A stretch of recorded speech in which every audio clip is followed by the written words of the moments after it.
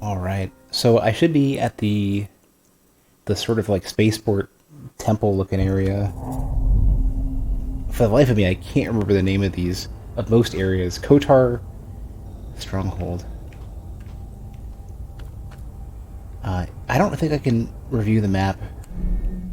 I don't think there's a map here. Yeah, I would like to go to the previous map and try to get a beat on like if I think this is where the next demiurge is going to be.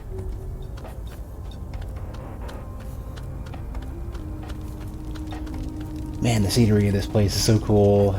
The big giant spaceships in the background. Like it makes me wonder.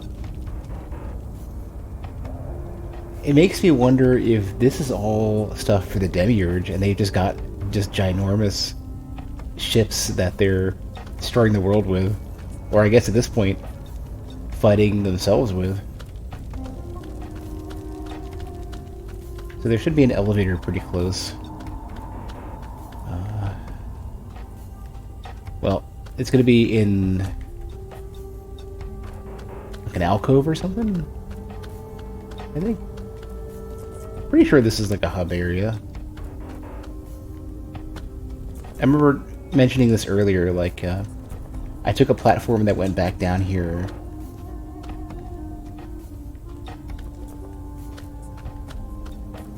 I guess they're all in this, then?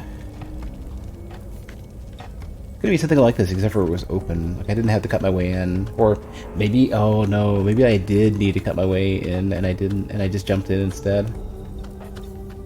I think I did something like that.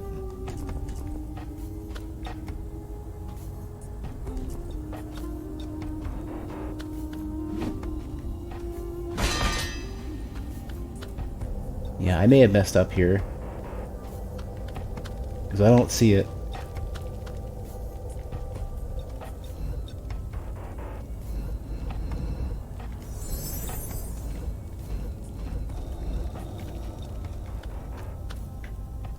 Yeah, that was a mistake. I think...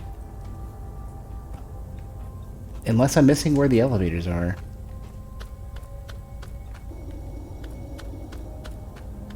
Like, in my head, it's just a square platform that I might be misremembering this. There was like a square platform that I came down on. I think.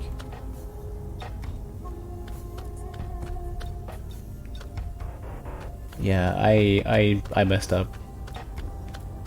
Pretty sure. Alright, well, going around will be that... It won't take that long.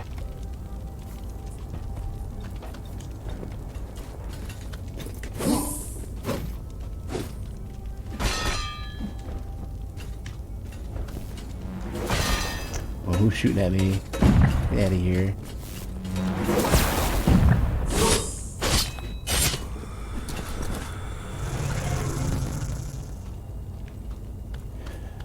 Well, wherever it was, it wasn't super far away. I know I didn't dig in too deep.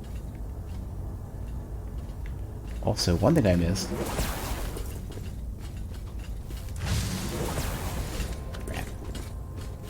One thing I missed is that there's one of those Ibon things. Jeez. Oh, oh. I was gonna try to sneak past, but that's not happening, I don't think.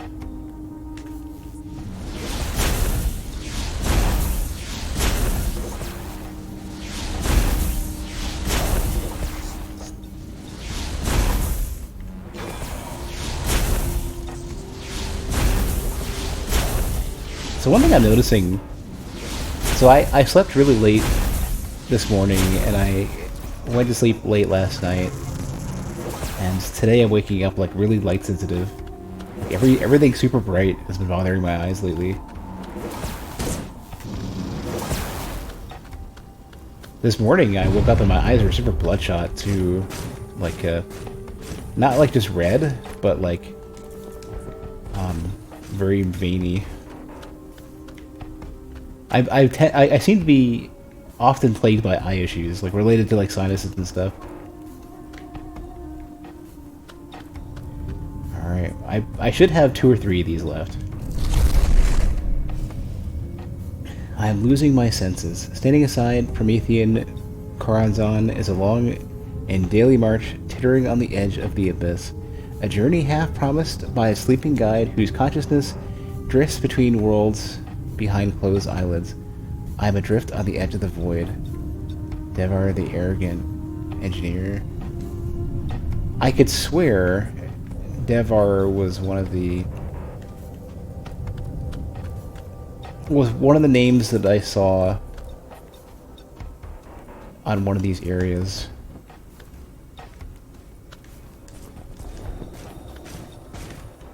So there was a... So this kind of looks sort of like one of those... Oh, this is similar to the boss that I fought earlier, right. I was trying to figure out why this dude looked so familiar. Can I parry you? Yeah. This looks like the dude in the sanctuary.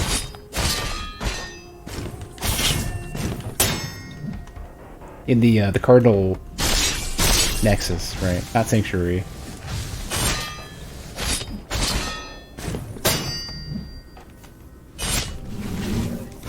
Crap. Yeah, you even had some of the same attacks too.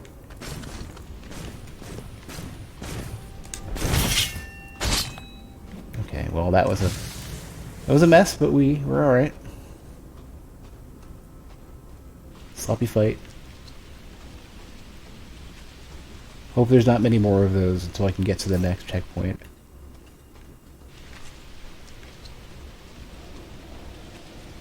And they really want me to try this jump. Not even close.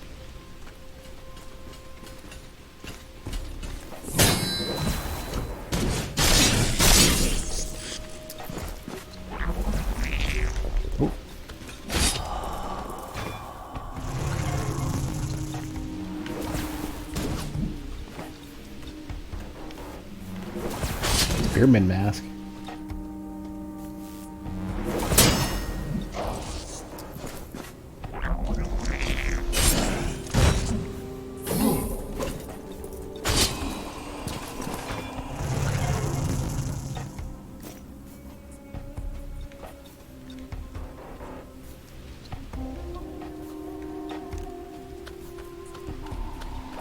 Wonder why the masks are so important. I feel like I could swear actually they had mentioned something as to why, but I don't remember.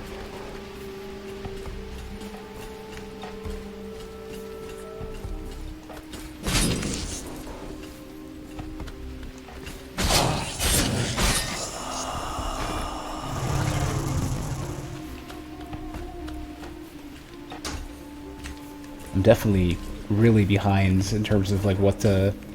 I really am craving figuring out the lore for this game.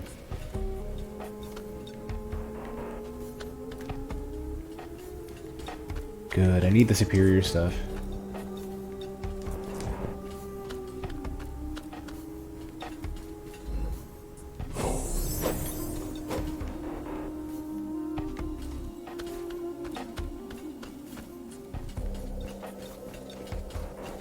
Man, I don't know what it is. I like the effect that they're doing as you light up the inscriptions or whatever this this etching is.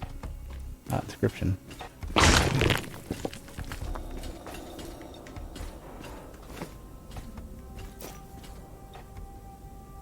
Also interesting seeing basically a character, many wanderers that look very similar to you.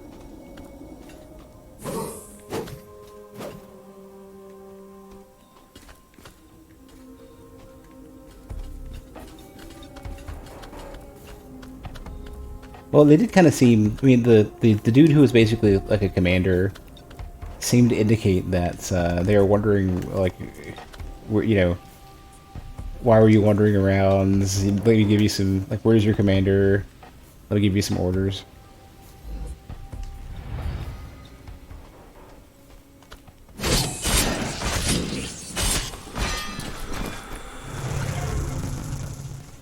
So it seems like your character is basically like a wandering soldier nobody. Even though, I can't remember what the name of the character was. Yaksha? Something? Even though you somehow supposedly inherited their will.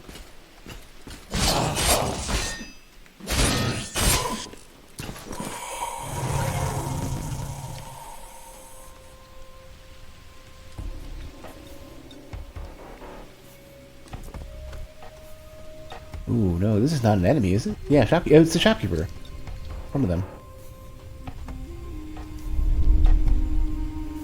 Our civilization rose so much through the mind that it sometimes becomes difficult to reincarnate our own bodies. And yet, when we surrender ourselves to one another, I see the wild beasts come back out. We scratch each other's backs and kiss each other in private places with the feverish desire of starving predators made insane by the euphoric nature of the senses we have forgotten in search of knowledge and intellect. When so rarely we embrace, I can hear the breath of dawn.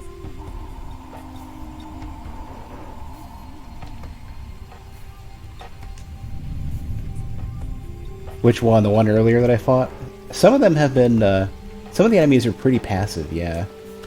This one, the reason why oh, this isn't the shopkeeper. The reason why sometimes I wonder if these enemies are, or these characters are enemies or not, is because sometimes enemies don't attack until you get really close. Or very rarely not at all. Do you have a minute? It's a bit embarrassing. I think I might be lost. It was dark, and the stars are no longer in their right. My apologies. I'm being rude. You must already know. You look like an Akron, but you must have some cosmedesic knowledge. I do not mean to undermine your expertise. I was with my friends, but we got separated. I do not remember how exactly. Through some temporarily unexplained quantic rebound, the crumbling of the world damaged my memory core. We have already lost too much knowledge in the Great Rift. I hope the Cardinal Temples haven't been destroyed. Did you know that reality itself would deteriorate if the cores they contain disappears? Oh, interesting. Because I've already stolen one of them. I can feel the secrets my mind has forgotten coursing through my veins. I cannot stay and wait. There's no time. I will keep going this way. If you see my friend, could you tell him I've gone towards the sea? Here, take this with you. My friend gets distressful when he's worried. This will show him you're not lying. I almost forgot. No, I had forgotten. My name is Sur? Sur? Could be sure. May the sun guide you, and courage lift you up. I hope to see you again. Their pendant. A bluish pendant belonging to Sur. Only he and the person it is meant for ascribe any value to it.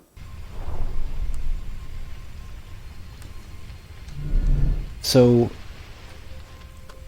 they mentioned basically these characters, if they ever have any physical contact, it's like a big ass deal to them. And I wonder if part of the story, part of the overarching lore for this is that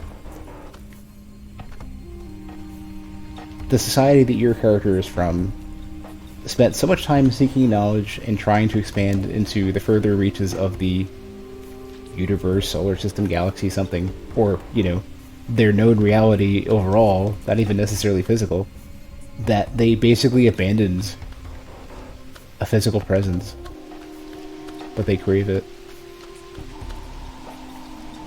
Among all the other things that I have to wonder about in this game. So many items down there that I want to get. But I also am almost out of healing, and I don't want to lose progress by jumping down.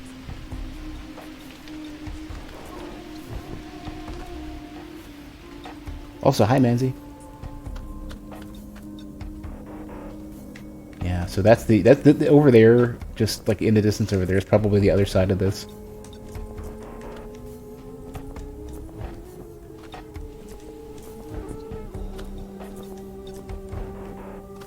Oh, hold on a sec.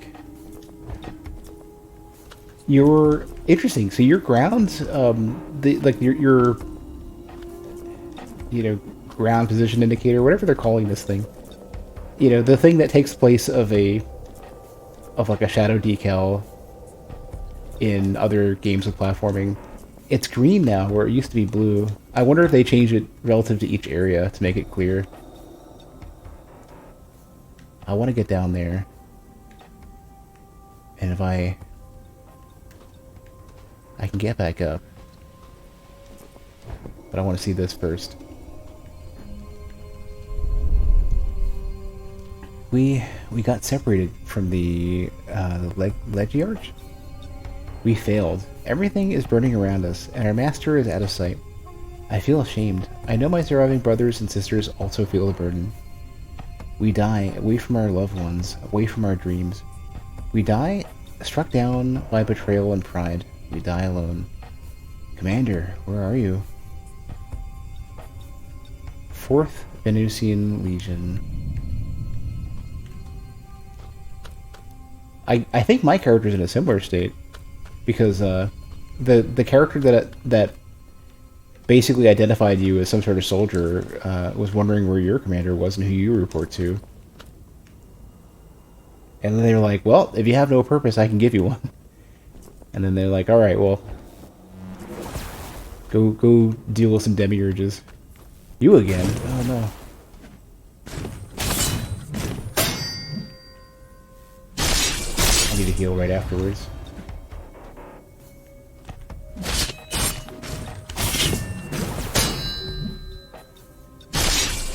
Gotta be more efficient with my heals.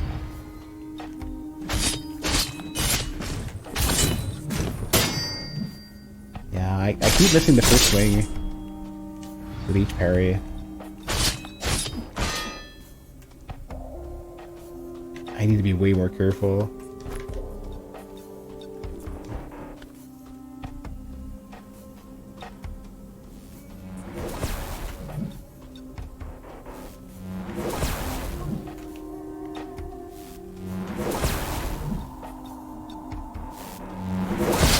Now you hit me.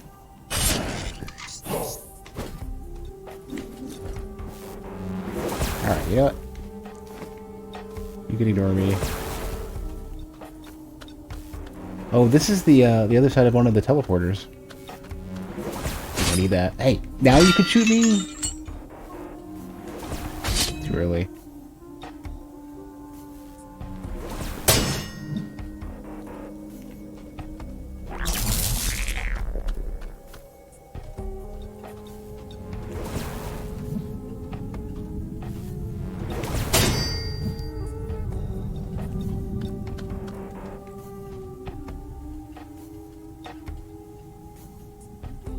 Oh, I forgot I had this. The cross slash thing.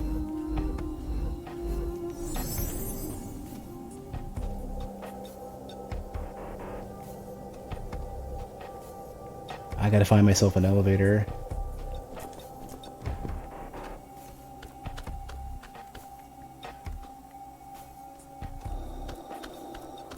Yeah, I don't want to jump down. Not until I think I have a way up. Oh, that's cool. I didn't see that before.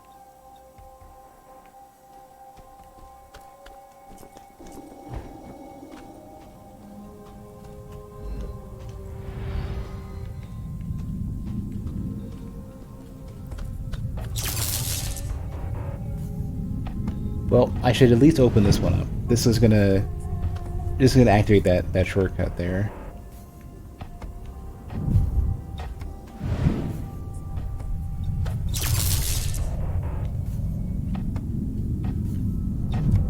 These warps scare me because you're vulnerable the entire time. So I hope I never get stuck spawning next to an enemy.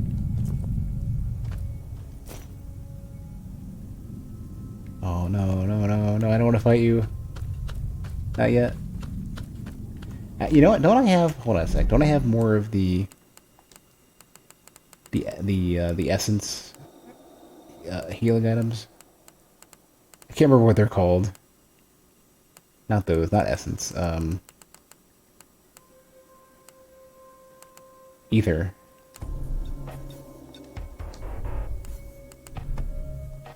Can't undo them from quick access.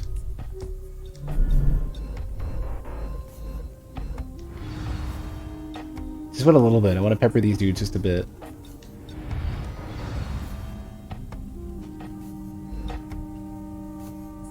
Well, you know what? Maybe that's not the way to go. Maybe this is better. Yeah.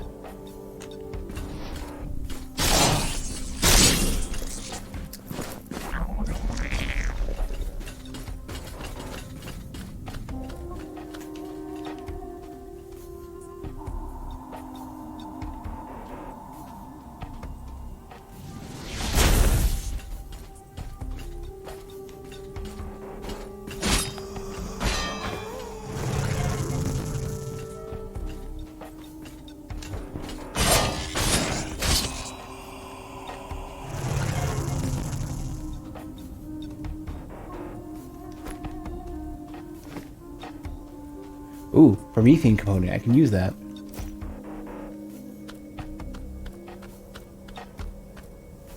Yeah, that'll make my healing better.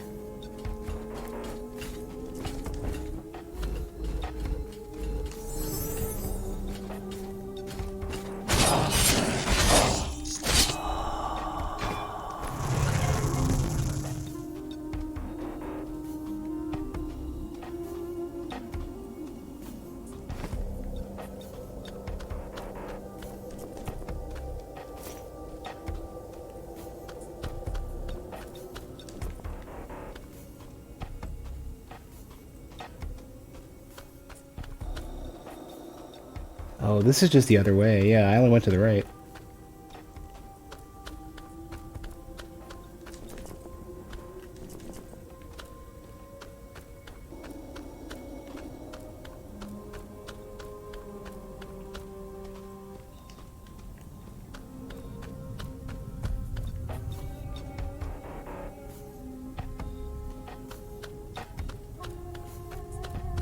Wonder what else I neglected here.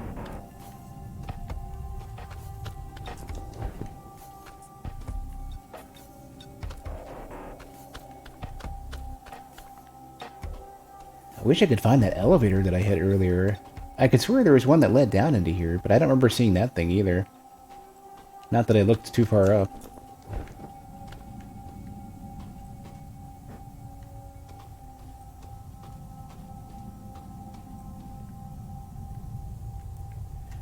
I could probably just jump back up, yeah.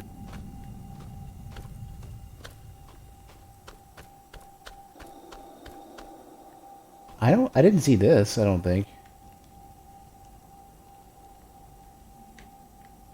Oh, and it led, yeah, I never opened it, I don't think. I must have activated it and then jumped down or something. Yeah, that's probably what I did. And now we just bring it back up. Yeah, yeah, I flubbed it. I would have been fine. I needed to destroy this the chain on that.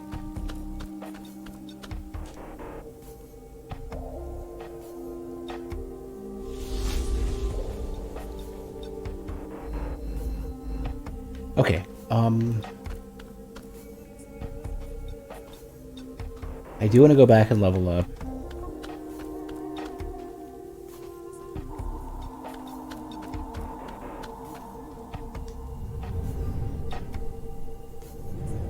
Oh, right, I can't... Yeah, I can't continue to buy stuff.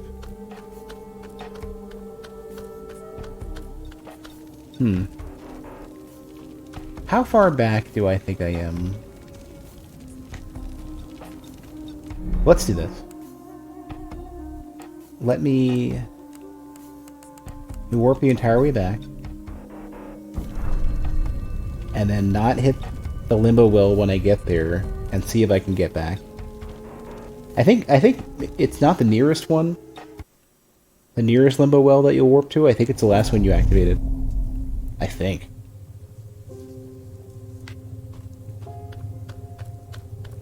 You're still here.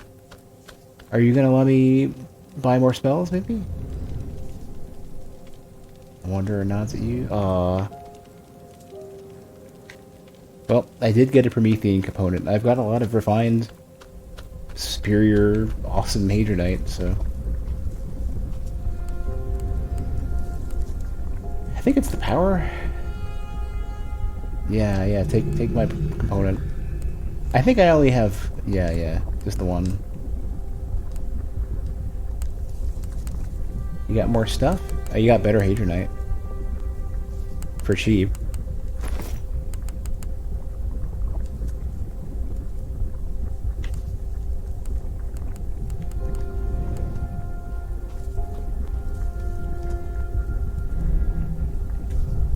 Don't think I have what I need to upgrade, though.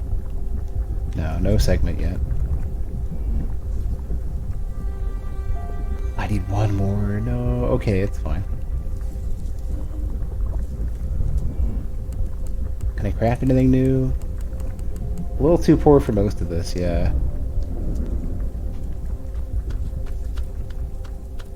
I can level up like once, and that might be it.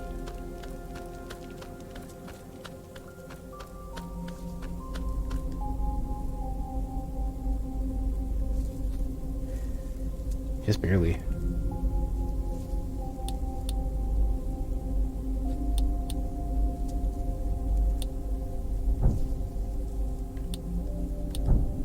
It's a pretty good boost.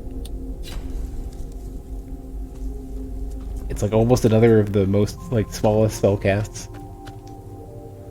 But it's something. Oh, I did the thing I should have done.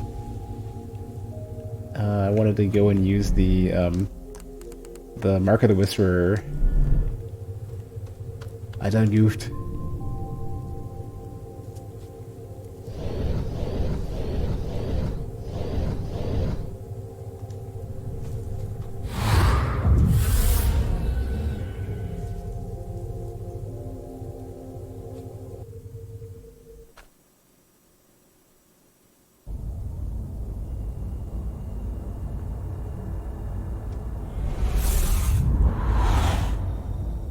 Alright, well there's at least a shortcut. If I can get back to the main, like, hub area, I think it's right over there. Or I'm 99% sure it's right over there. Hold on a sec. I want to look at these giant spaceships again. These things are amazing. I mean, this is a hell of a thing to see when you, like especially relative to the earlier environments of the game. This is so, like, this kind of reminds me of, like, some sort of Stargate stuff. This is the,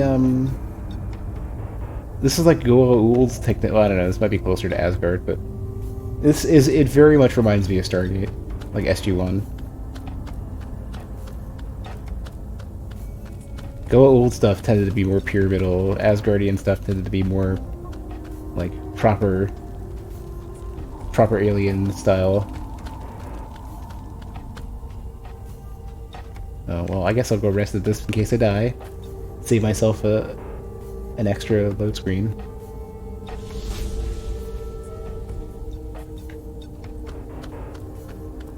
I had passed by the Steam page for this, and apparently it got mixed reviews. I don't know if it changed anytime recently, but it's a bit of a bummer. I can sort of understand why. That there definitely could be some extra polish. There's some areas where the performance is really rough too. But like, it's such an interesting game. I mean, just the way the lore, the world structure, and a lot of the scenes that you look at, all the big giant vistas and stuff. I just want to dig through more of that. That seems to be my thing. I tend to fixate on very specific parts of certain games. Like, some games I like for the whole package, and some games, some portion of it just screams at me, and I have to look at it.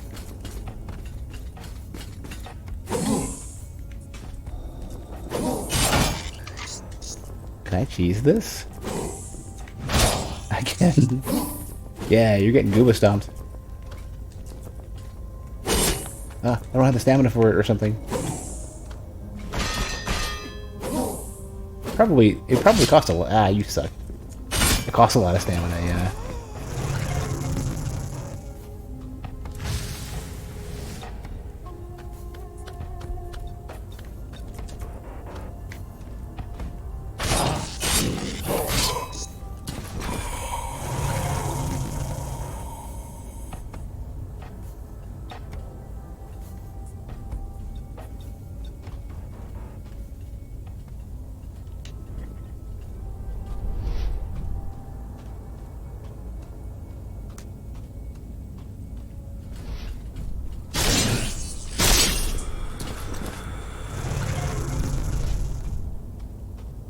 think this is one of the more aggressive ones.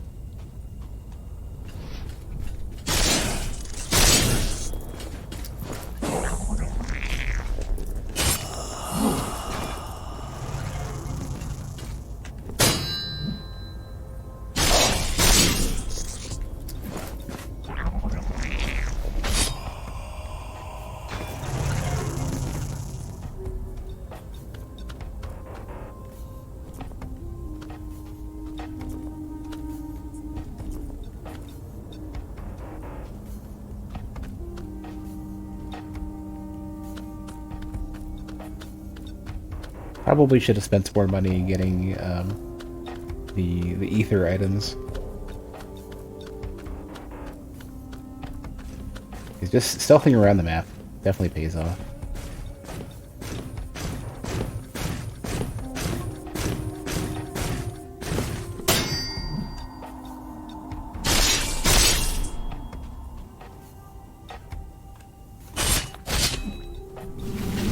Oh no, shadow attack! Oh, damn it.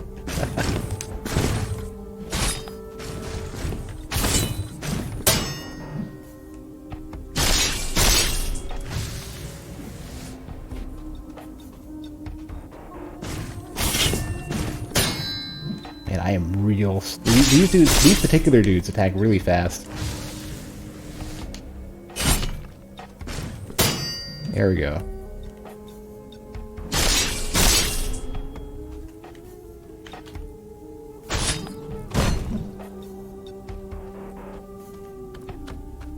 Never ready for it. So I repaired that memory is good.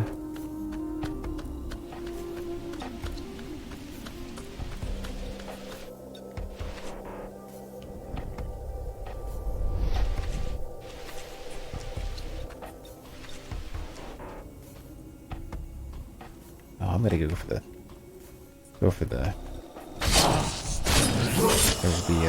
the rocket launcher dude.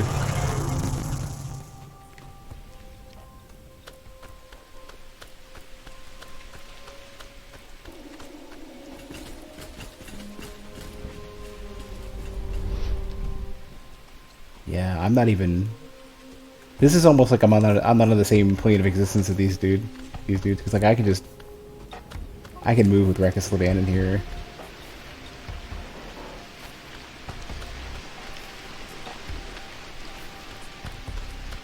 I wonder how long it lasts. I've never let it expire.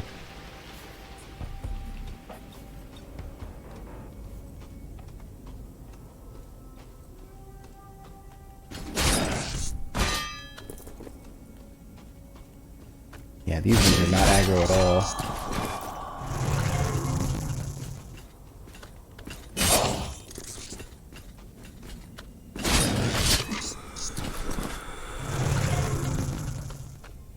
Oh, here's a thing.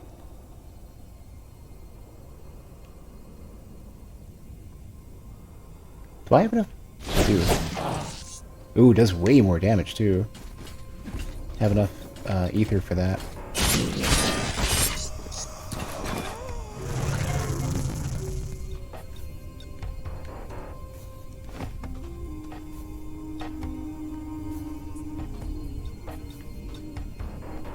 Oh, I want it. There we go. Just want to get that item real quick. What is it? I have to be quick. They don't know I'm calling. Malkel is after you. I do not know what he's looking for, but his fleet is heading towards you. Can you stand the battle? We were supposed to reach Io in 2 days. The rest of my legion will be here in time, if that's what you're asking. Andrus, you old fool, please be reasonable. If you do not turn away, they'll massacre you all. I have my orders, stay. It's too late anyways. We will make do with what we've got. My death is not guaranteed, but it would not matter anyway. Damn you, I must go, but I will remember you, my friend. Always. Hypnos protect you. I doubt it, oh no.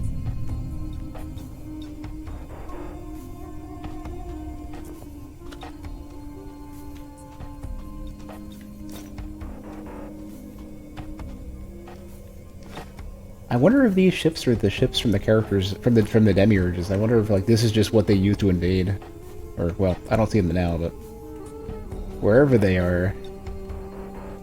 The ships you see whenever you respawn. Man, these scenes are ridiculous. I remember I read something about Redlock, and apparently they were very... I could be wrong about this, but they were very art-oriented, their studio. They might be a very art-heavy studio. And that might explain building these ridiculous scenes and stuff. That's sort of the thing you see in studios. There tends to be weighting. It's very difficult to find a super balanced studio that have, like, the chops to make everything work on a technical level. They have a lot of good design and art influence. Even, like, good QA, not in every studio. Can I jump back up here? I can make... Yeah, I can make that. Okay. I get extremely worried that I can't. Well, I would say many studios, not just some studios. Many studios, you see that production and leadership is not quite there. Every studio's got a bit of a... They tend to have something that they could benefit from in terms of their composition. Either their focus or their composition, or both. I want to go over there. It looks like there would be a boss over there. Good, I can kill this dude first. Just don't want the dude who looks like the one from the Cardinal Nexus. I want to make sure that I kill other enemies first.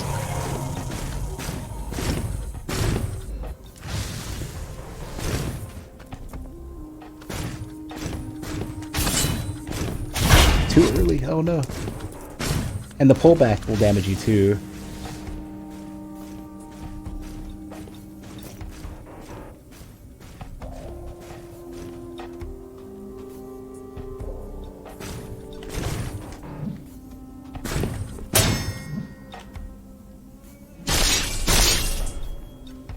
Still not doing enough damage to these dudes. Yeah, the Active Range is really early on that attack too.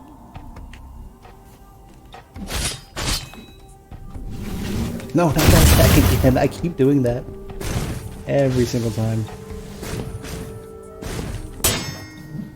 Yeah, that takes like almost all of my stamina. That must be it. Maybe you can parry everything, but you need to have enough stamina for it. Rather than just guaranteeing it if you get the timing right. That would be an interesting thing. I kind of feel like that would have... Dark Souls would have benefited from that a lot. If you need a certain amount of stamina to block certain weapons. To parry certain weapons, I should say. Oh, check this out. So, there was a smaller red orb earlier in the game that tells you that the story that what you think is the lore of the game is a lie. I want to find a way to get back here easily.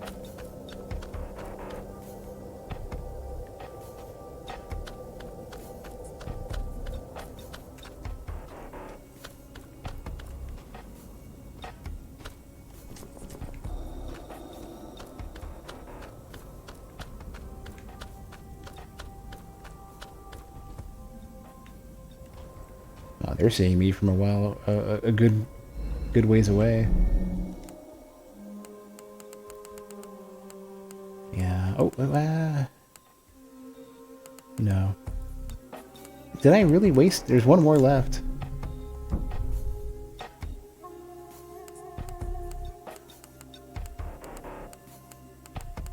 Yeah, no more ether.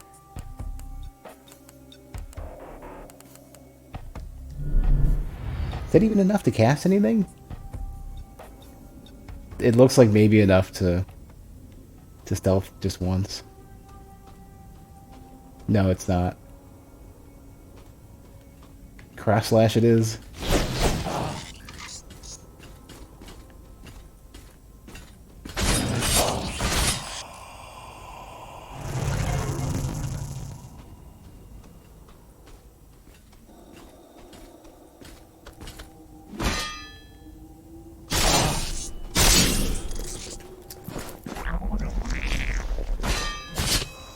One thing that seems to be really nice is that even if you're blocked or otherwise interrupted, you can always cancel into your backstab if you're in position. Here we go. Perfect. I need this. This is the shortcut I want.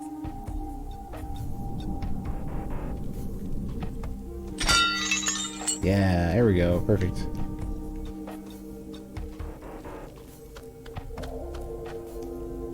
So, assuming that orb is something big or a boss fight or something, I can get right there.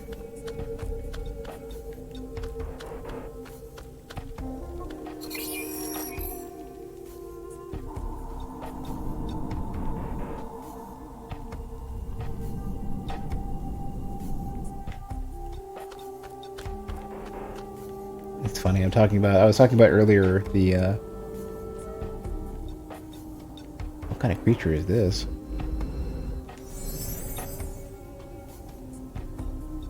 Looks kind of, monstrous? Yantari Spear. This impressive pull weapon was abandoned and it is in perfect shape. Traditionally used in melee by Yantarian warriors, it can also harness a beam of energy, lethal at medium range. Please, please, please. Could this be a... That's not.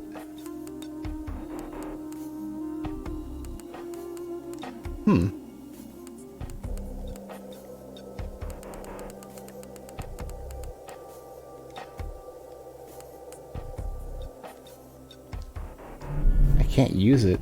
It's a key item of some sort.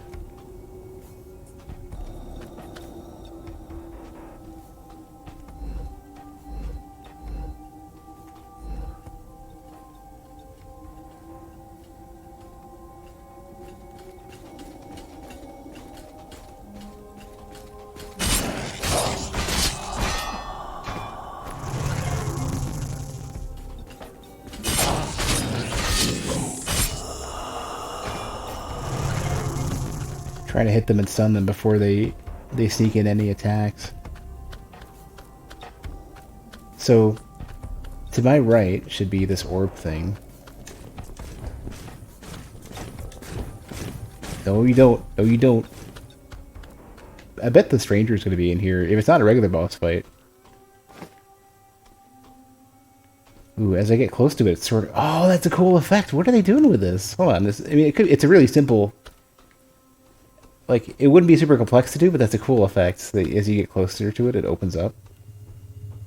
What is this going to reveal? Oh, it's space. Oh, that's cool. It's a portal. Yeah, I'd never seen a game do something like this before.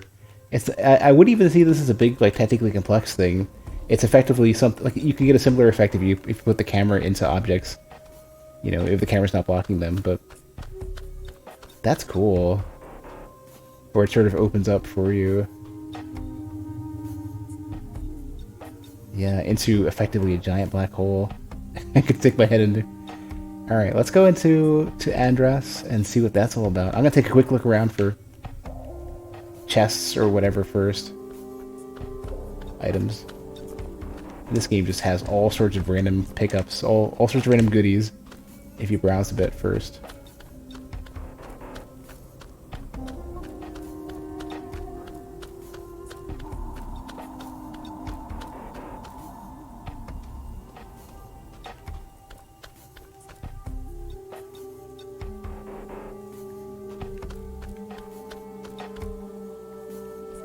Yeah, okay, I don't see anything. Let's go on in. I want to see what this is all about. I wonder what they're doing to achieve this effect, though. Like, I know stuff you can do with a camera to make that very simple and easy. And I know some games, like, for example, the warp system that you had in the Homeworld games basically did that sort of thing and just they put a plane in front of it, so you're basically sort of like opening the portal and digging through it. Well, really, the portal would swipe across your ship, and your ship would go wherever it was going. Which, the way they made it look was really cool. With this, I wonder what they're doing. just to do that. It's very just a unusual. You never see an effect like that before, or in, you know, in other games. Andress. Oh, I guess I had to walk into it. I wasn't sure if I just hit any buttons, and I would hop in.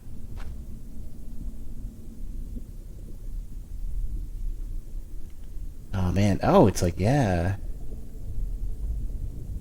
We're in like a, I guess we're in space.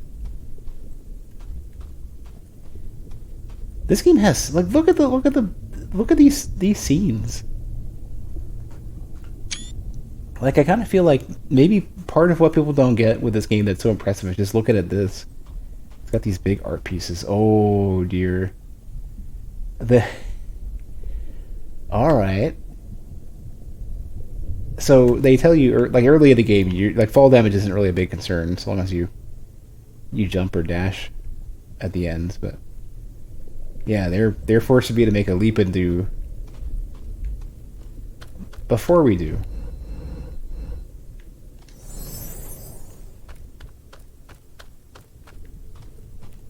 It may not be a boss fight just because they're not asking me to save, or there's not a save nearby, but it's easy enough to get here with the elevator that I unlocked. It's close enough to the checkpoint.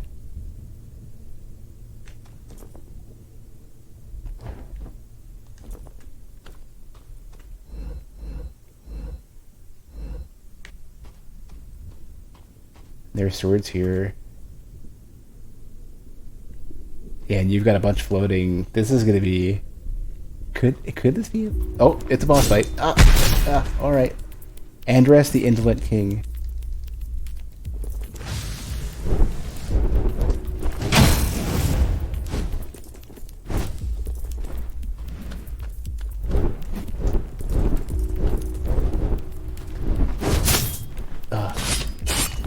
Well, I could do good damage to this boss, Andress.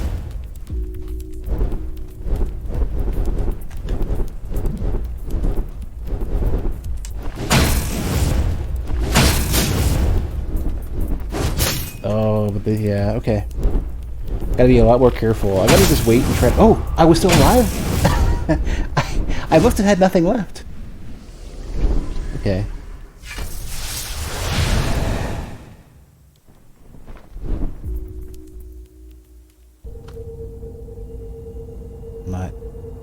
This will probably put me at the, okay, it's easy enough to get back.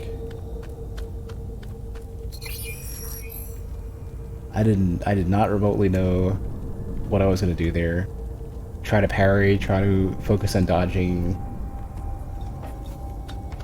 chase and mash.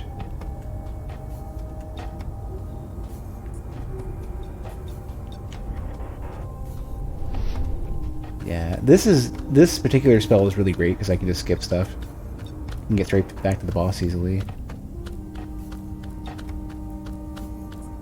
Costs so much ether to cast though.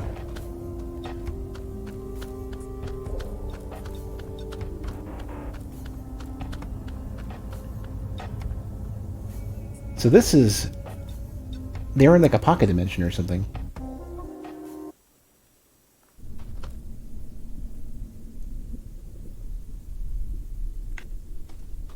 Yeah, my stealth effect is still going.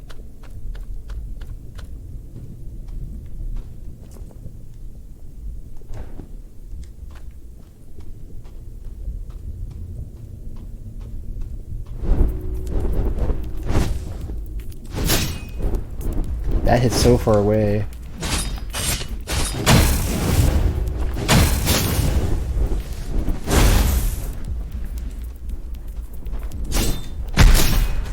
Oh my god, that hits so hard.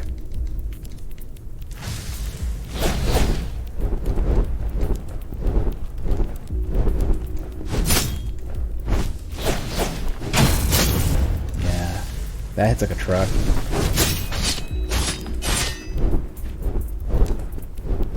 Yeah, both of us are pretty lethal to each other, considering I have like a similar health pool, just more of it through healing, rather than one big pool.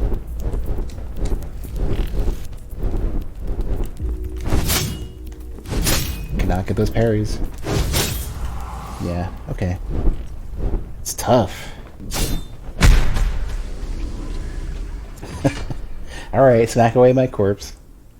It's cool. I'm just gonna get another one. I'll just switch out until I'll suffocate you with corpses. How about that?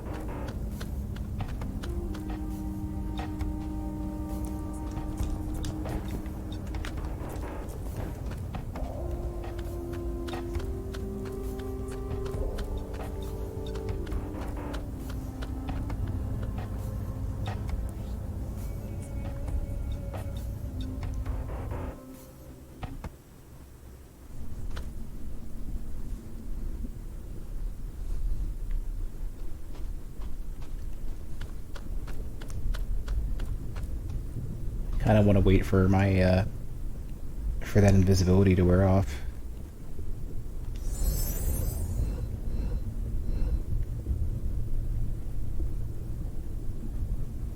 I think I double cast that spell or something.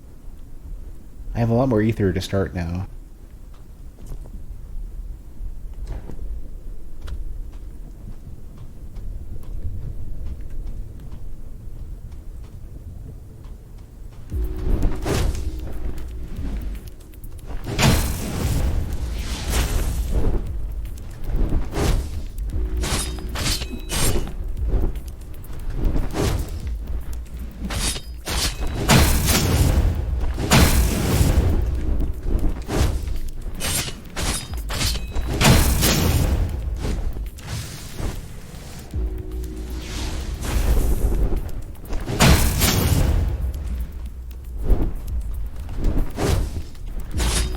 I swear I could learn to parry that at some point.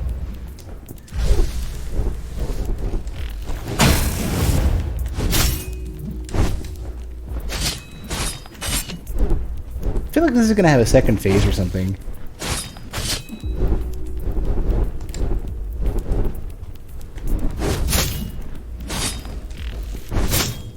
And the range of some of that is really long.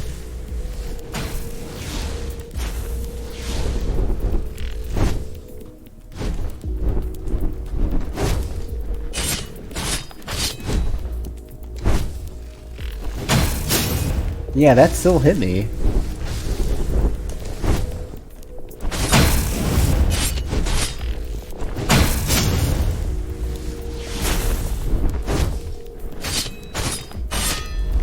Okay, yeah, definitely second form. Too easy otherwise.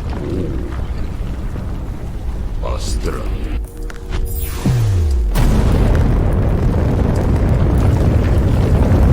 It's first spoken dialogue, I think.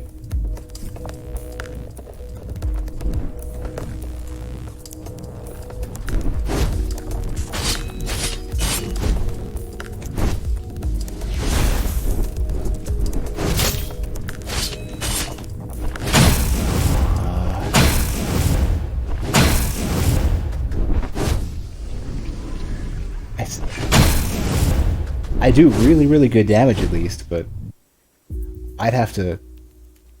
Yeah, there is this. I can use this. I've been sitting on sigils forever. I should pop one or two of those.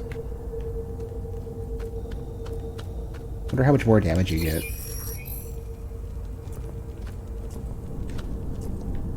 They seem to make a big deal out of them.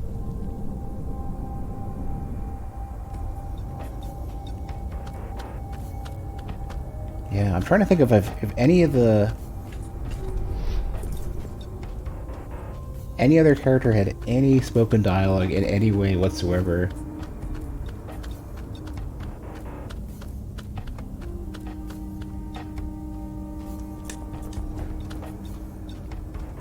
Besides, like, some minor attack grunts and stuff.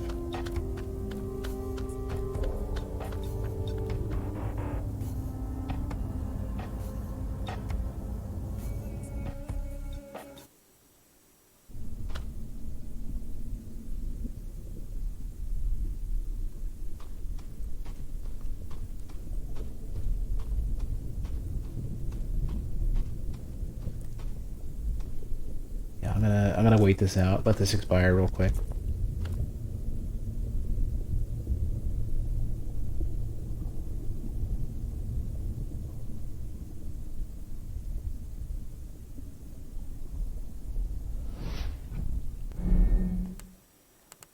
All right, sigil of something. Let's go.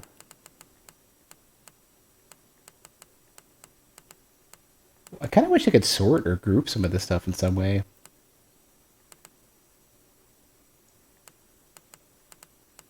Should be like sigil of just destroying stuff. I don't even know what that's gonna be.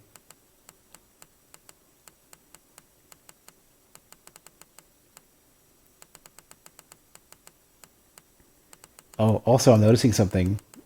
I've done this. I've implemented this exact behavior, this menu wrapping behavior, for other UIs recently.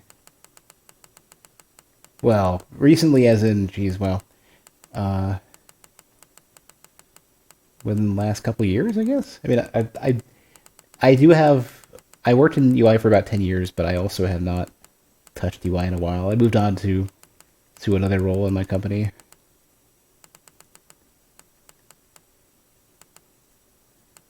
What sigil do I want? Protection, maybe? Don't think luck is going to help. I don't know what luck is going to do besides just give me more. Probably protection. Yeah.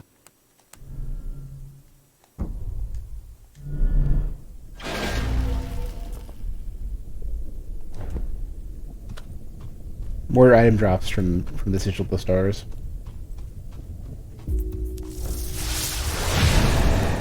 New attack, okay.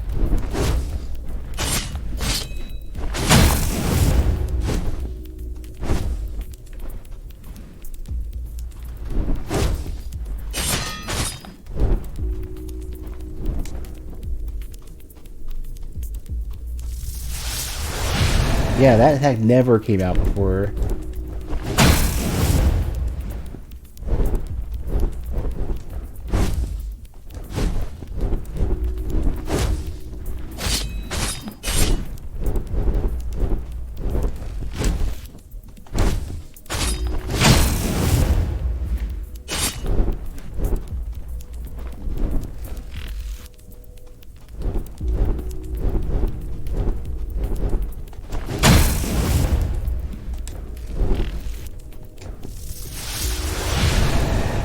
It still hit me. Did not get the parry off on it. And it hit so far away. Okay, yeah, kick my body out, it's fine.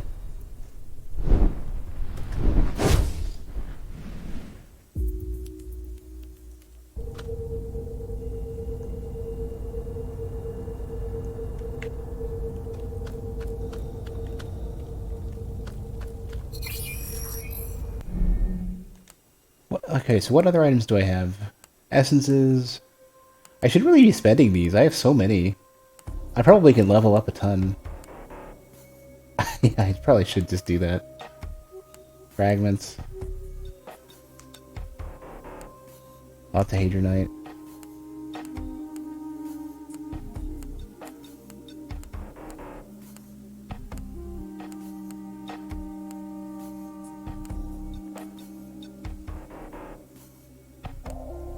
Maybe I could spend... I have lots of crystals and nothing else to do with them. Oh, that's another ether fragment too. Don't want to cast a lot. Yeah.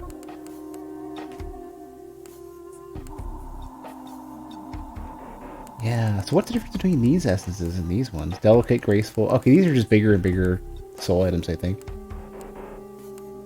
Oh, I had a charge? I didn't know I had another one. Okay.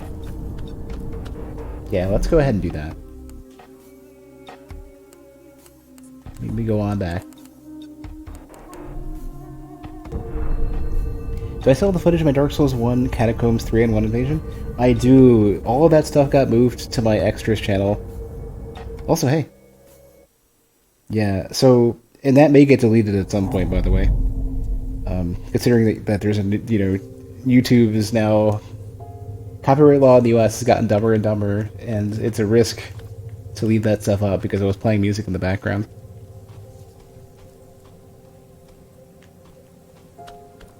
But yeah, I had moved the majority of my sort of like clip and highlight style stuff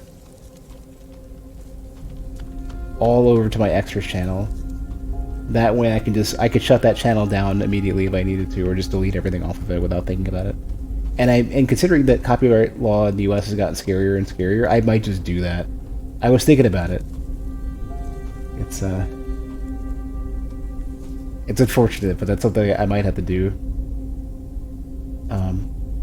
As far as how it's going, good. I'm just working on this boss, trying to figure out if I can parry them or not. The game is interesting. It's like, I know people are gonna have misgivings about like some of the combat and some of the less polished stuff, but the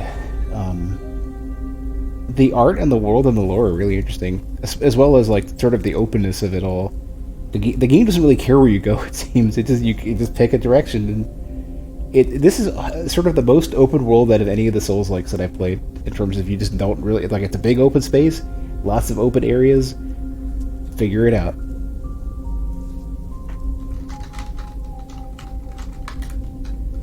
Here's my extras channel,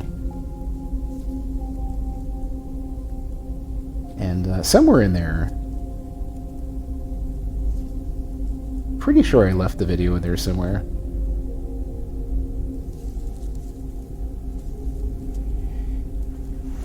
Any new gen console games I'm interested in at all? I mean, technically, like Elden Ring or Returnal or Demon Souls Remastered I'd want to play, but I wouldn't do any PvP in it. Demon Souls PvP, A, is too jank, and B, I never really got into it. Not that I haven't played Demon Souls before. I already did I did probably just a couple runs of it. One or two a long time ago, and at least one, maybe two after Dark Souls. Not sure when, honestly. It's been a while.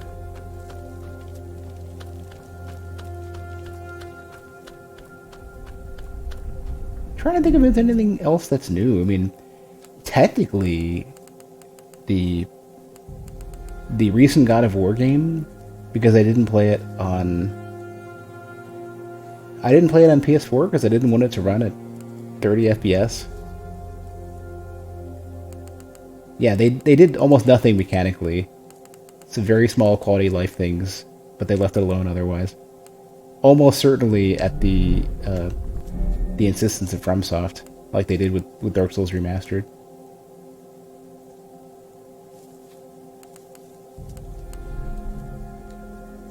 I'm just gonna hotbar all these and just chug souls for a while.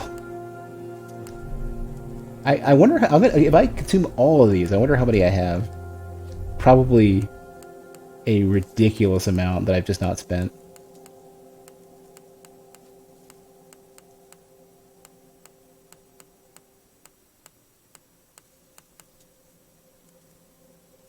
Don't think I should consume that one though.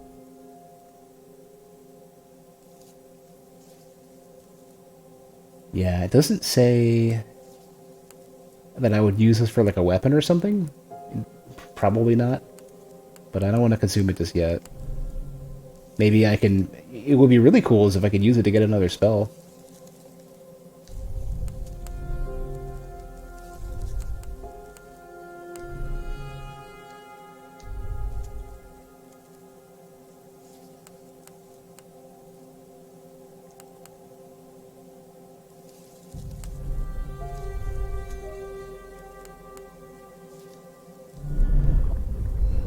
Let's do it. 200 for these. Glad I don't have to wait for the animation. 500 for these. Oh my god, I'm sitting on a lot. 800 for these. Where does the name Jerp come from? It's technically a secret, and if you follow my channel for long enough, you might be able to figure it out. Oh, I done goofed. I almost jumped off the, I almost jumped out to my death. But yeah, there is some history behind it, but it's not creative, and it probably should stay hidden. 1,000 each. Oh my god, no wonder. Yeah, I could have been leveling up a lot.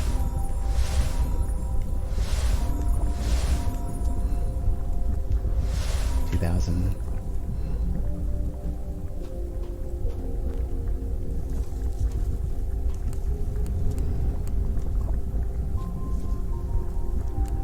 Just one more left.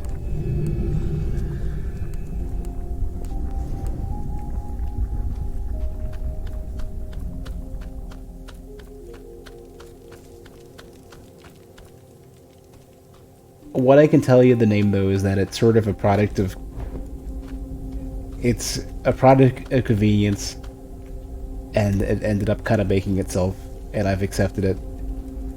It made things easy. My only regret is that Google searches tend to try to give you Jeep instead of Jerp, as well as like every autocorrect. Alright, got a couple more levels. I think I'm gonna just go simple and just do more strength. Even though I'd love more ether damage, I'm just not gonna get it.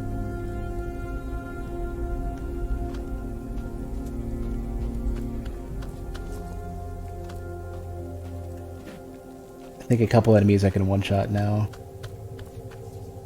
Oh, I didn't hit the limbo well, so I should be able to go straight back, I hope. Now they say to the closest limbo well, but I'm gonna guess this is not. This is the one I've used most recently. I hope. Otherwise, I have a short walk back.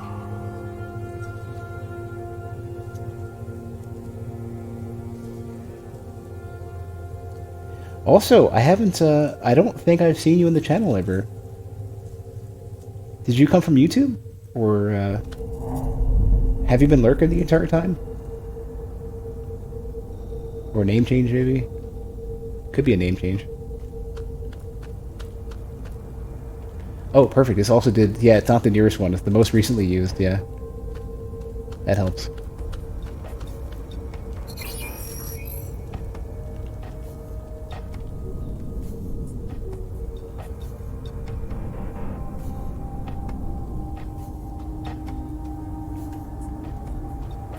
This thing is so unexplained. I think I stood on something like this before. Well, not the exact same object, but some other similar, like a ring like that.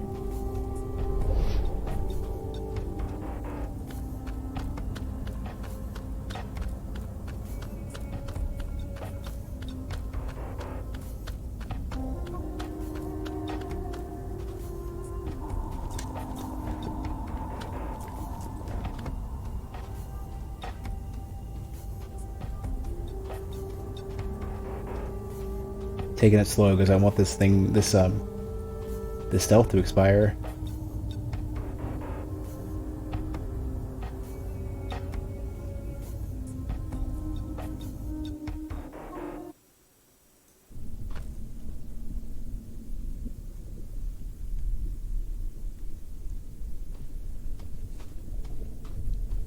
Also, while I'm thinking about it, I was gonna buy a PS5 to try out Demon Souls. Guess I was gonna end up with a PS5 anyways, at some point, just because I work on games. It's inevitable. I'll have to own the newer consoles at some point.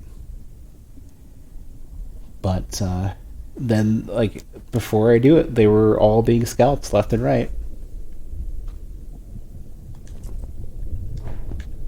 And then, like, the only game I really wanted to play was Demon Souls. There's some other stuff. I don't know, like the Ratchet and Clank game looks cool because of the way that they do like very fast like streaming loading. So the funny thing is that they're still loading.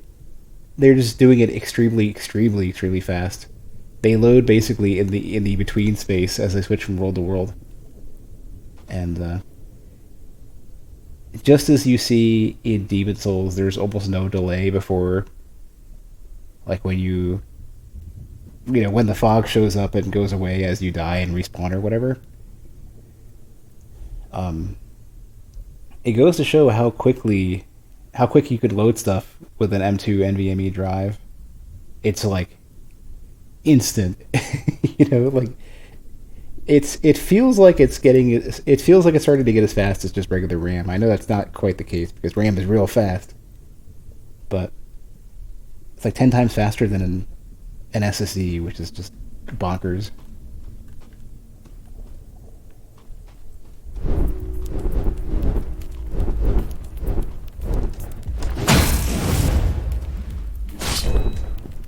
$165 now. Ah, that range is ridiculous. Yeah, just going out very far. I couldn't quite get a beat on exactly. Yeah,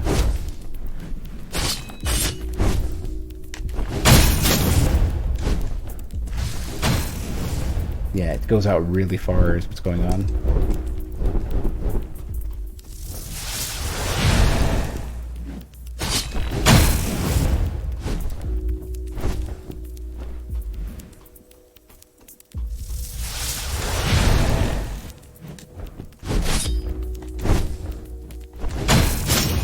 That overhead attack sucks.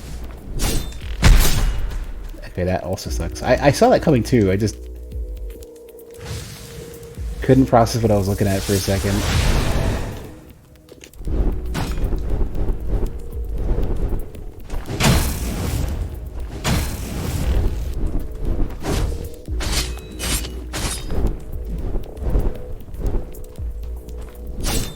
Oh, come on.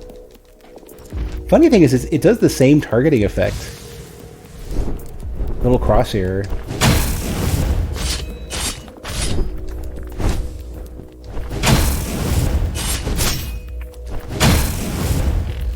The crosshair that all of your critical attacks come from.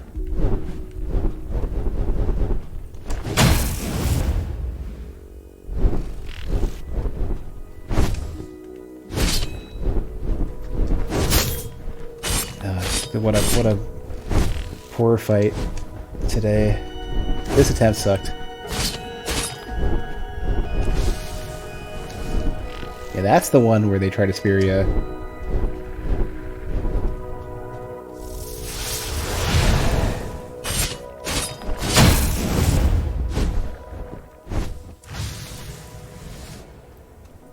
Guess we can consider this one practice.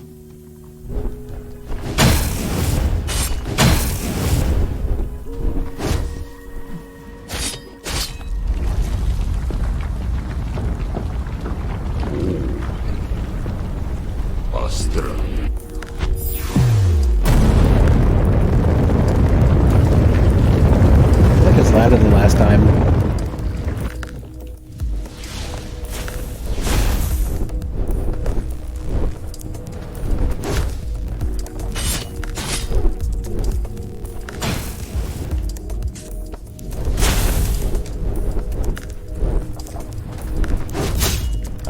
Quit chopping me. Rude. Wow, that's loud, but that's cool. Oh, okay, hold on. I'm trying to heal. I'm trying to navigate.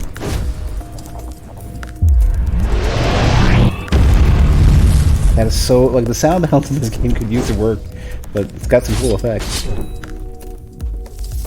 Not this again. Ooh, that's cool. Different effect. Different attack.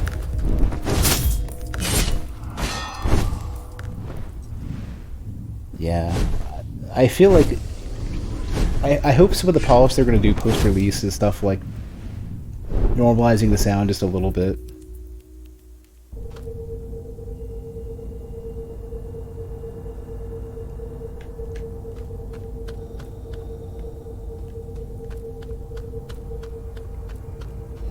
You definitely get the feel that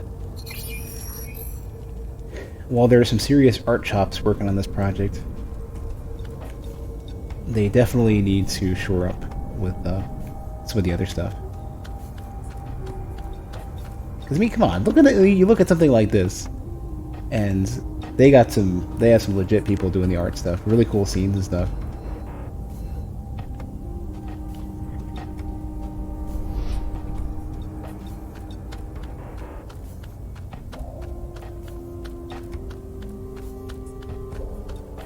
But the rest is probably why they got it mixed. I don't know where they are now review-wise.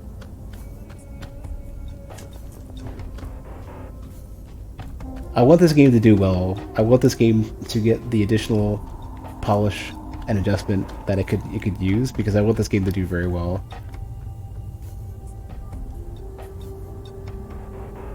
I'm hoping that Redlock makes their money back on this game.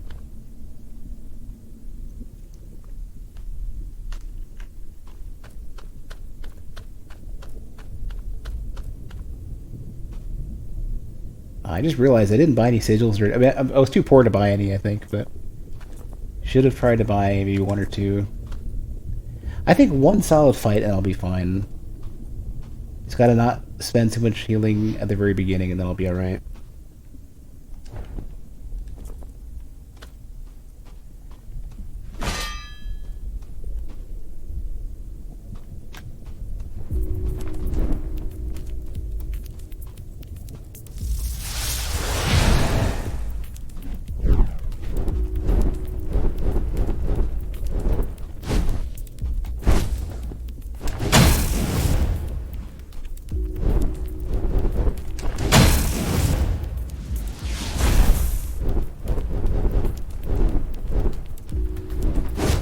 Okay. Going through the rocks there.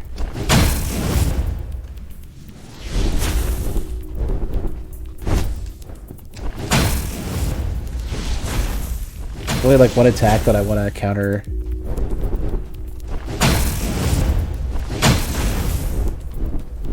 That one. Everything else I want to be super careful about, because I'm going to get caught by stuff that I'm not ready to get hit by.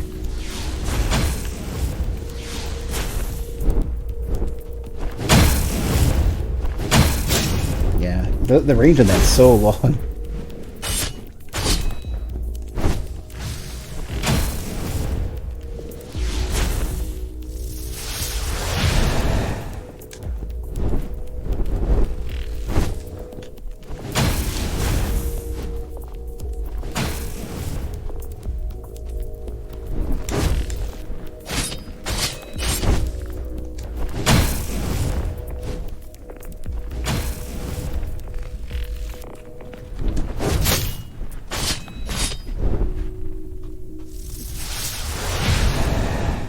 Ooh, I got hit by it, didn't even realize.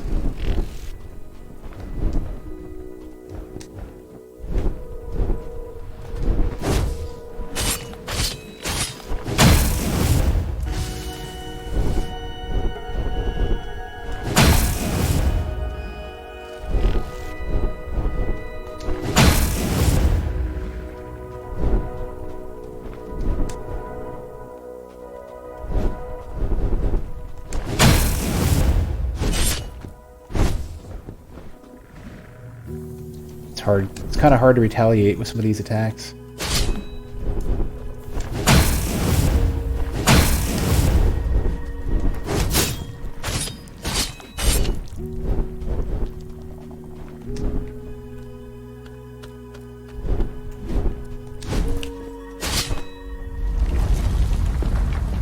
It's also interesting, sort of the different mood of some of the music in this.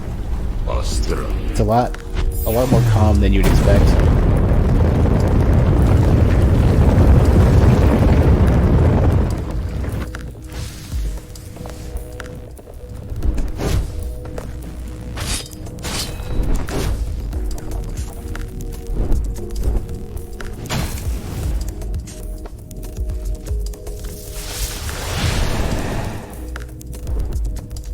Ooh, I almost got stuck.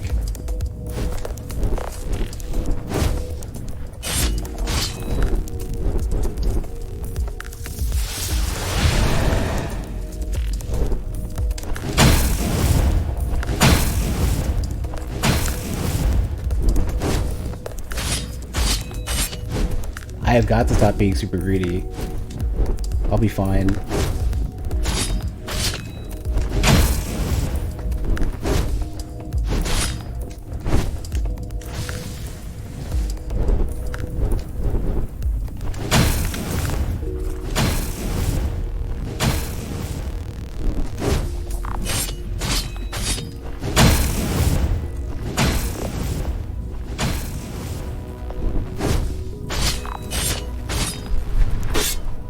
Might that be it?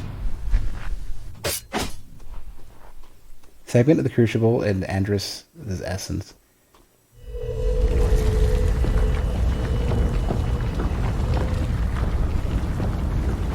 Keep this entire world. Oh yeah, they're probably kicking me out now. You're a demiurge?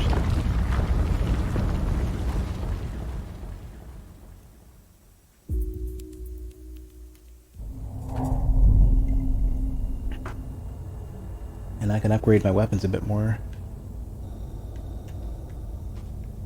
Yeah, I'm probably... Yeah, this doesn't go away, but I'm not allowed to get back in. No more pocket dimension for me.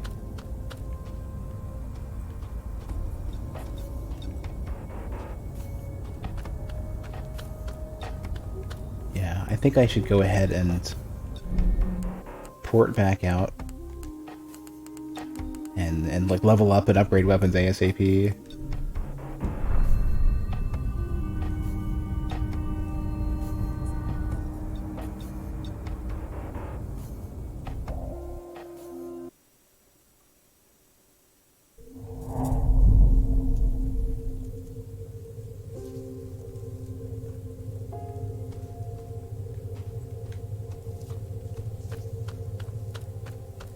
Well, with another demiurge slain, I wonder if Yogg has anything to say. Nah, Yogg has got nothing.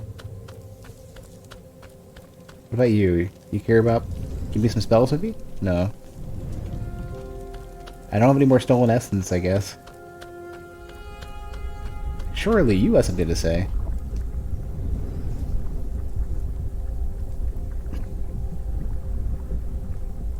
Maybe not. Something has changed again. You can feel it this time, right? How can you not feel it? You too seem changed. What happened up there? Where have the melodies gone? I'm missing something. I wonder if Kuta is a demiurge. Don't remember if I have any no charges, no Promethean components.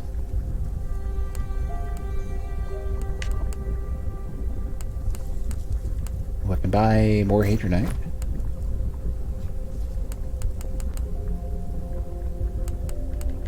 This one just give you regen. Temporarily improve the mystical resistance of any mask. Oh, it just... They say mask, and I wonder if you could swap your mask. It didn't seem to let me equip them. I could just sell them.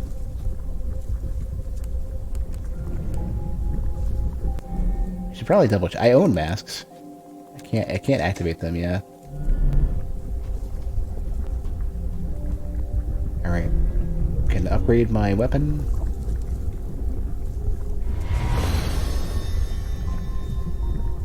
Can upgrade again, I think? I don't have enough. No, I have a segment. Get out of here. I just gotta upgrade it first.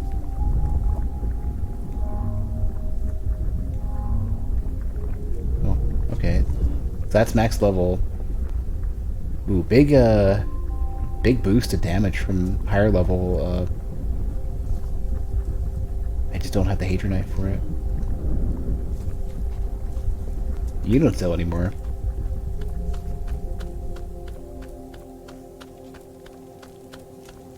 Well, in that case, safest bet seems to level up. Seems to be to level up. Yeah.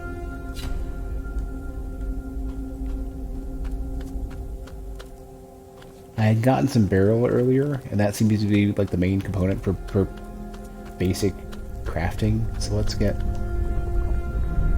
If there's any like ether items I can make, like I can afford. Oh no, you know what it is? It's the health ones. The health ones require barrel, and the Ether ones require crystal.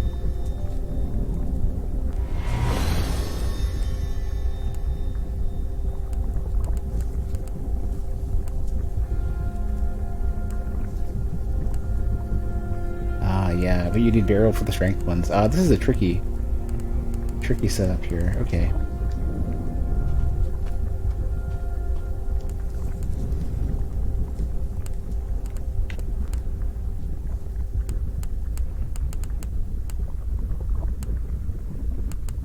For 900, I'll buy a few.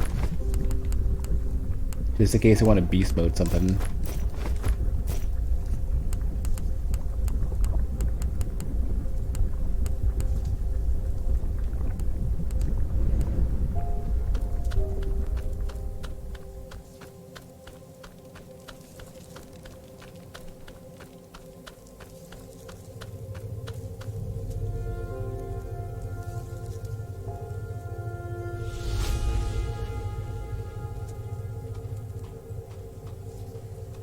Alright, next, Demiurge or potentially Cardinal Nexus or something. I think it's going to be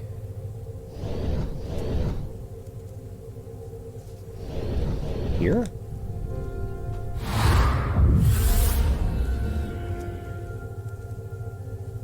The whatever, like, wiki-wise is going to happen for this game is going to be intense. There's going to be a lot to collate, like, lore and world-wise in this for this. Whoever the Vadi Vidya is of Shattered is going to have their work cut out for them. It's a lot to piece together.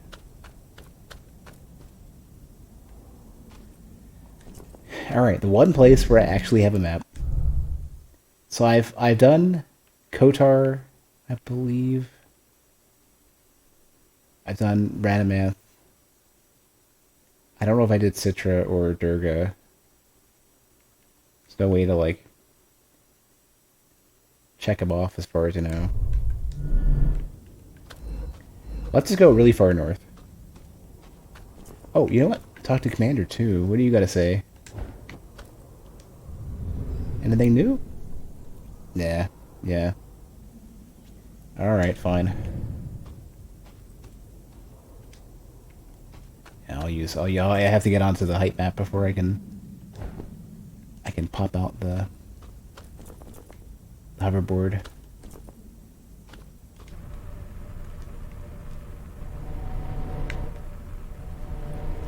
So somewhere like out in that direction somewhere next to that whole structure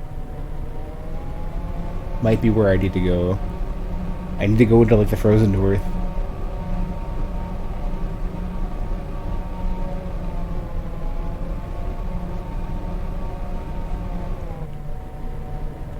I wonder if there's any sort of development diary for this game, any sort of like no-clip style, anything I could like interviews with the developers or anything. So I knew they had kickstarted, I think, at this game at some point. I'm pretty confident there was some sort of like, you know, there was early access and they had something going on there.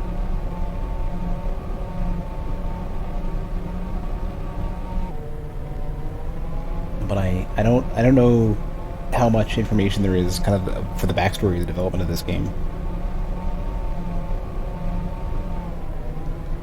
I'm trying really hard to sneeze right now. Trying not hard to sneeze right now. Can't braid this. Just let me go. Trying really hard not to sneeze right now. I've had massive allergy problems the past couple of days. I think there is a big spike in mold or something outside.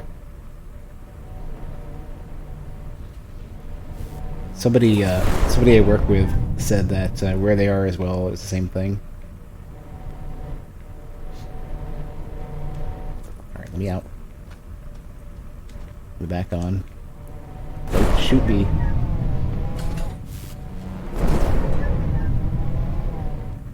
I think at the top of this was Where am I? Hold on. Where am I first? Yeah, Citra.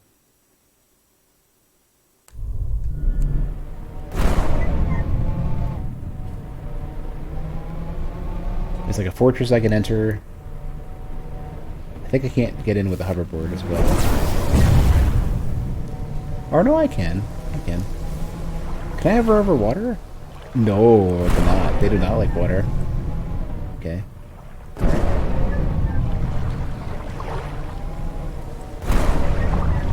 Not sure for how far I have to go here. Oh, I did hit a temple that I couldn't get into. I couldn't figure out how to get in. I think I gave up on that one. No. I went there because I got distracted. I need to know what's over here.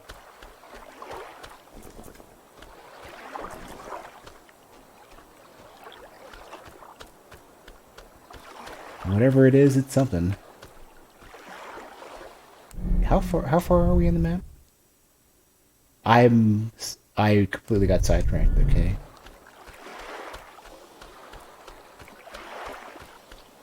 I don't think I could swim, too, so if I jump down, I'm probably just gonna die.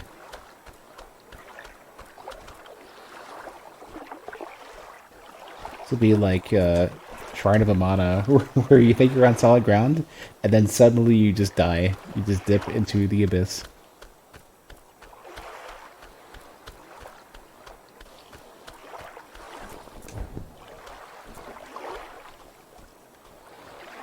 Well, while we're here, let's take a look up here.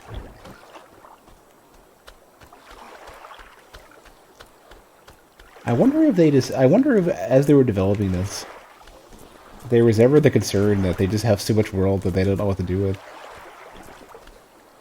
You know, like, oh, it's the red thing again. It's that orb from earlier that just explodes at you after telling you the world is a lie. But what was I going to say? Big open worlds are extremely difficult to make, and the more that I learn about development for big worlds, the more anybody who has any sort of density in their worlds and consistency and detail and structure to it, I'm impressed by it because it is just like well, it's two things. I'm impressed by the amount of work it takes to make a giant world and keep it interesting and stuff and populate it. But second, I'm also a little bit especially for like Grand Theft Auto or I don't know, any of the other like big worlds you could play through is like Assassin's Creed. How much they tend to get populated with like repeatable busy work. And how games like Yakuza instead say, let's go super dense and jam-pack it with interesting things to do. And while there still are activities, so to speak, there's more to it. The activities tend to be more interesting, they tend to be varied. I remember Saints Row had a lot of very much the same kind, and they called them activities too. They weren't apocryphal Hater Knight. And it's a red border this time. That must be one of the top tier upgrade items. It might be the final one. This dark mineral pulsates gloomily in ersatz of necrotic heart. It emits an acrid scent while strange twitchy ripples disrupt its metal, as if something was struggling under the surface. It mutates ostensibly from external stimuli.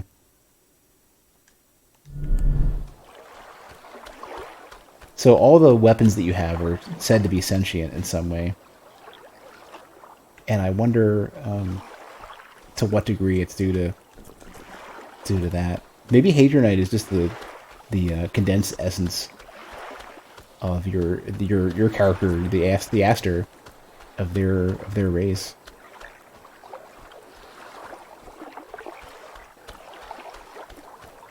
Just taking a quick peek around real quick, just in case there's any more items or chests or whatever. Probably not, though. Usually there's not like a cornucopia of stuff. It's like one random thing.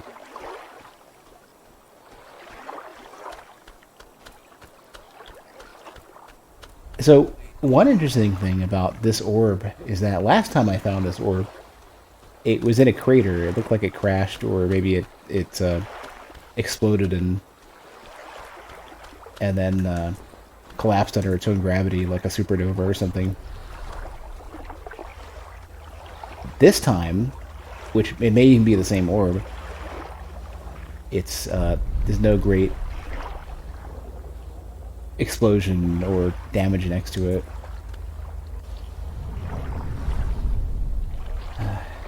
You learn nothing. Your mistakes are repeated to infinity, ever identical. They take away all that is inferior, for who could ever protect against your science, your industry, all this frenzied business? The universe does not belong to you. Ah, there it is. Yeah. The shockwave got me.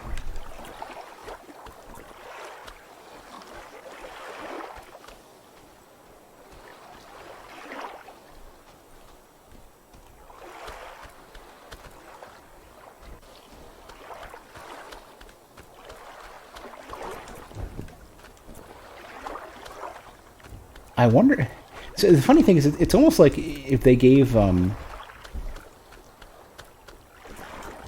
what is the name of that creature in Okami? Yami. I should know this. Yeah, just Yami. If they gave Yami a voice and it was taught to you throughout the game, I feel like I'm gonna fight that thing at the end or something. But then again, the game is so far. This game is not giving me anything I don't feel a strong understanding of what might exist for a final boss. If I can get through over here, I'm going to.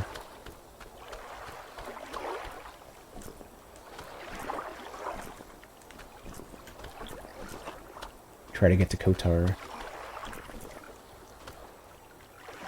It just seems if I go in the water, I'm gonna die, so...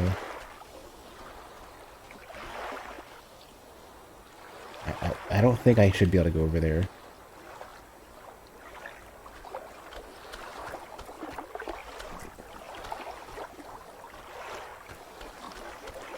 The thing about this game that's kind of interesting is that there's like this kind of ongoing mystery about it that reminds me of older games that didn't really explain themselves. You know, they weren't so straightforward. Oh no, here we go. Yeah. That's what I get. There's so many just random things off to the side that are just kind of unexplained or strange or out there and may exist just to exist. You know?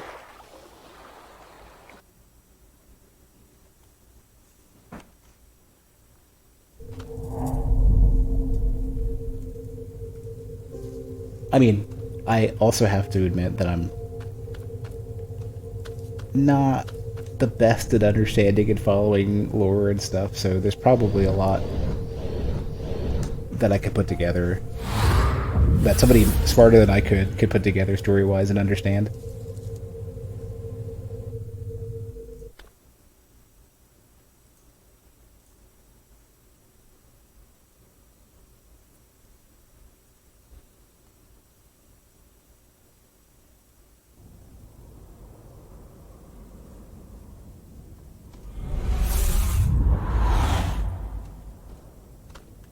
Oh, you know what?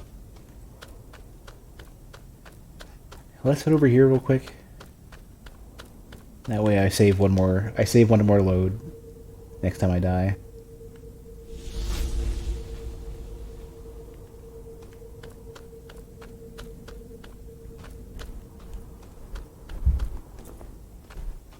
So besides an early preview of this game about 5 years ago, more than that maybe, and seeing a couple of Twitter GIFs, I know so little about this that I don't even know really what people's reactions to the game were.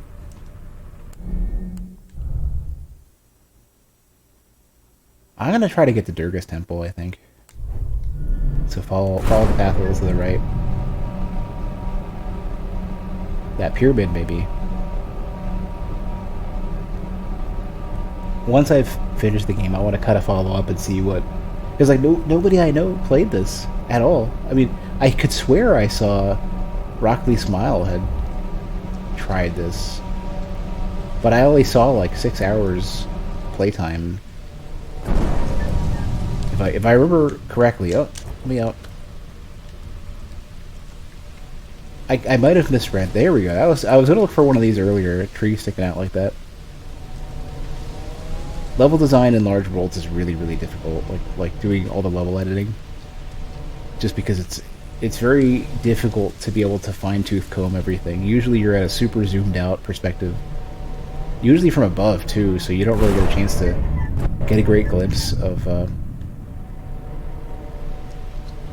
the placement for every object in the world. Like, usually either you're scattershot placing things, some things get placed procedurally, or how much of this can I get up? Scattershot, procedurally placed, or kind of haphazardly. You could even oftentimes buy, like, you'll see stuff get placed by like large scale like tree placement and brushes and stuff, and you might be painting the ground to say this is where grass should go, but not individual tufts or blades of grass. So making sure that the world is in good shape as you place things is really difficult. Like, big worlds are just they're obnoxious to make because there's so much work.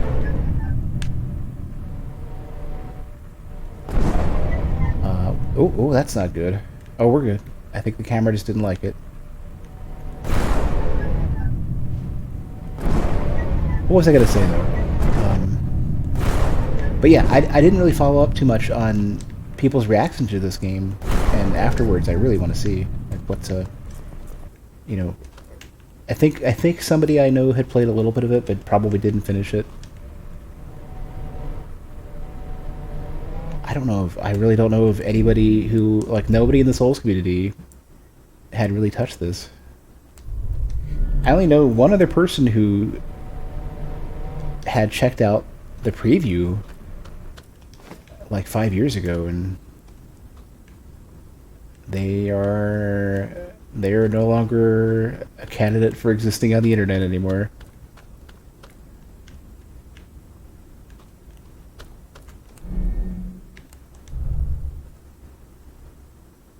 I've already been to Radaman's temple, so let's oh, does this work now?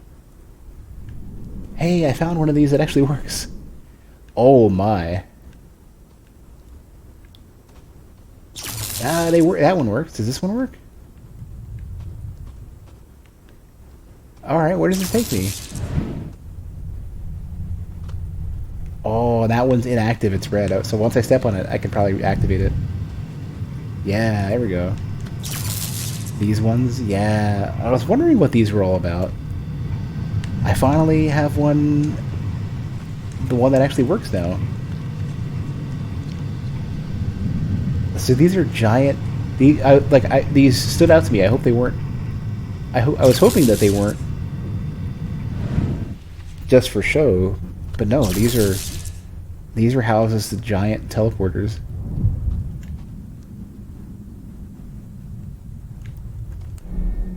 That covers a significant amount of the map. Well,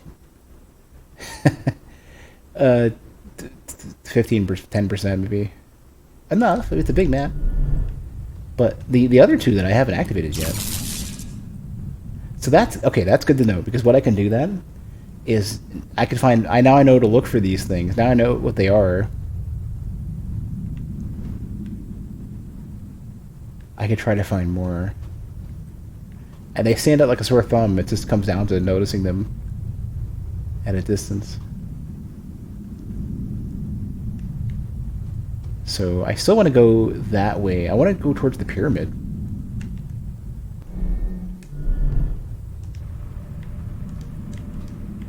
I'm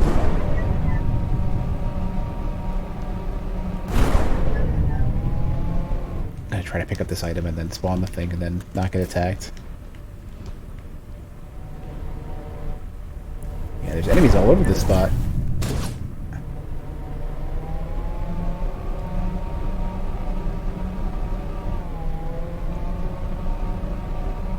Here's more of those cylindrical structures from before. The ones that I didn't know what to make of earlier. The ones that I kind of passed by and didn't really have anything on them. Yeah, another sigil. I still haven't quite figured out what drives it being a gold border or a red border or whatever.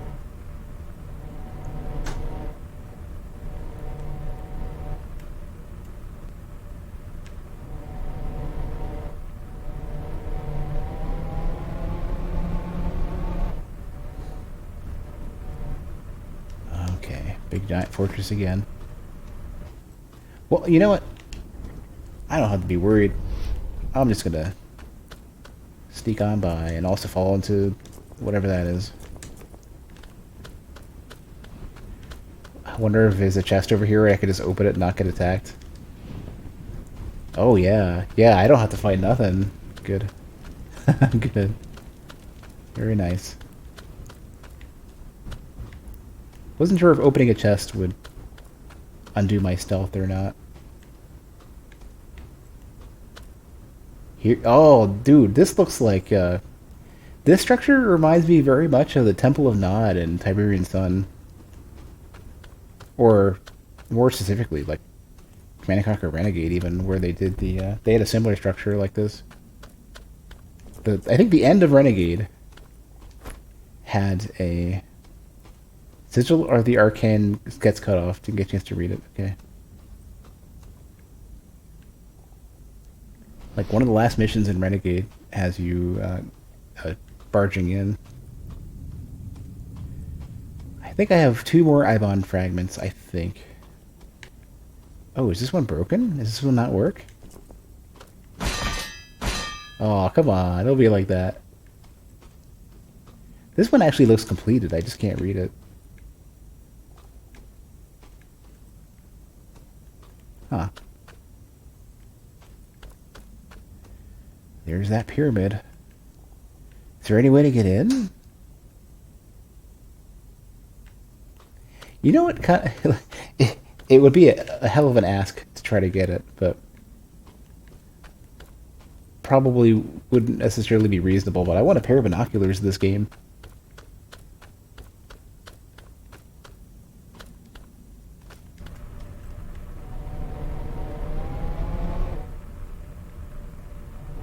This game has got such gigantic landscapes and stuff.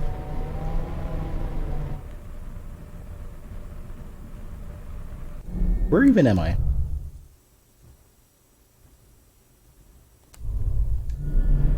So I want to go over there, I think. I would love to figure out a way into the pyramid, but I don't know. Wherever the way in might be, it's not here, I don't think. I think it's like way, it's like to the right somewhere. The other area that I ignored.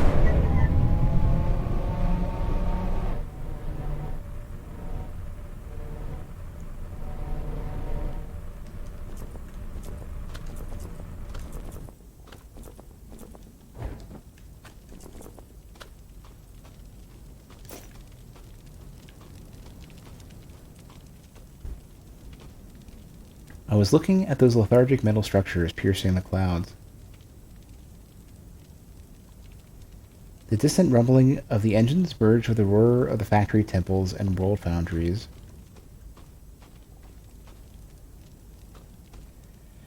The Aster reigned over the world and the skies. Some of their work is still operational, obeying absent masters by accomplishing their pointless tasks up to the end.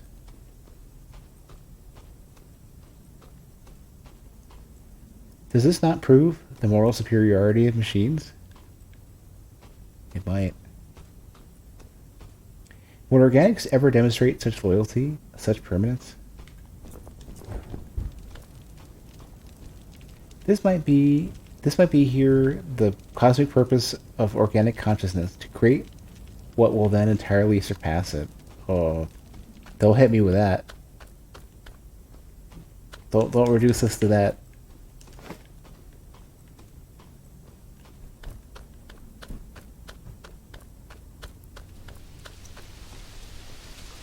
Although to some degree, that's kind of the kind of what people expect out of progeny. Like,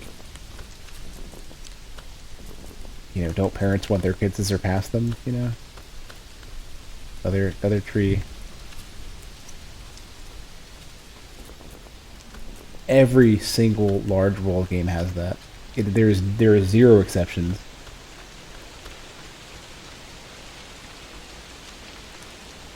The only game I can't remember seeing an oddly placed floating rock or tree or something is Zelda Breath of the Wild, but there might have been. It's like almost certain that there's some weird anomaly like that.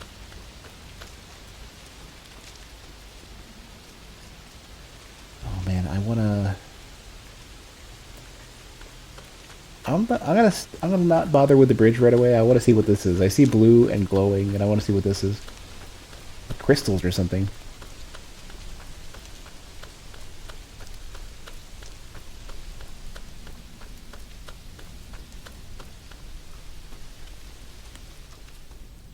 Straining my eyes to make out what I'm looking at.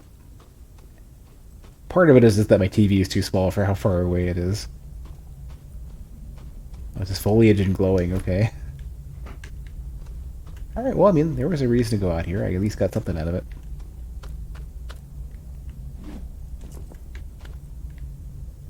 Oh, no you don't. No you don't. Not gonna let my curiosity get me this time.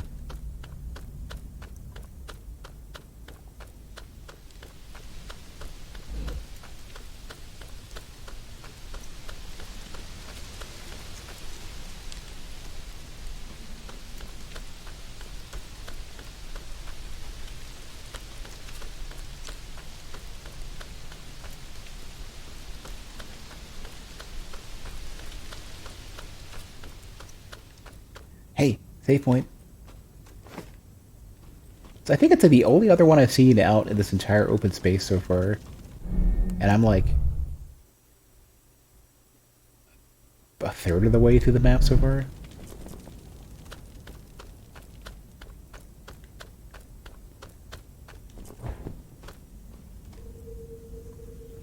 I'll take it though.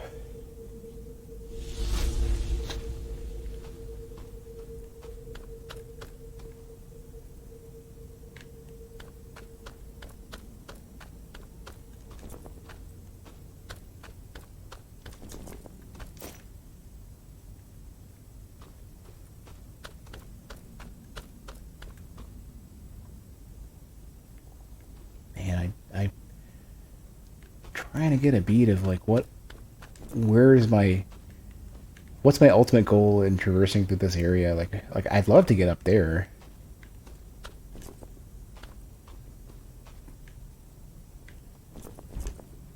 But I don't immediately see a way to get on in.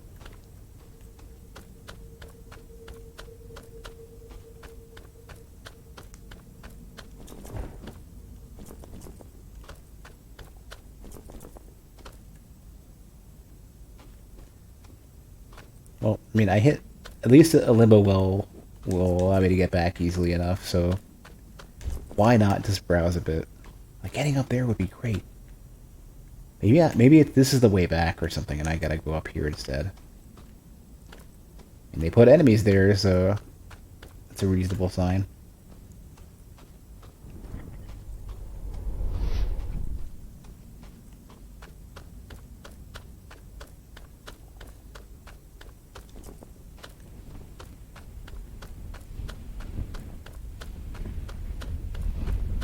Another chest. Oh yeah, these are paying off. Oh, there's the pyramid, okay. I'm meaning to check this one out. And there's like two. Here's the like ground-based one, and there's another one floating out in space. Ooh, NPC too? Yeah. Oh, wait. Let me talk to you, though. Essence, another essence extractor. I wonder if they're... I don't know who that was, but I wonder if they're So, where is it?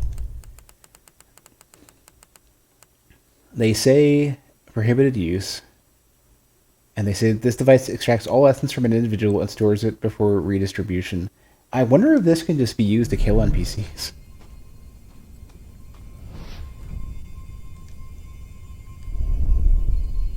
There was nothing at the edges of the world. I saw nothing older than withering lands and raging winds. Nothing but the color of the stars, and the stars that had guided me my whole life remains empty. Many light years for many newborns and many venerable shining stars in the disks of dust only. Yet in these interstellar spirals and atomic agglomerations, the only sound is always silence. Vaporous, frozen with boiling oceans, telluric, veiled with clouds of fire, gaseous, plagued with thunderstorms, dwarf, saturated with overly dense rocks. May our successors see further and hear beyond the chance of our planets. The universe, so empty today, is already crawling with the next beings.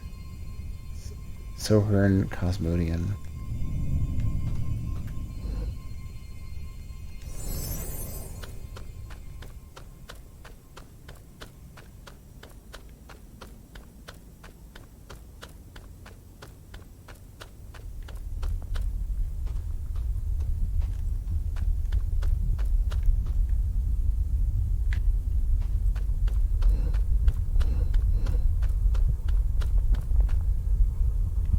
Yeah, that looks like a place I should be.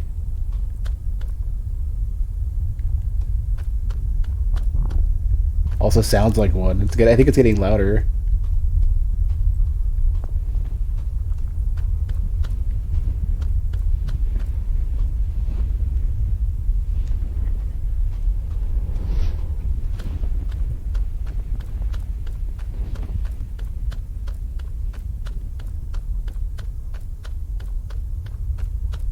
Here we go.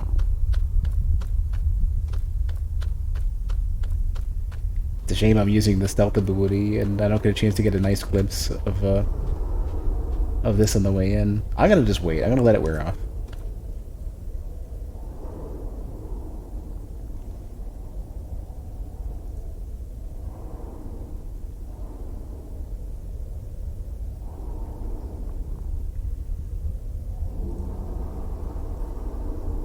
It's only gonna be like 30 seconds total, maybe.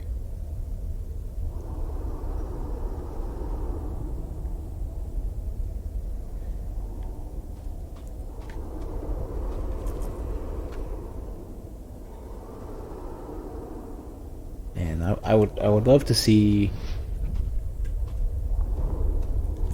I would love to see more from Redlock. I haven't even seen the rest of the whole of the game yet, but I want to see what else they're doing art wise. Like they have just crazy scenes and interesting vistas and cool presentation and stuff. I hope I have the key for this. I do. Okay.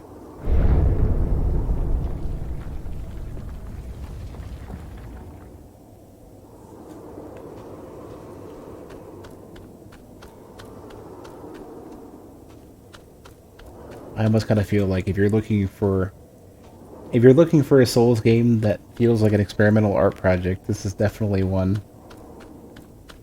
You know, if you're just looking for something that's just out there and doesn't care about the rules and conventions of Souls games or what people think they expect from games, this is definitely one of them. Like it deviates very far. Some things are a little bit frustrating, like I can't use a D-pad for every menu input. But then you see like the skybox and stuff and all the giant scenes and stuff and you stop caring so much. And the fact that it's transitioning from like regular sky to literally like nebula and space stuff.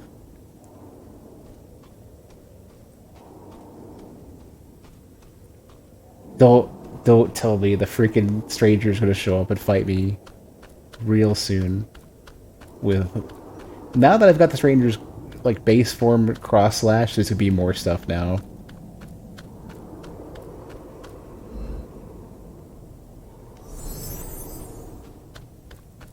I guess, yeah, the Firefly is not gonna help too much.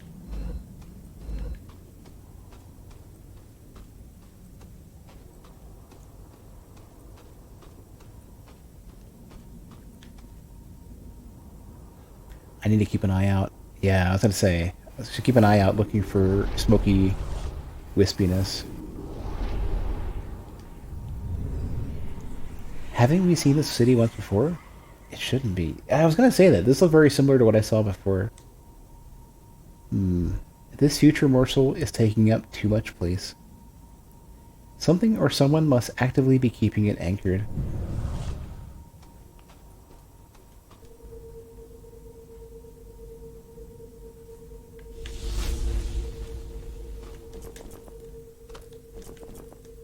This looks like a lot more robust than the last version of this city that I came across.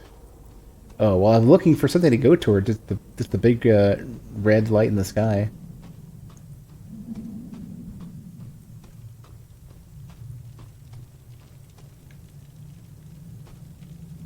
There's one enemy over there. That's strange. Is this another limbo well? So soon?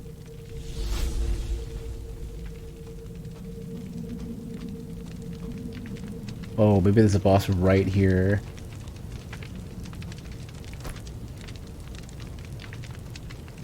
Or not? I really feel like I'm gonna get attacked by the stranger here.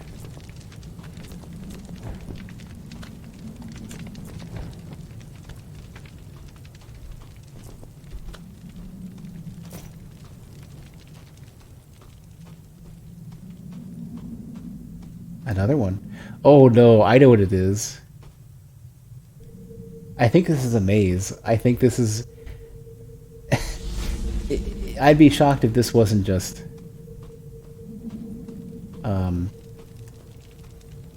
whatchamacallit, forest.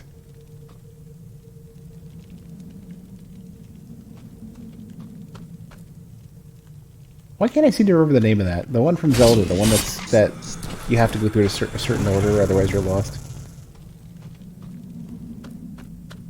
Maybe not. I'm still hitting new stuff, though.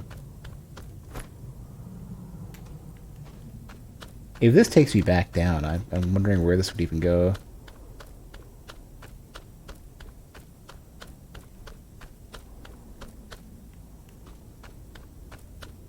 Water? Field? Oh no, this is probably another...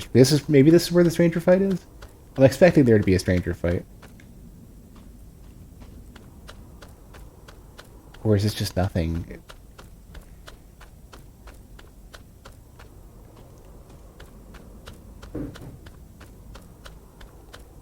Maybe another item or two.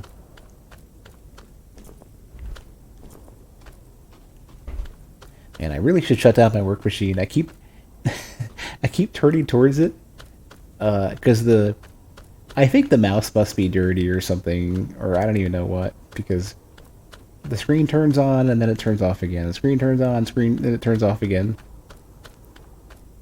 And I know it's not haunted or anything, but it keeps distracting me. Plus, like, I leave my door open to my bedroom while I try to sleep because I need the air to circulate. Otherwise, I'll cook in my own bedroom. It gets too hot. Like it immediately, like, with the air conditioning on, it'll still hit like 80 in my bedroom. Man, what am I doing going out this far? At some point, I will slide, I'm sure.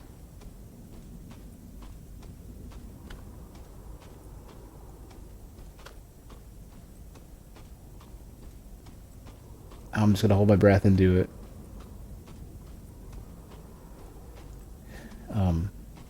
I think there must be just updates being done in the background on my work machine over the weekend. Here we go. Here's something.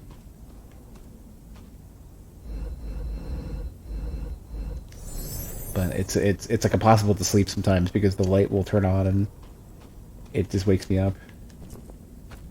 Ooh, and now there's like structure here. This reminds me of in Ashen, towards the second major boss in Ashen. Whoa, careful. The second major boss in Ashen, you could walk... Oh, no, that's it. Okay. You could walk off the beaten path, and the game would start to go dark, and then you would like start to take damage or something.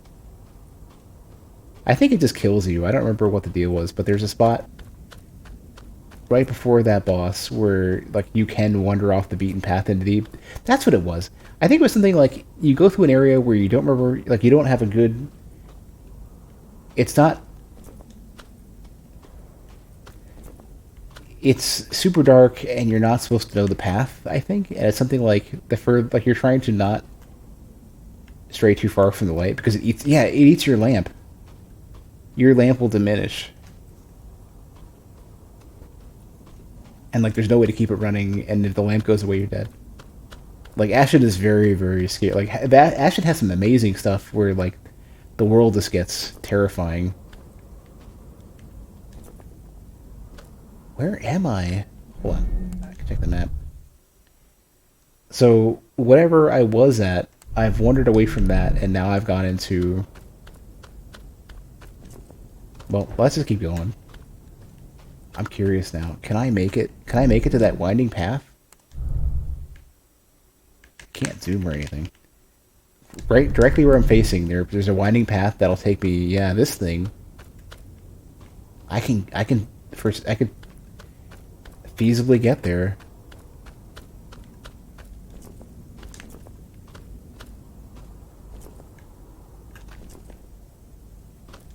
Careful. I know there's fall damage. I don't know when it kicks in.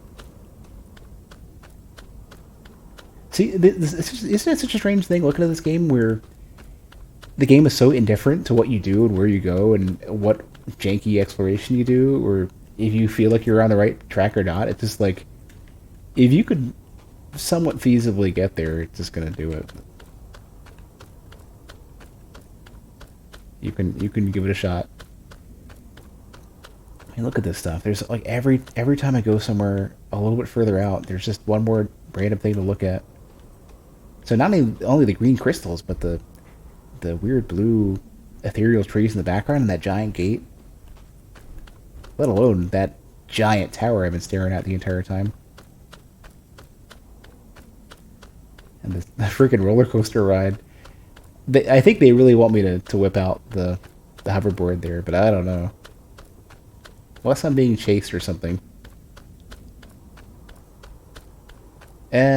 Oh crap. They expect me to... Oh, they literally do expect me to grab it.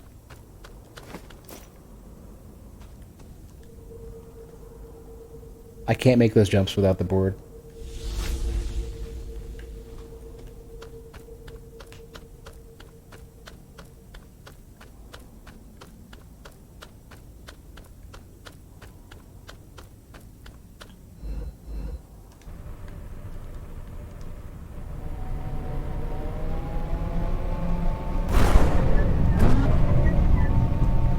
Oh, no.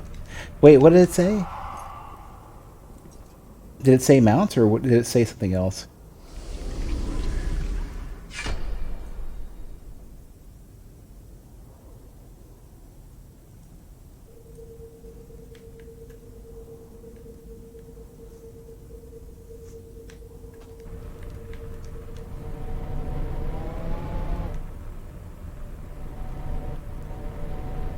Oh, alright, you know what? Let me...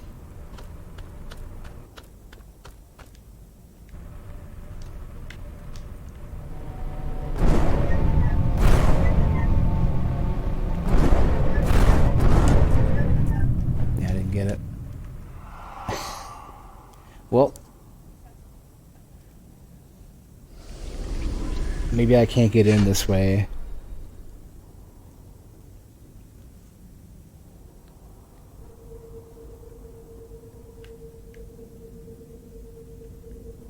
Definitely don't understand Yuck chiming in at that point.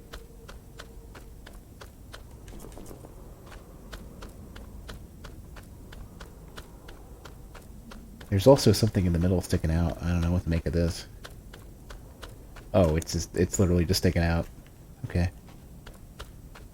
I'm gonna just take a quick look.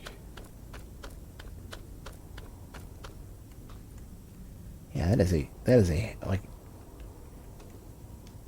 if I could get up to speed. Maybe there's another way in, hold on. Maybe I'm just to go, like, that's the way back and this is something else. That seems like it, yeah. Be this a boss arena? Is this where the stranger is? No.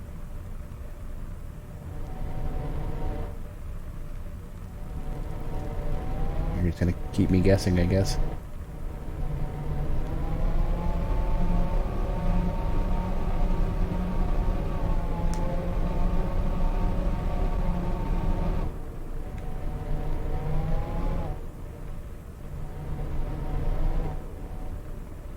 These kind of remind me of the platforms from Hades Tower of Flame.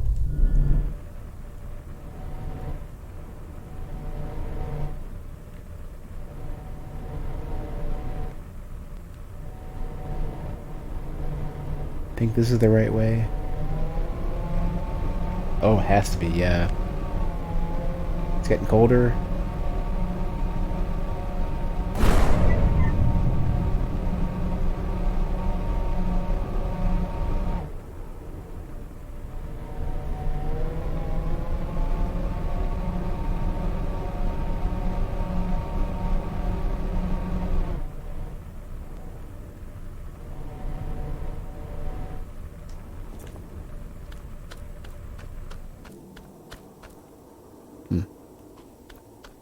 Thought that might be something.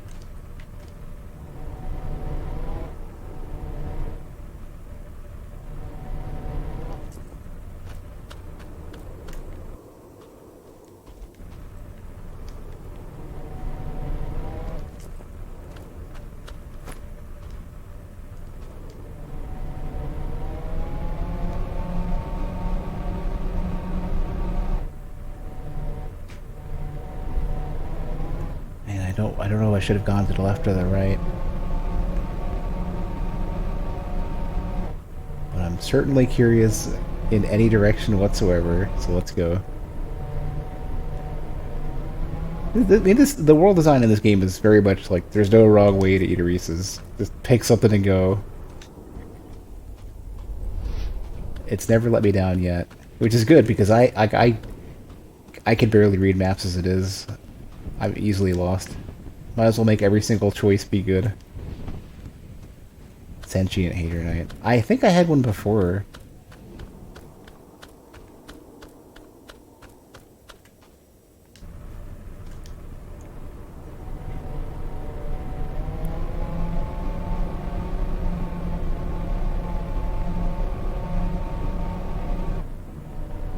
Ooh, that's a big gate. That might be the gate too, yeah. Probably to the king. I probably need the two other cores. Oh, good, perfect. I got one of these things. The little smaller portals.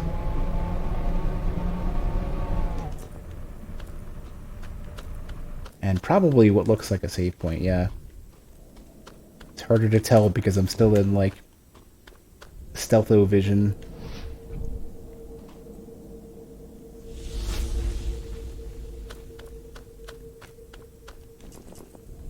Ooh, oh, hey, it's another one of those shortcut things, too.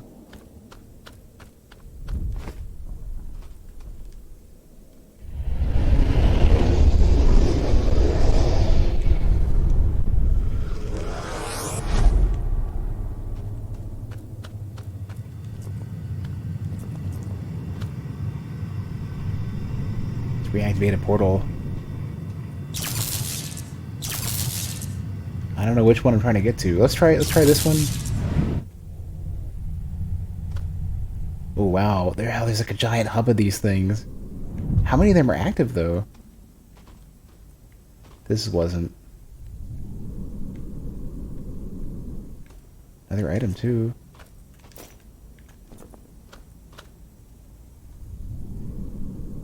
I would probably have to consult the map. Ah, you nearly killed me.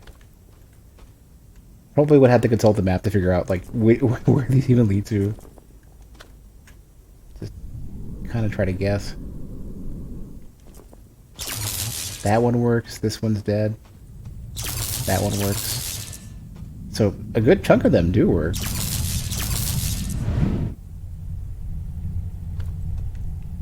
This is active, I think. Yeah. This is closer to the beginning.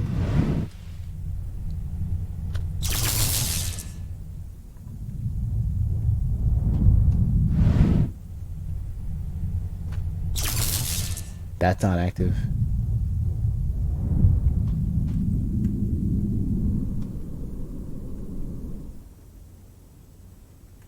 Where did I land? I'm looking for my icon on the map. I don't even see it. Oh, under Radamath Temple. Okay.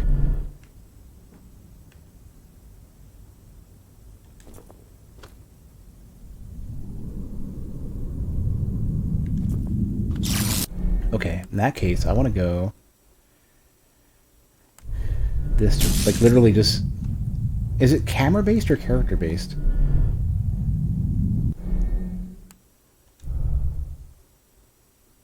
Towards Durga's temple, or...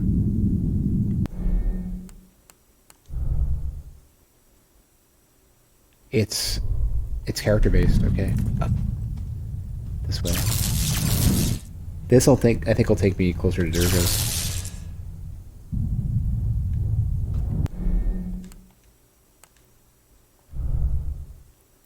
Or to Devish, maybe. I don't know if that one was active, but I wanted to make sure it was running.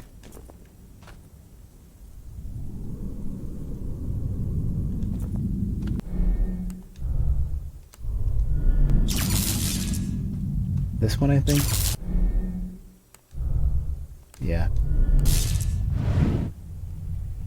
Here we go, yeah.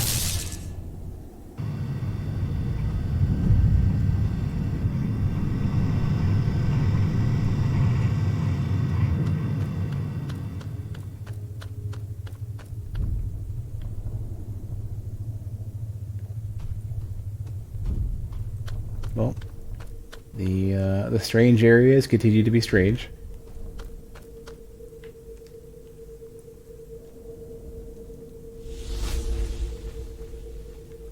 Alright, I guess I should... I mean, like, elephant in the room, let's go for the big giant door and see what to do. They probably won't let me in. I'd be surprised if they would.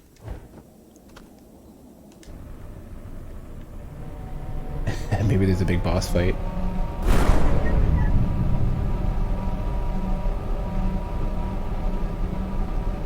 This is further away than I thought it was.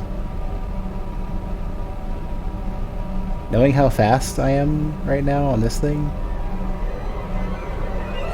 Oh, here you are. It's another... How quick do you move? It's another, Praetorian dude.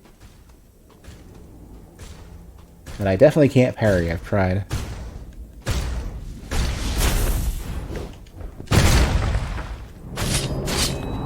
Well, I'm doing way more damage to this guy now. Actually, maybe I can parry you. Nope, I cannot. That was good timing. Definitely can't parry it.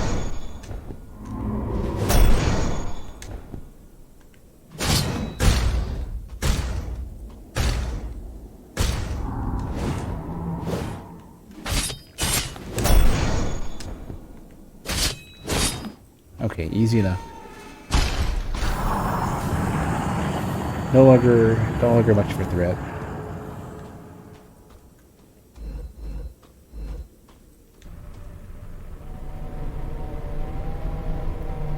But then, maybe, like, there's two of them, or a bigger one or something.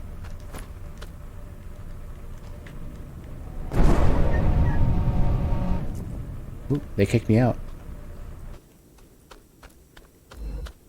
Gotta go on foot. It's a pretty big door. I could potentially sneak in just by being this small. Oh my god, I can. They don't care. Alright. Alright. I get it. You're not gonna allow me in. I mean, there's a force field behind it.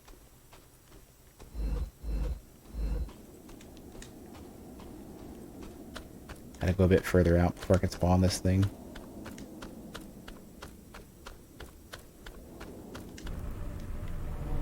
Alright, well there's some ethereal looking trees and, you know, other stuff to look at.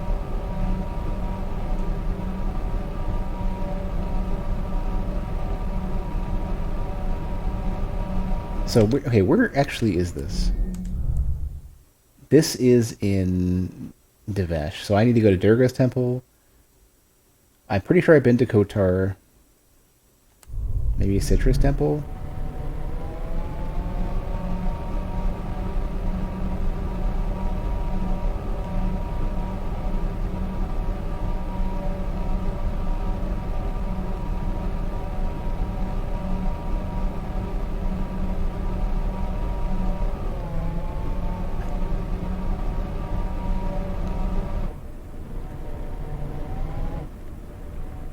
I don't see anything that I can do anything about yet here. Except for this. This is unique.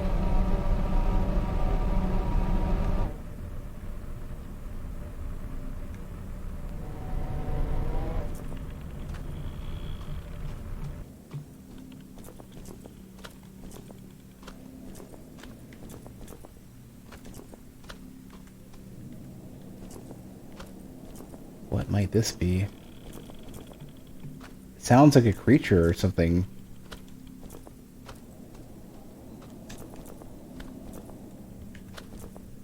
Is this anything?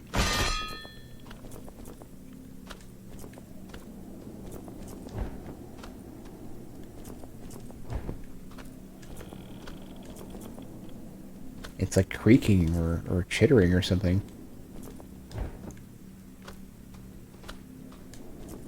I really feel... Religion is a very odd thing. It builds or destroys nations, blur minds or transcend them. Do you believe, Wanderer? I do. Mostly in the power of herbal tea in the late evening. Alright, Yak.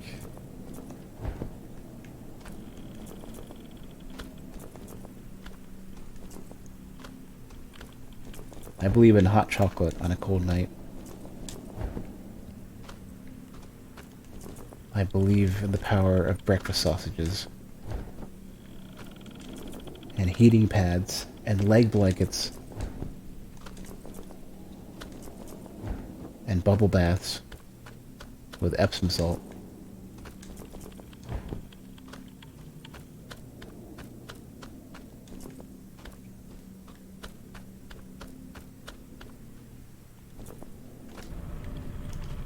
I really need to clean my... I need to do a full bleach down in my bathroom in the next while or so. And, ooh, what is this? Take a nice bath afterwards.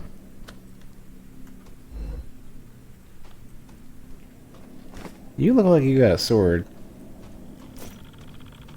I already fought somebody chilling. Oh, you're... okay.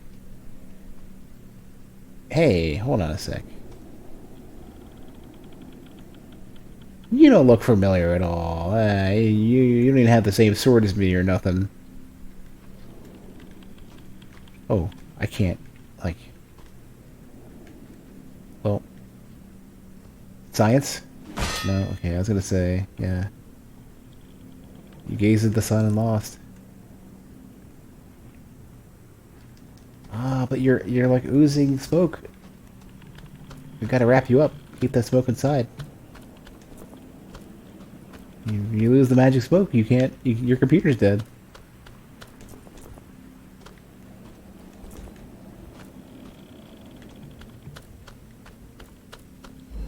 That happened to my 780. My previous GPU, when I first bought it, within like a week, a capacitor blew. And it was a really common issue with 780s at the time. And I switched to a different one with a different heatsink assembly on it. I think it's... I'm gonna double check, I think it's the same one. Yeah, there's no interaction prompts or anything. I would love to be able to get into this or know what this is all about. The game that I was playing when that 780 that I had died was... what was it called? It was that mech game. How did I forget this? Hawken. I knew it was a weird name like that. I still have the clip somewhere too. But it just died. Like the game froze. Started flickering frames and then just video out. And the moment I walked towards it and took a sniff, it was like, oh no. It's not just something overheating, something had died.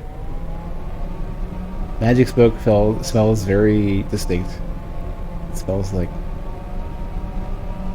you're getting sick just by being in its presence.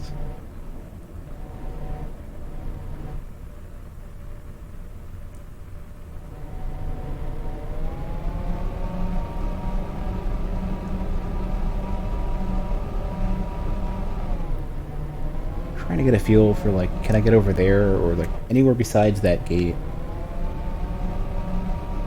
Oh, here's more enemies. Probably another chest too.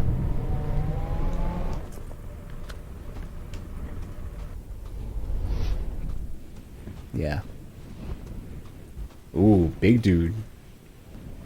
Too bad I'm gonna just sneak and steal your stuff and leave. And that wasn't even worth it. Refined and graceful. What are you? What is this?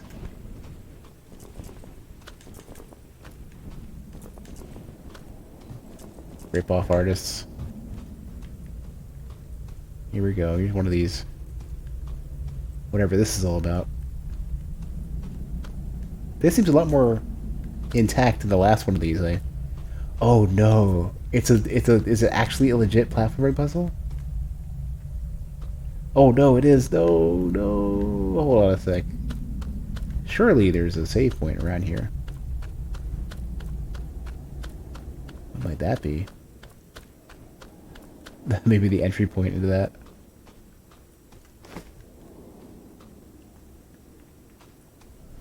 Don't stand at it yet. Don't stand at it yet. I'll come back.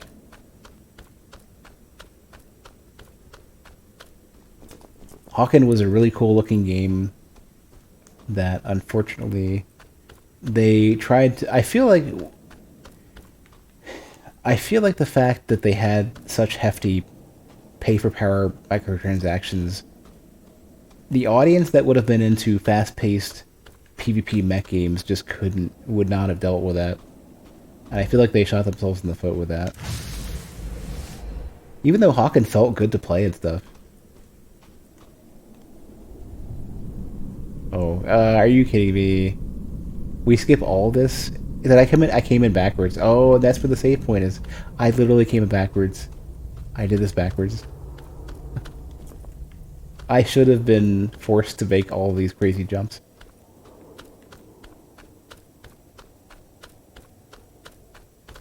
Yeah, I bypassed the puzzle. I think the developers may be upset. Hey, oh, is it, what's your name? N something? Nye, here you are again. Impressive. It seems the fights you've been part of this far have only made you stronger. Lots of potential. Happy to see you again, soldier. Would you happen to have found a weapon you don't need somewhere along your travels? I have found something Nye-sized. I am sometimes forced to avoid combat, for my blade might break each time I strike. I have the spear, yeah. Avoidance has never been amongst my principles. Yeah. Lucky you, I happened upon the spear that I can't equip for some reason. You're very impressive, even for an Archon. I am honored. You can now consider me one of your sworn allies. I have nothing valuable to give you for it, but take this at least. It could prove useful. Be a catalyst charge or something? Have you found the path to the king? I am sorry. I'm afraid I have found nothing useful for your quest. I have been following the White Warrior, but every single lead has been a dead end. Every trace and print relentlessly disappears. But who knows? Maybe the prince and king left together. The former was always the latter's champion, so it seems possible. I hope our paths remain parallel, Noble Blade. We will meet again, I'm sure. Sigil of Strength. Hey, you suck. Give me something good.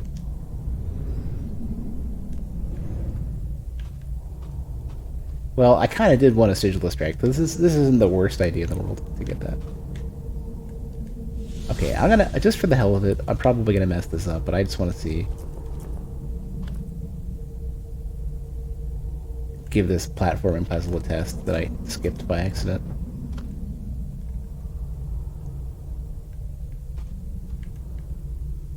This test of my lack of depth perception.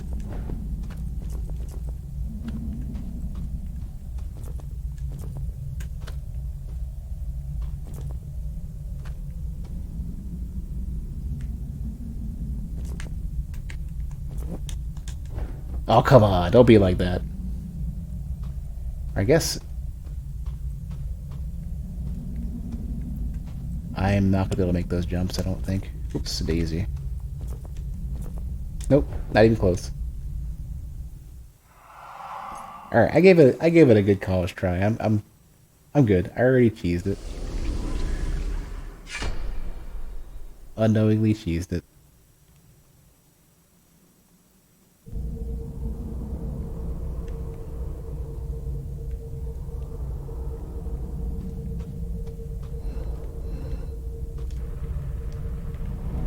Alright, where are we? I gotta go... Ideally, I would go northeast. Try to go to Durga's temple, because I don't think I've been there. Pretty sure I've already been to Kotar. And the three, like, big crystal-looking things are all at these temples, so... I can't see my direction indicator. I'm hoping this is the right way.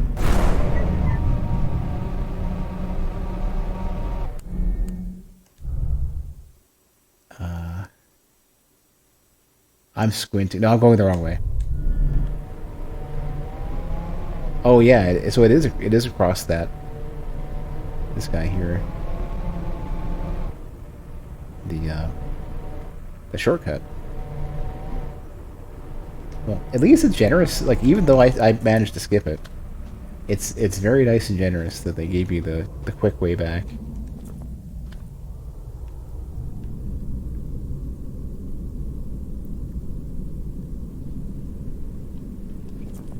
Ooh, you keep momentum. That's cool.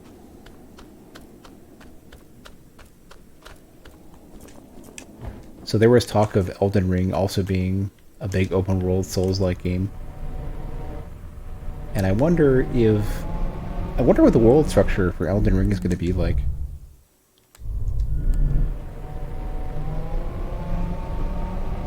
And like how much space is there between. I hope more traditional open world games try to give you, like, if you're doing a lot of long-term travel, they try to give you something to break it up. Not every game. I mean, Final Fantasy 15 even gave you some where you get attacked in the middle of the night. If you're driving at night, if you're driving during the day, you're fine. Middle of the night, though, you tend to get attacked over and over again. Wind Waker had the enormous amount. The reason why I didn't finish Wind Waker is because they had the enormous amount of sea battles and stuff. It's like, just point me in a direction and let me just snap or something, or let me look for interesting stuff. But instead, it's just like they have the, like, did you put down the controller? Hold on a sec. How dare you go fix yourself a sandwich while you wait for your travel to finish. I think I opened that one already.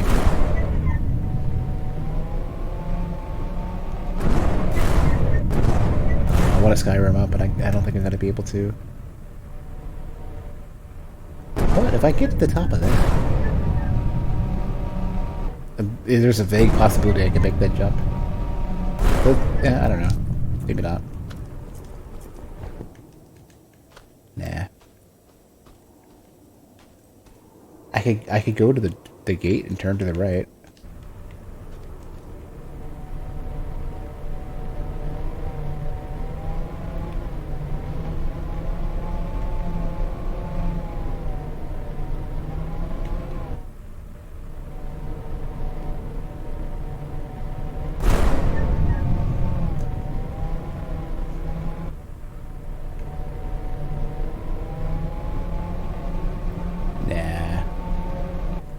too far up. That's kind of where I want to go, though. Maybe a bit further back. It looks like there's a path if I go a little bit back. I can't, like, zoom in the map or anything. But if I turned around... Can I get on? There, okay. I turned around a bit, went the entire way back out, and then to the left a bit. I could feasibly make it somewhere. It looks like there's a path. I might be wrong.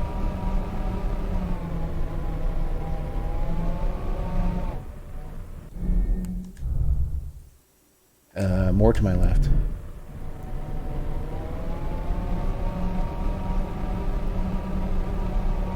Is it just this cutting through the mountain here? I think it is. Hold on. Yeah.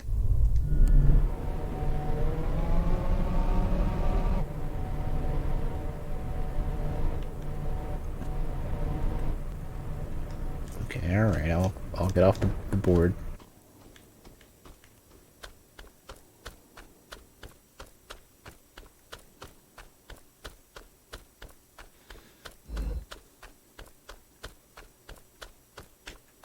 Ooh. Scary, scary. I don't know if I'm in a good spot or not. Ooh. Another Ibon fragment. I don't know if I have another one. I have two. Okay.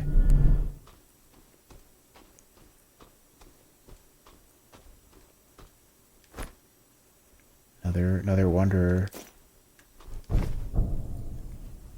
Gigantic essence. Energy level out of measurements of normal data. Essence of a monstrous soul.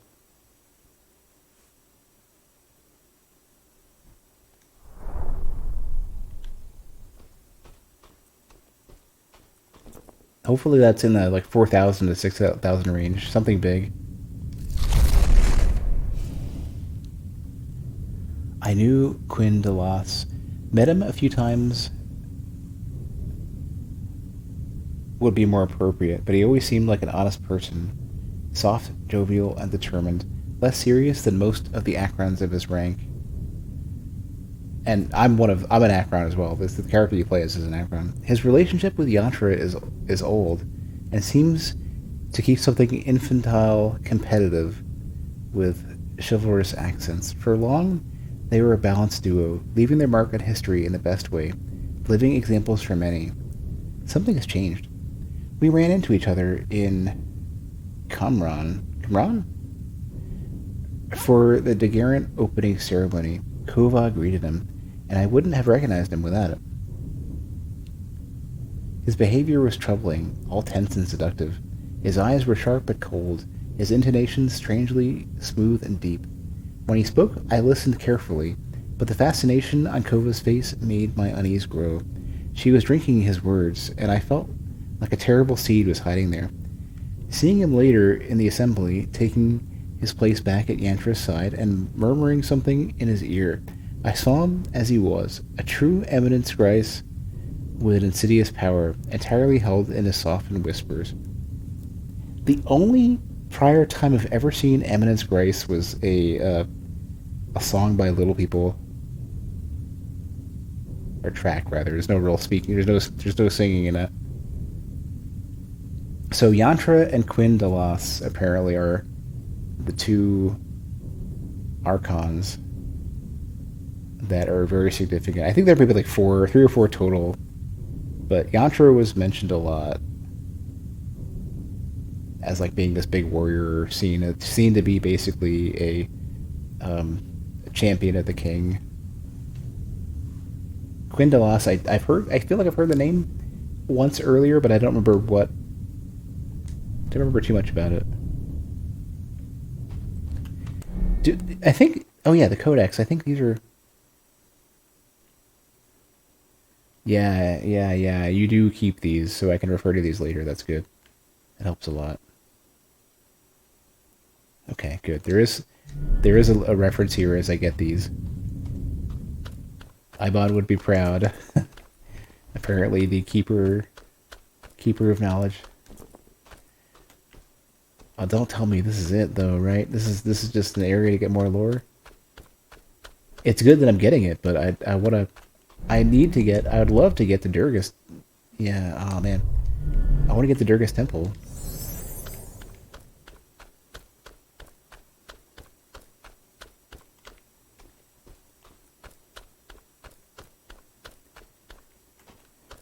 There was a character there was a character in Soul Eater named Ibon, and I know Ibon's like just a common. It's it keeps coming up as another one of those like popular character names for every game, every piece of media is always using Gilgamesh or any other random story, epic lore, religious reference, cultural reference, whatever. Um, you see the names, the interesting names repeat, and Ibon in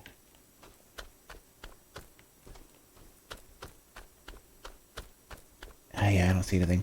Ibon in Soul Eater was this mysterious figure, and they had the madness of knowledge or whatever, and it was basically like you had these characters that were so it's effectively like a super high D&D character, like a high charisma D&D character, and but charisma in D&D isn't really like what you would think of charisma of like people like them or whatever. It's like the presence. It's like the strength of their presence, and some characters had like madness of fear, and some of them had what the madness of order was in another character, and Ibon was like the madness of knowledge, and the reason why those characters were so dangerous is because it basically represented like the ultimate of the concept, the ultimate representation of the concept, and they could be the madness of order could be basically stagnation, and the abuse of authority, or fear could basically be all consuming and create chaos, and for knowledge it could basically be obsession to the point of the obsession with learning, and the pursuit to the detriment, and to the to the detriment of everything else.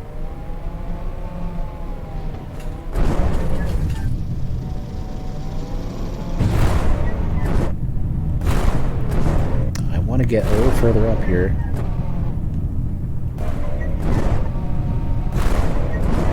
Like they sort of kind of let me get up there, but yeah, oh, I'm gonna lose it. Pretty confident you're not meant to do this, but I'm doing it anyways because the way the game presents your sense of direction is so vague. I'm just doing it. I'm trying to figure. I'm trying to look at my direction indicator. It's so hard to see on my TV. I need to turn to the left a bit. Could be something as simple as this. Just go around. This looks right. I've always kind of liked the kind of the lore concepts for games and media where like you get to see a plain concept like knowledge be expanded upon to its most like obscene and destructive and out of control aspect. Like for a good example would be like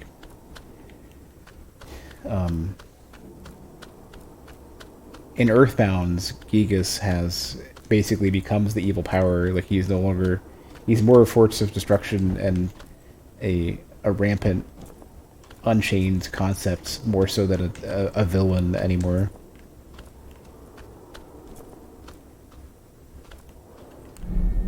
Are we? No, I gotta go to the left. I think this is where I came in earlier.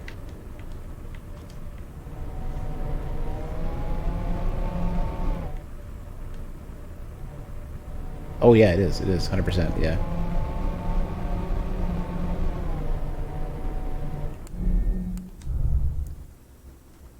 I gotta find some place where I can go to the right.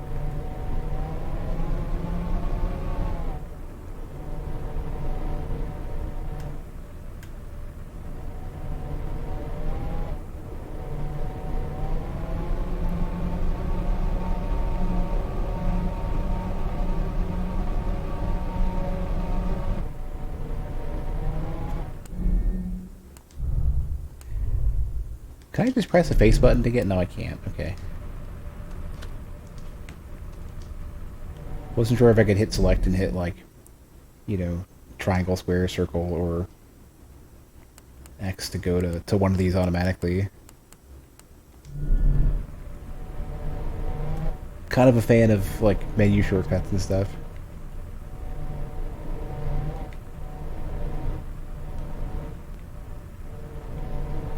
I really shouldn't go over here because this just, yeah. There's nothing here, but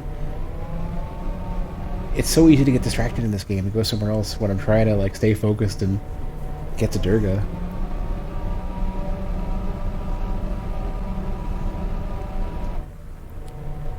It doesn't help that I'm almost 100% sure that I have, like, proper ADHD. I know I was diagnosed when I was younger, that's for sure. Just, you know, that was back when nobody knew shit about any of that sort of stuff.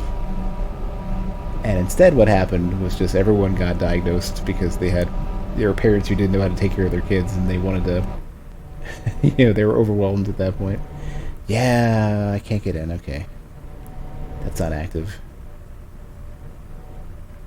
This kind of looks like the Cardinal Nexus. What is this all about?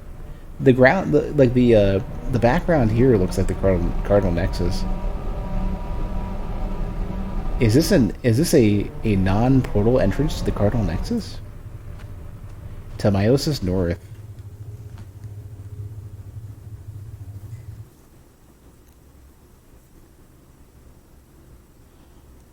I may have gone too far. Because they said they had a big giant cube or diamond with Meiosis to the right of the map.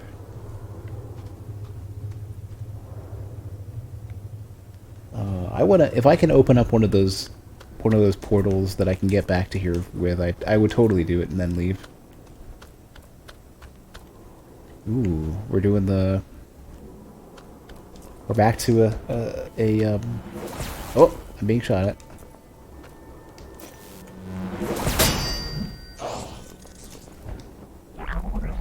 Back to a static camera.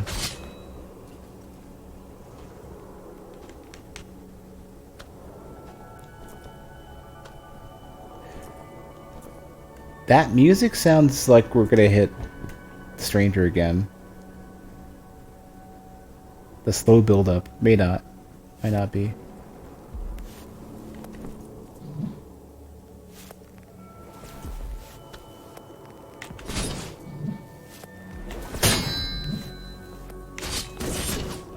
Firing squad, almost.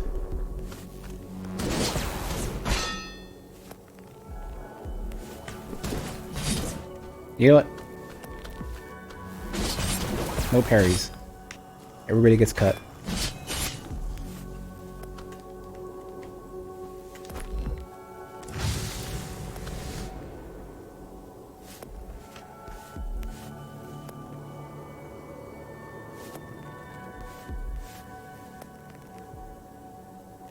The way that this game seems to just not, you know, not care about keeping things so consistent. The way this game seems to want to shake things up, like visually, getting a beat of the story, like whether you're focusing on open world stuff or platforming stuff or going through a standard dungeon or whatever. It kind of just reminds me a bit like one of the games that I played a long time ago was El Shaddai Ascension of the Metatron. And if you've never seen it, there's a PC port coming out. And it is basically one of those like big weird art games. It's a character action game. And You gotta see it because it's got not only lots of ridiculous visuals, but the art style and the world structure and everything changes so much. It's similar to what you see with like Nier Automata, where the gameplay changes. It's like, you know, RPG, text adventure game, platformer, shmup, rail shooter, character. I think I said a character action game. I don't even know anymore. But like the nature of the game is so strange, and the story is good as well and out there. Like this kind of feels like they're doing to some degree for the soul genre. Oh no. Okay. For the Souls genre, they're doing kind of that same thing where like a lot of the genre conventions and expectations and the story stuff are not being considered, and they're just saying we're just gonna do our own thing.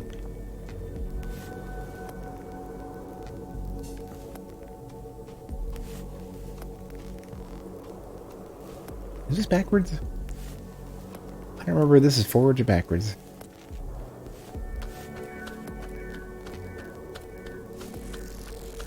Oh, it's, I think this is forward. Backwards.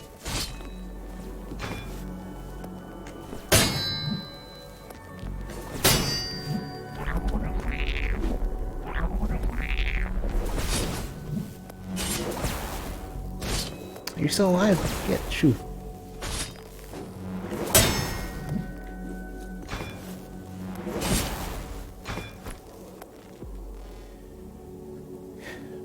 One thing that games have been doing, I think it's a smart thing to do, and most players will never notice this, is that a lot of games will artificially inflate. Well, they do a couple different things. For the player, they usually will say, they make your health look lower than it is when you get to lower health to make you play safer and make it look like you take that last extra hit. So you basically have more health than you think you do, just so that you know to start being careful. And I can't remember what the rule was for enemies, but you see some games do that for enemies where, well, one thing that absolutely gets done a lot is, like, rather than like magic, you know, like an enemy that looks like they have no HP, you see a minimum display value for health bars, just so that you can tell that they still have health left, even if it's a small amount.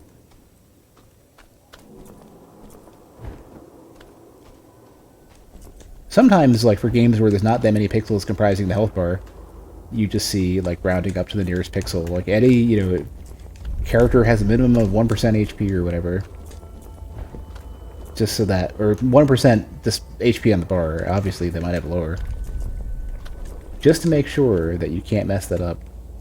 That you can't think that you killed. It's you again! It's the freaking orb again! You're taunting me! You've at least burned the ground so that I know you're gonna explode, but...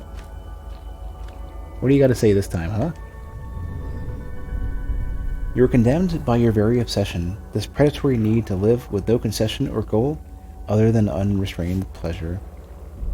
Your children, victims of your heinous crimes, sentence you. Oh. Oh no, not again! Okay, I'm good. I'm alive. Ooh, oh no, though.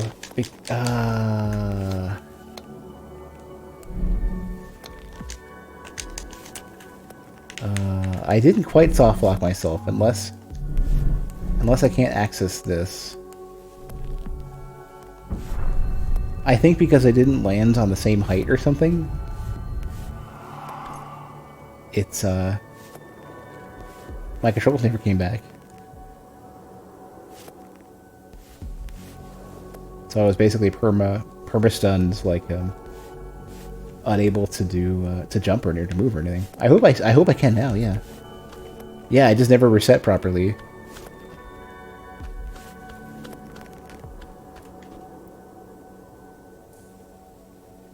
I'm spectacularly good at breaking games. I did something very similar in Mortal Shell. In Mortal Shell, they sort of like disable your controls when you read some of like the lore snippets on the walls and stuff. And I had just I went to go read.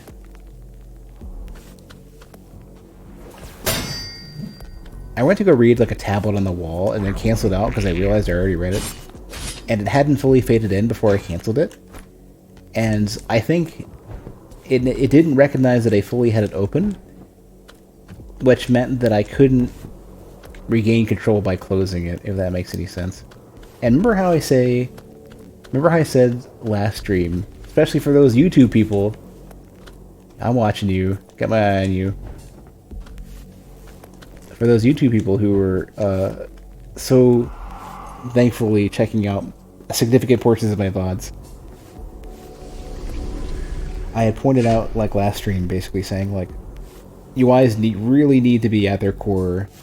They need to be state machines. They can't be event-driven, because you can get into cases where you can have crosstalk between events. Oh, here's another case, yeah. It's another state case where, because I don't go back, the camera doesn't lock, which means I have free camera for this area now.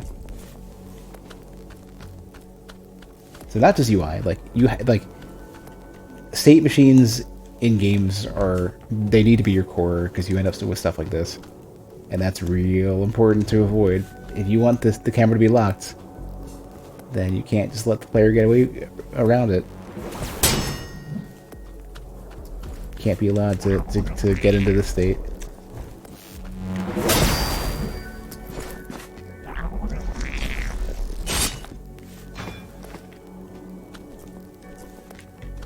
But, I mean, to be real though, the only reason why I ever even know, like, I ever learned or internalized any of this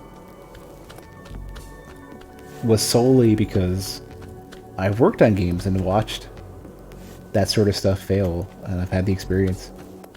You know, as much as I have such ridiculous imposter syndrome, where I don't trust that I know anything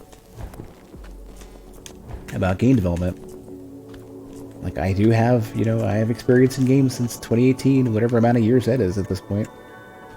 And I've watched the failures, I've made the mistakes myself. Alright, I'm back to Mr. Angry Orb that wants to blow up and knock me down and screw up my controls. Ah, and I was right over here next to this thing. Okay, I said I was going to say, I said I was gonna just get to one of these things and then bail, but I think I'm gonna keep exploring.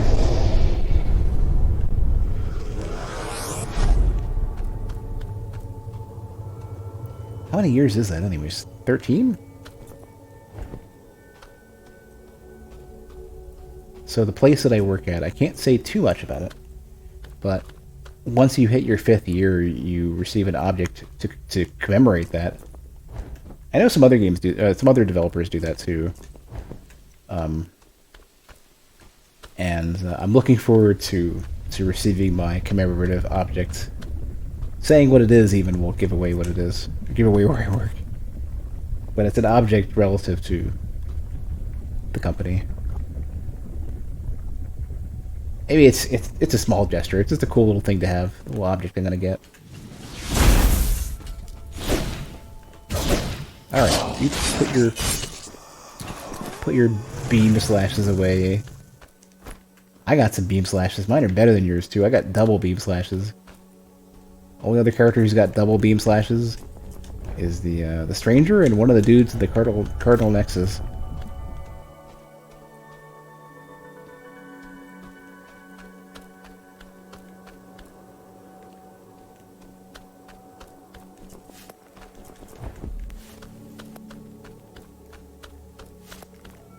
Also, I can feel that I'm probably slurring my words a bit because I'm getting kind of tired. So apologies as I stumble a bit. Not even a long day. Just a little tired. Teensy bit tired.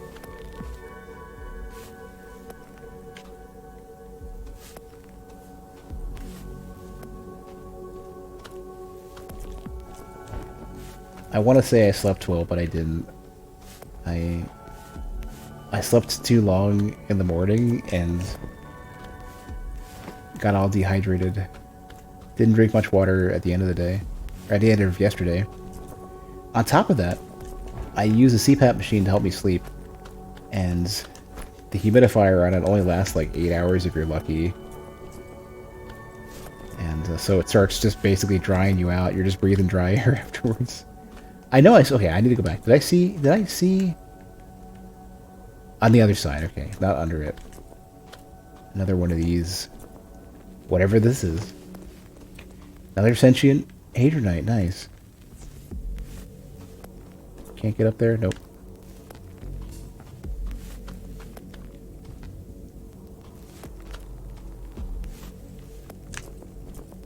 Ooh, but what is this? Oh man, like, so I always feel like I'm going like in some random ass direction out into space somewhere with these games, with this game in particular. And suddenly I'm picking up new, like, good items and stuff.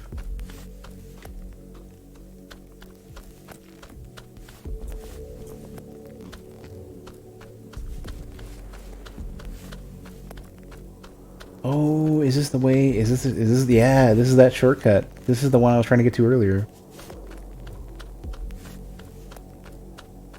The dudes who try to shoot you. Yeah.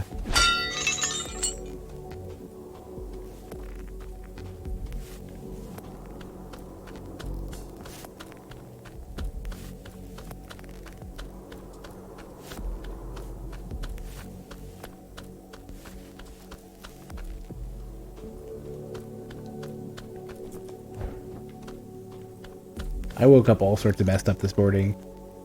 Or, not even morning, afternoon even.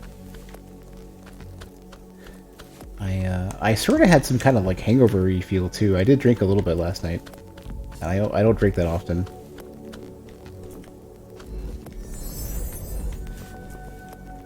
Can I just get in there? Can I? Yeah, I won't slide around too much. Yeah. Had a bit of a headache this morning, and my eyes were definitely super dehydrated because they do this thing where if my eyes are irritated, they'll start getting super bloodshot.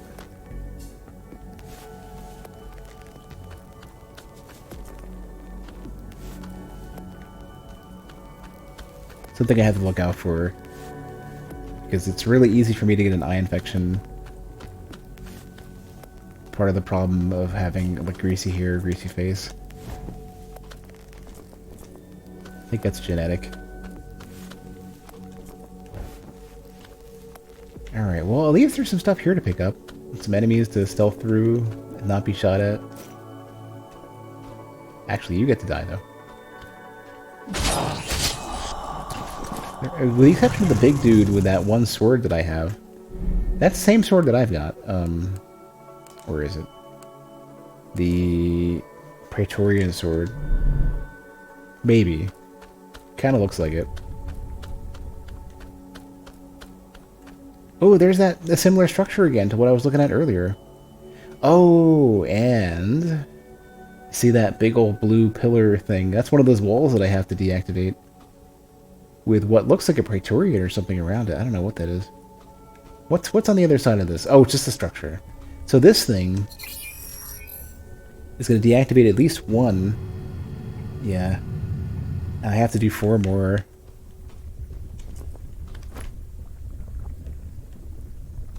So somewhere in here is 4 more of those objects that I just touched. Yeah, what am I, is that a force field? Yeah, yeah.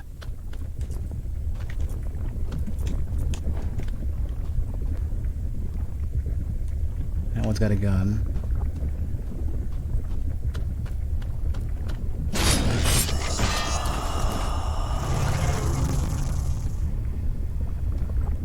More upgrade materials.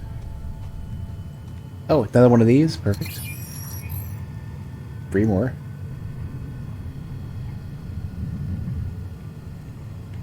Probably to deactivate this portal, or this force field.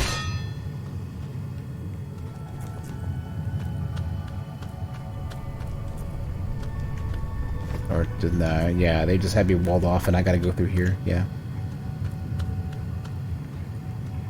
It's so strange in this world. It's like there's just no semblance of any direction at all. It's just this looks right, or there seems to be something there. They just beeline towards it. I mean, this is kind of it kind of has the feeling of like, oh, stop. It kind of feels like Breath of the Wild if it were a Souls game with way more like abstract art stuff to it.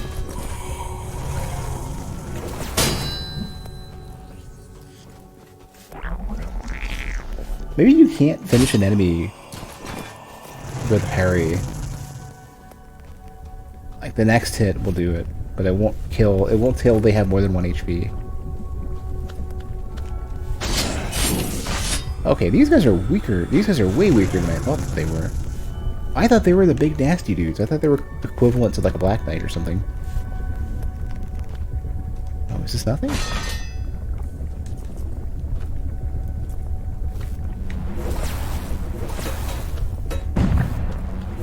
Oh.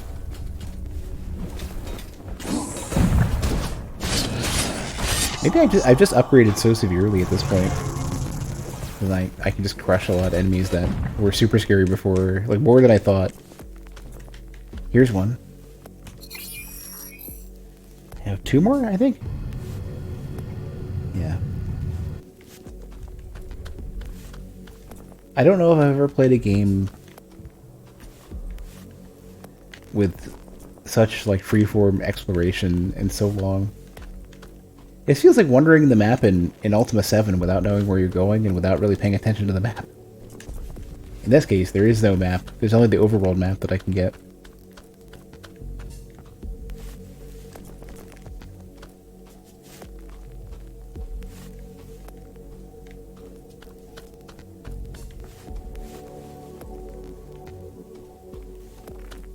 When you think of like Dark Souls 1, for example, people say it's all, oh, it's so open and you can choose where you go and everything, and it's like, man, you are not. Oh, you're.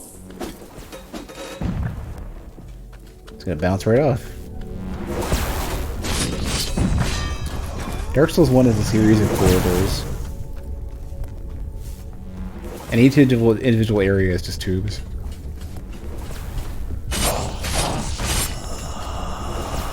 This game has so much like abstract freeform exploration, it's ridiculous.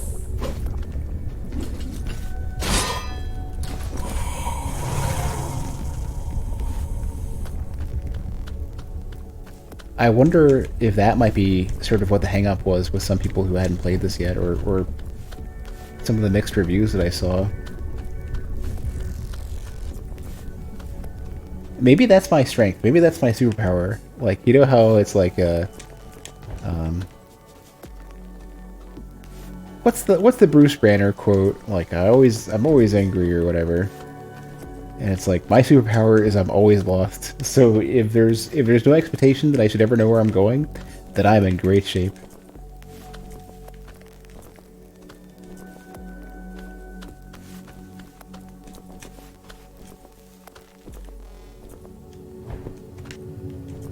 It'd be funny if I could sneak my way in because of some part that didn't have collision. I mean, there was an area like that earlier on the way to the Praetorian dude. The first one, where Yaak calls him out, and I'm like, what? That was easy, though. But Yaak is like, you might not be ready for this one, even though you fought way stronger dudes before. This is the last one? No. It just looks brighter.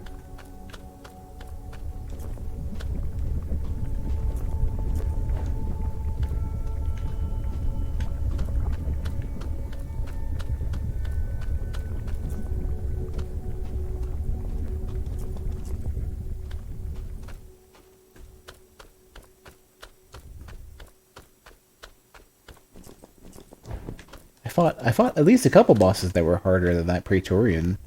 And the Praetorian didn't even have a health bar. Or, you know, a proper boss size one.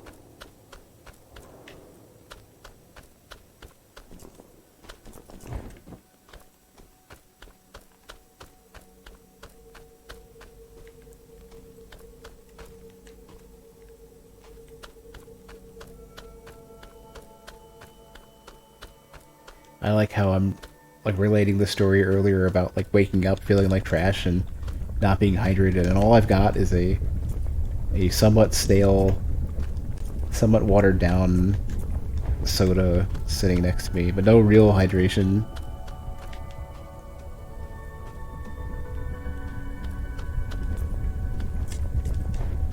So the first of these walls had leads going out from it, so you could follow the leads and know where to go. I don't see any in this case.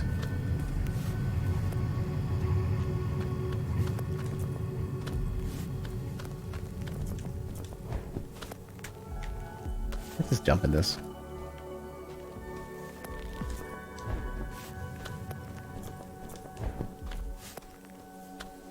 I wonder if, especially after some patches for this game to round out some issues, I wonder if this game is going to end up being this weird, like, hidden gem, cult classic. Because based on what I see on Twitch of, like, no activity whatsoever, and the Steam reviews, I'm assuming it didn't do very well on the way in. But I could see somewhere down the road people picking this up and going, "Oh my god, this is redonkulous." Yeah, there's no, I gotta pour it out. I don't think there's a way to get out of here. Well, no.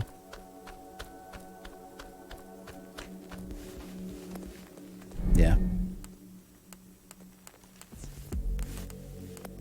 I like how they do the helpful thing and put me on the inventory by default. But meanwhile, I keep thinking of going out. What game was it that doesn't default you to inventory? Maybe it's Oh, you know what it is? It's because Souls defaults you to equipment instead. Like most of the Souls games I think do. And inventory is like one out from that.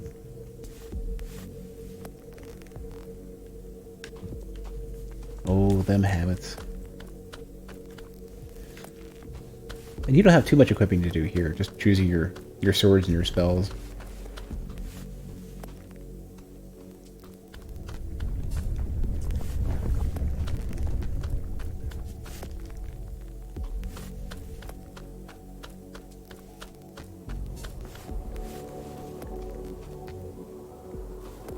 Kind of looking to see if there's any others in the background somewhere, like way off in the distance that I haven't gotten yet. Oh no, I missed the double jump.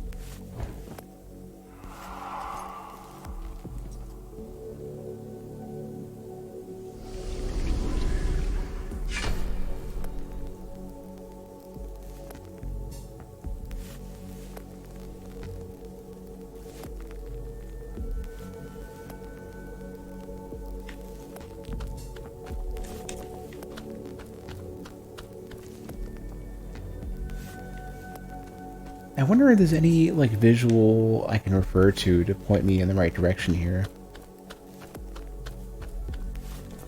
Ooh, somebody's got a big... That spear I saw earlier? There's a statue with one of those. Way out up top there.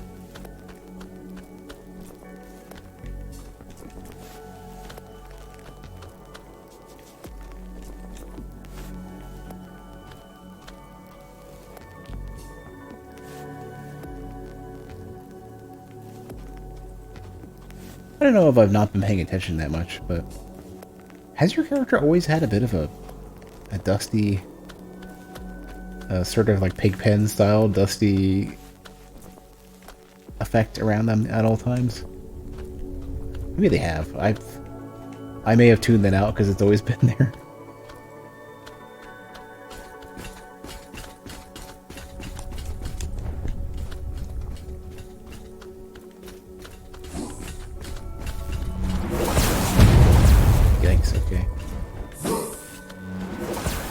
Wait a second, I didn't notice this. When did this turn off? What about the other two? Hey Tony, streams in 19 minutes. I'll probably go a little longer. I might get up and hit the restroom though. Get myself some proper... Go and get, afterwards, get some water too, because I gotta stop drinking soda in the middle of streams.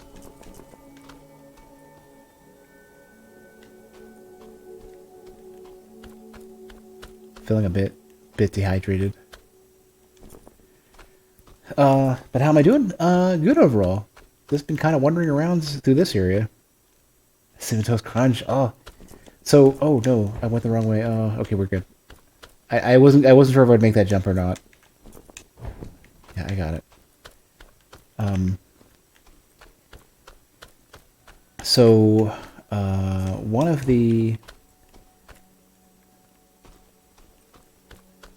my last grocery trip, which is the first one after getting running water due to the Texas winter apocalypse. After finally getting running water again, and you know, being able to go out again because the weather finally became not terrible and freezing, because freaking I should not do that. I should not jump into that, because freaking Texas doesn't know how to de-ice their roads and stuff. A bunch of the stuff that were in my grocery pickup were like all sorts of non-perishable stuff. Yeah, there's a lot of clipping in a lot of places in this game. The environments are gigantic, and I think it was probably too big a task to address all of it. Probably like maybe if they have a lot of post-release support, then I'm sure they'll get around to it. Ooh, okay, good, perfect. Okay, but I picked up a bunch of non-perishable stuff because I just, especially like, you know, boxed just, you know, random protein bars and crackers and stuff, and a bunch of cereals, because I just I'm not in the mood to get into that state again for whatever reason. You know, either it freezes again, or Texas just brain farts and just somehow fucks up again. Power goes out, whatever. So I ordered a bunch of cereals, and so you know, Cheerio, store brand Cheerios and Reese's Puffs, and like a lot of super sugary stuff, because I haven't had cereal in forever, and I just wanted to go ham with stuff. You know, even Kix, like just a giant box of Kix, because Kix are like a nice, you know, bullshit, you know, generic, not especially sweet, but something you can just wolf down. You can wolf down when you're hungry for stuff. And one of the things that I tried to order was honey nut Chex, or honey flavored Chex, or whatever. And they did a substitution because they didn't have that, and they did vanilla Chex. And I was like, vanilla Chex? Like, I'll give anything a shot once, but what is that even gonna mean? Like, is it just gonna be like the slightly sweetened sugar Chex or something? Well, let me go back through this. Where did this take me? Yeah. Now, vanilla Chex is not just slightly sweetened vanilla flavored Chex. It is a frosting of sugar paste with vanilla flavor on top of Chex. And oh my god, I found like one of my new cereal crack. I found some cereal crack, because they remind me of a cereal called Hidden Treasures that had that sugar paste in the center with a little bit of fruit flavoring, and it just reminds me of that. And I love my sugar crack. I knew this is another one of those structures. I guess these are all temples for Ibon then, because they always have a fragment inside, or multiple in this case. I feel like I've seen this exact same setup before. Yeah, so you might have a variety of Ibon pieces. I don't even have the fragments to do these either. I only have one. But the structure looks similar.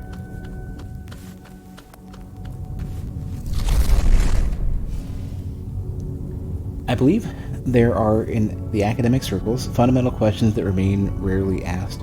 I do not discount the possibility of a form of censorship beyond holy reverence. My research has brought forward but rare instances of non-poetic doubt or questioning regarding the ancient truth. Our scientific knowledge grows at incredible speeds in every area, and yet a quick survey is enough for me to question certain paradigms.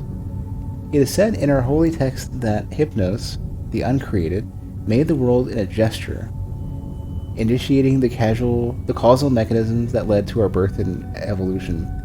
I may not be casting doubt upon the king and Promethean's parenthood towards us, but I am suggesting we might be giving undue credit to false certitudes. Regarding the universe, the Cosmodius have long since dated its birth to 9.8 billion years ago. We can imagine that its long structuring process, carefully overseen by Hypnos and the Prometheans, as to be ready to welcome life, is something we cannot possibly comprehend. However, according to late geodist Hanok R. Quoth, the mineral composition and primal engravings found in Naranja would date the city to just 3,000 years, when our liturgy claims it was built soon after creation. Even if we consider the possibility of miscalculation, which would be surprising from a Menarch, I'm surprised by the lack of serious studies that would counter such claims on a scientific basis rather than religious. Yeah, interesting. So yeah, this game has a lot of sort of vague references and metaphors that allude to real life stuff. I think I don't have enough. Yeah, I don't. Damn. There's some hefty lore here that I can't read. I like chocolate and cereal. If so, Crave is top tier. I like Cocoa Puffs. I really don't like chocolate Cocoa Pebbles. Not so much. Cookie Crisp is alright. Literal chocolate. I don't know. I could.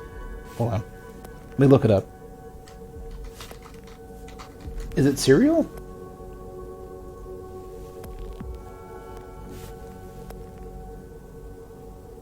Oh, I've seen something like this. This is like the chocolate version of Hidden Treasures. I may have had this before.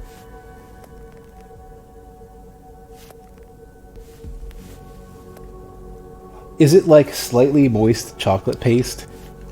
Like almost like pudding? I swear I must have had it before.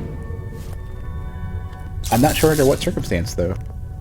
It might have been like, you know how, well, I don't know, not every workplace has this, but some game developers have like little staff lounges with just like random shit. It's either protein bars or sometimes like little macaroni bowls or ramen, you know, like little instant ramen things or chips or Red Bull or whatever. Some of them had cereal, and I could swear there were little bags of that stuff because I feel like I've had that cereal before. Is this who? What is this? A boss? What is this? Can't lock onto them. Ooh, it's you, friend. Do you recall our talk? I remember now. Thumbs up. I am so overjoyed that I forget the most basic of manners. How are you? Thumbs up or vaguely shrug. Thumbs up. Let's go. Oh, I'm glad. Please know your progress has been impressive. I sometimes wish I could take up arms and follow you, but I would not fit in, and most likely get bored. Anyway, let me resume my story. The Apocryphals? The Apocryphals. It was the name Yantra and his allies chose for themselves. He had the greatest at his side, Noth the Empty, Quindalas the Illusory, Menarch Valnir, and even the mysterious geodesist. You also saw they sell corn pops. They're slightly larger in little baggies. I'm a fan of corn pops. They commanded, like, I like them more than Kicks. Yeah, we're looking for a comparison. They commanded such great respect that the news of their descent was a huge shock. Had they gone mad? Oh, yeah, the foil paper bags, yeah. I almost kind of feel like they kept the cereal in better shape than the plastic ones. Probably really expensive to make. How could these great figures, some of them closely tied to the Five and Hypnos, have any reason to rebel, especially at a time of peace? I asked the same question 1,000 times, friend. I now remember the sleepless nights, the torture of pondering the idea of betraying my guides, and ultimately the possibility of open armed conflict. Yet, some of the things they said seemed right. It seems true, we were being pushed to research, to experiment on ourselves with war-oriented mutations, to build space travel ships, some of them meant for destruction, all in times of absolute and unthreatened peace. I joined them because I wanted answers. Genesis Ram Sarah helped Yantra and Ram Sarah is Ramsara is one of the I believe one of the demiurges I fought earlier.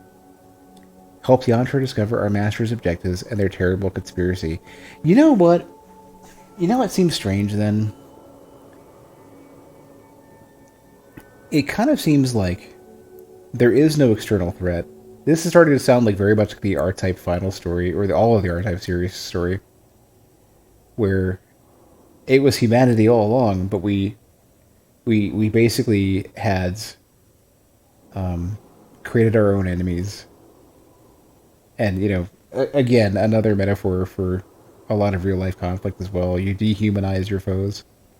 You obfuscate. You propagandize as much as you can. He uncovered Bhakti. Yeah, you quiet. I want to hear this story. His accusations were never proven right. You know that as well as I do. In the end, all he hungered for was blood and power. We lost so much by following him. True. I cannot remember if we ever got any proof, but he seemed so sure. I wonder if Yaksha is the red orb now.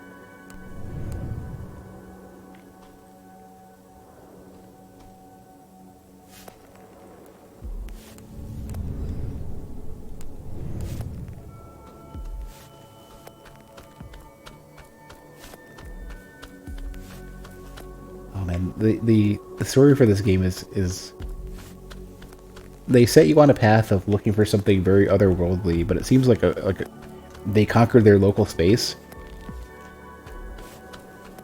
they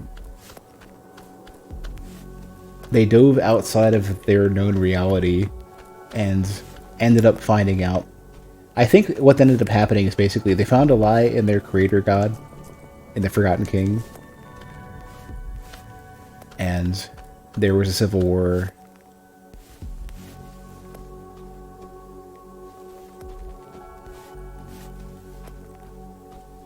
Oh, I bet you these are real. These are proper enemies, maybe. I'm looking at their sword to see if they move, and it looks like they do. Very slowly. Can't lock onto them, though.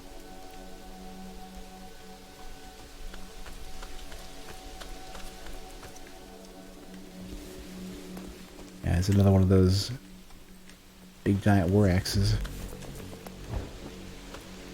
Oh, now I can lock onto you. Have a cross slice. Okay, you're relatively weak.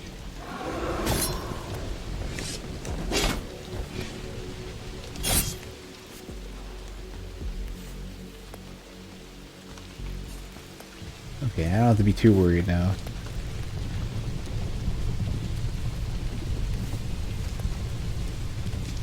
Can I read this? The holographic light reflected on his alabaster skin.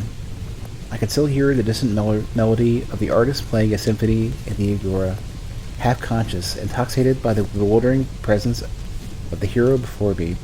His powerful, vidarchial hands caught my hips and pushed me against the metal. His fingers traveled through my hair as I grabbed his throat with a belligerence I had learned in his own training camps. Our breathless rattles and voracious wrestling turned days into nights as we melted into one, until our exhausted bodies were forced to stop, leading to what felt like rebirth. Sile. Medarch Valnir's... Valnir? You're a Medarch? Their student. I gotta go find Zalanir now.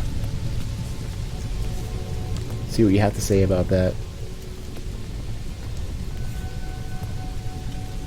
Don't know if I can backstab these dudes, but I'll give it a shot.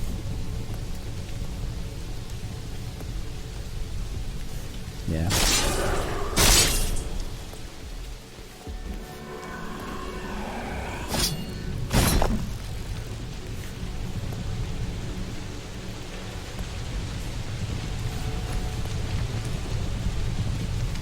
I feel like there's so much additional story to this game.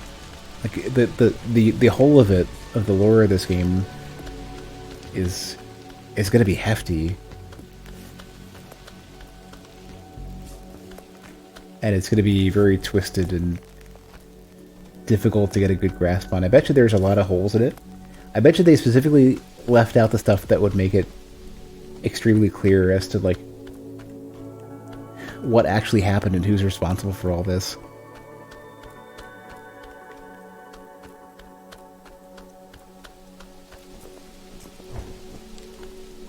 So here's another one of these, but I've already passed through, so what does this lead to? What does this do?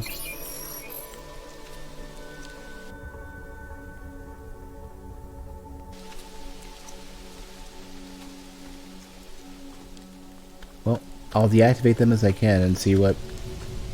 Maybe it leads further out in that direction.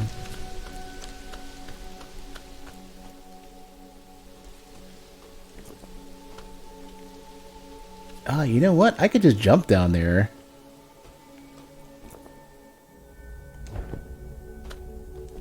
Don't know if I'm supposed to, but that's the question I make every single time I go down somewhere.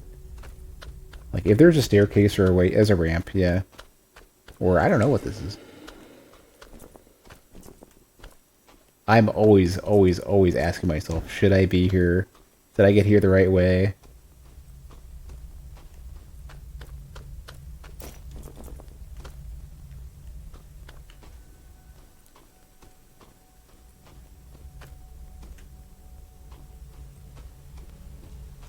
So Tony, I wouldn't dare ask you to pick a single one, to single out a single cereal.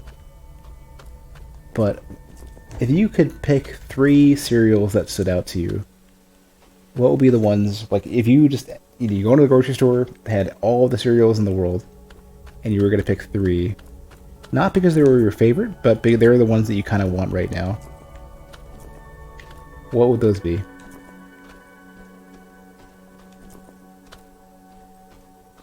It would be tricky for me to name 3 that I want this very moment, but I think it would probably be...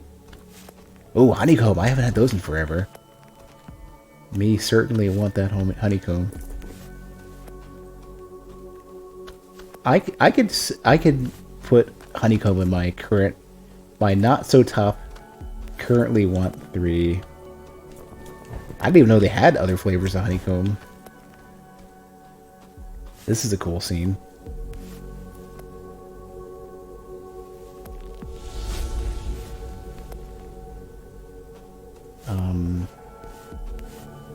Hidden treasures, because I haven't had those in forever. They were awesome. Honeycomb I could go for. And freaking fruit-shaped trick cereal. Back before, I don't even remember if they brought the fruit shapes back or took them back out or what. What is this all? This is so different than everything else. What is this? Oh, it's a Cardinal Nexus, isn't it? It's a gateway to the Cardinal Nexus.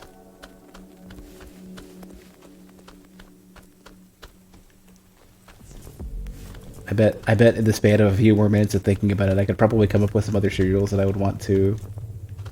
Like, Cookie Crisp is good. I always am up for Captain Crunch. I haven't had, but I very much enjoy... I haven't had it in a while, but I certainly enjoy Cinnamon Toast Crunch. Corn Pops are good. Sugar Smacks, I haven't had those in forever. I wouldn't, like, Apocryph Nexus. It's not a Cardinal one.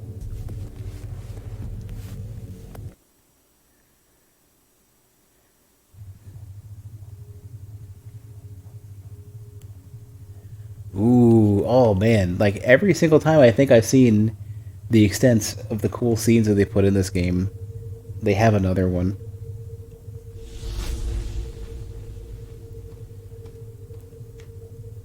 A boss right. I'm gonna level up or something first.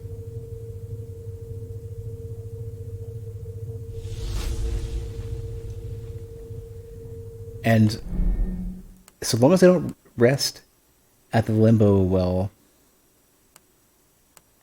I have to commit. I have to make absolutely sure that I do not, once I get back to limbo, I do not rest at the well, or I will have to travel so far to get back here. Sugar cookie toast crunch. I've never heard of that.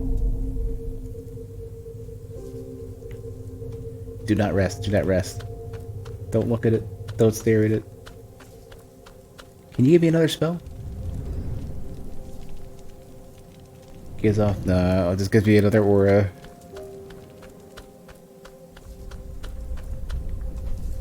I think I can upgrade my... I should have enough resources to upgrade the sword again. One more, level 8.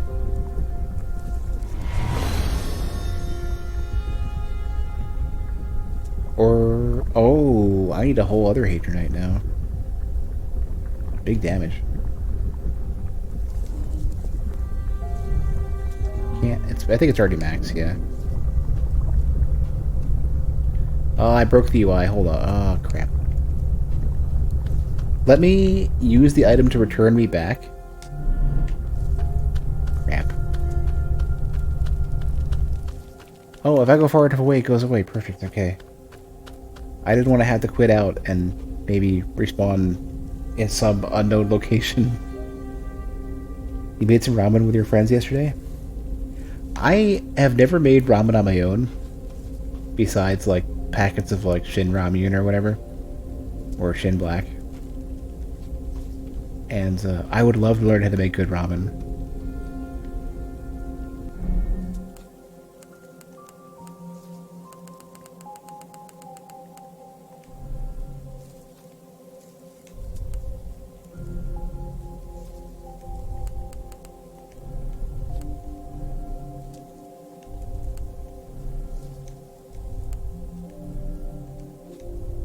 They give you so many of these.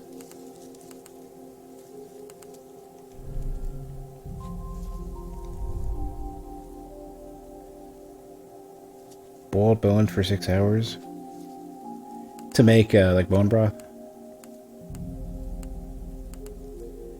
I wonder how.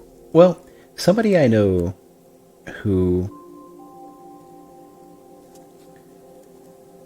makes bone broth in their pressure cooker, and apparently it's very quick.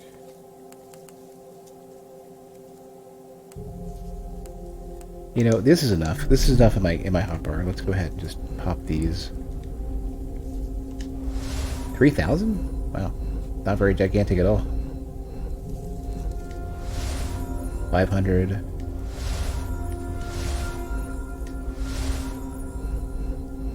Couple more left.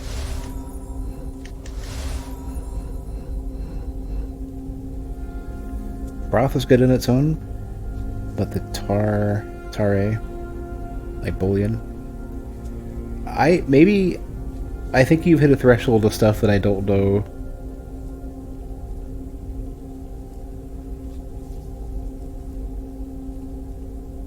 Learn how to use chopsticks to eat noodles. My chopstick experience is just enough to eat food that isn't slippery, just like simple. I can eat like sticky rice and I can eat like pieces of meat with it and vegetables. Chopsticks are tough beyond that. You know, nothing? Oh, okay.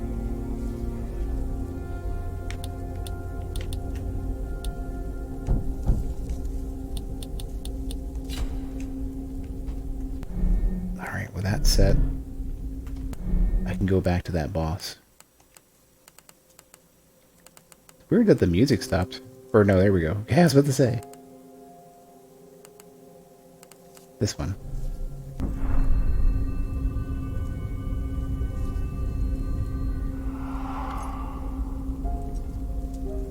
I'm not in a position where any, like, family or friends are local to me.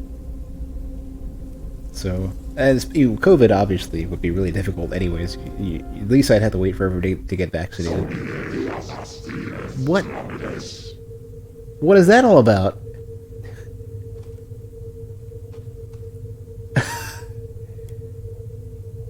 Alright. Is random yelling at me? Does it happen every single time? No. Maybe it's because I entered the arena.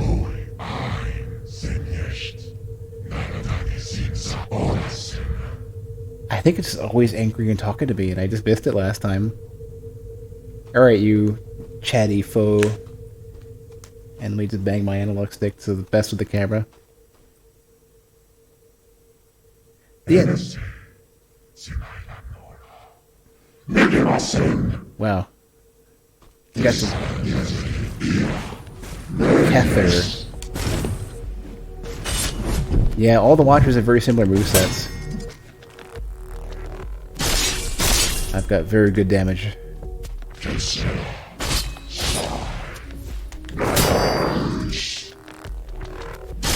Problem that I'm going to be struggling with, though, is that once I get up to like half health, I'm going to start doing some... Okay, you got big moves.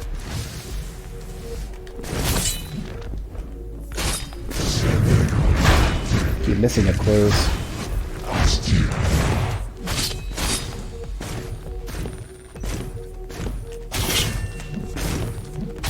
Oh, I keep missing the parries.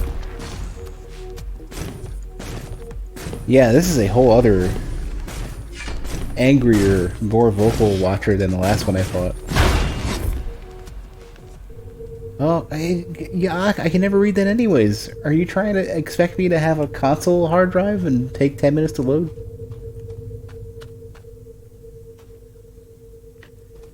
Alright, I gotta keep my...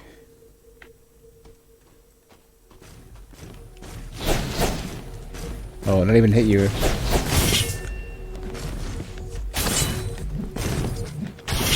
Yeah, I'm missing the first swing. The second one's difficult, and the third one catches me because of it.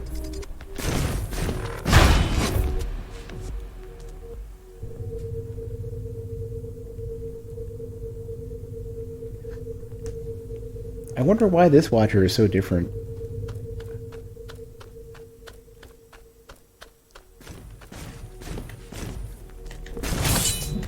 Too early.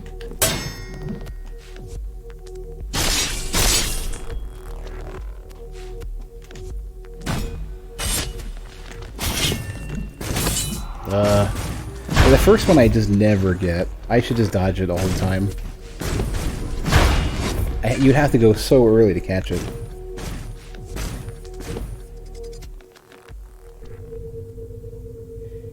So funny thing, I didn't read the full comment, but last stream, yeah, which is already on YouTube.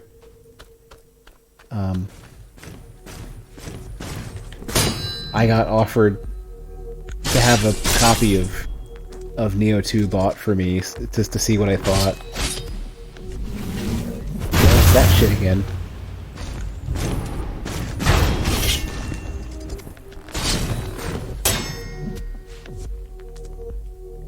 And I'm not especially interested in Neo 2, but somebody who is watching the video on YouTube, had a big giant reply explaining why I should check it out, and I didn't read the entirety of it.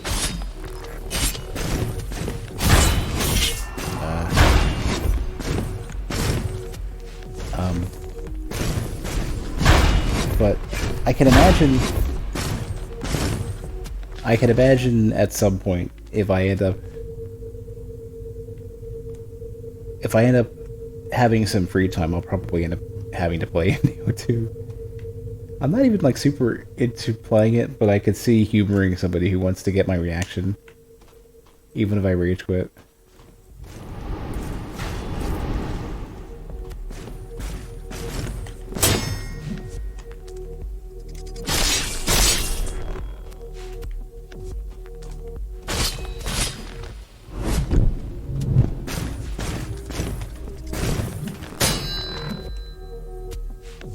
No, no co-op, because every freaking co-op with somebody who has experience with games just has me just chasing them. Yeah, that's the worst experience for me. Just chasing some OP person who plays the game for me.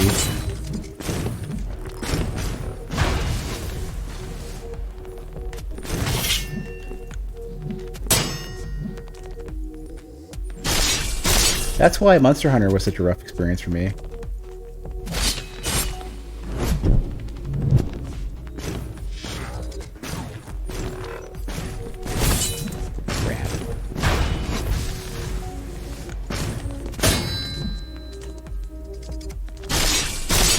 Nah, I don't want to play with anybody who has any experience with the game. It's going to ruin my experience.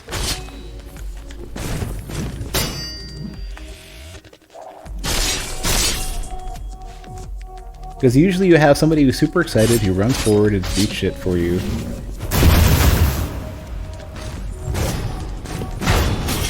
Right, the second it's going to get me.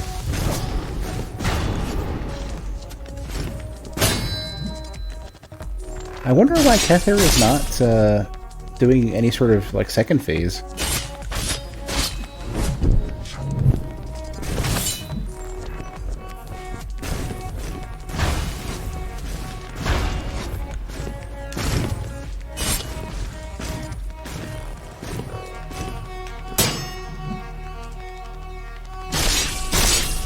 You're not as strong as the last dude I fought in the regular.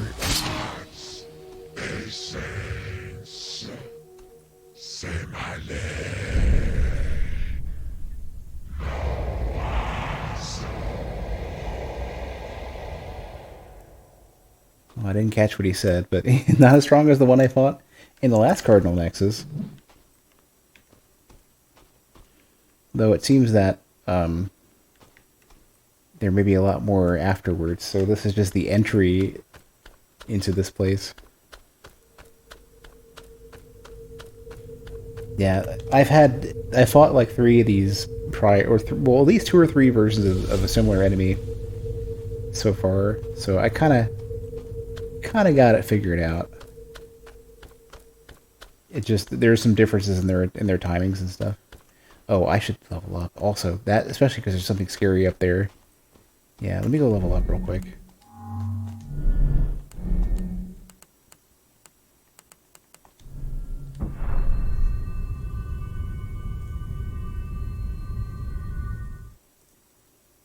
It's like a much more straightforward version because the previous version of it would start summoning stuff.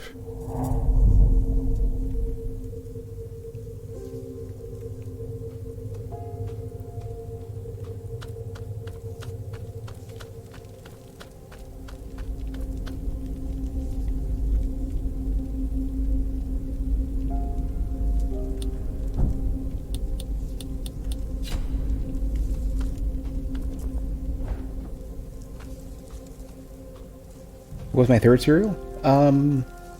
It was hard to pick a third. There were a bunch I wanted to put on the list. But Hidden Treasures, Cookie Crisp, and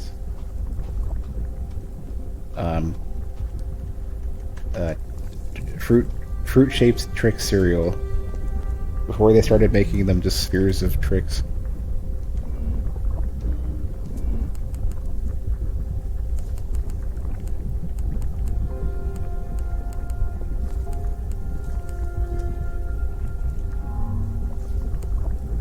Anything.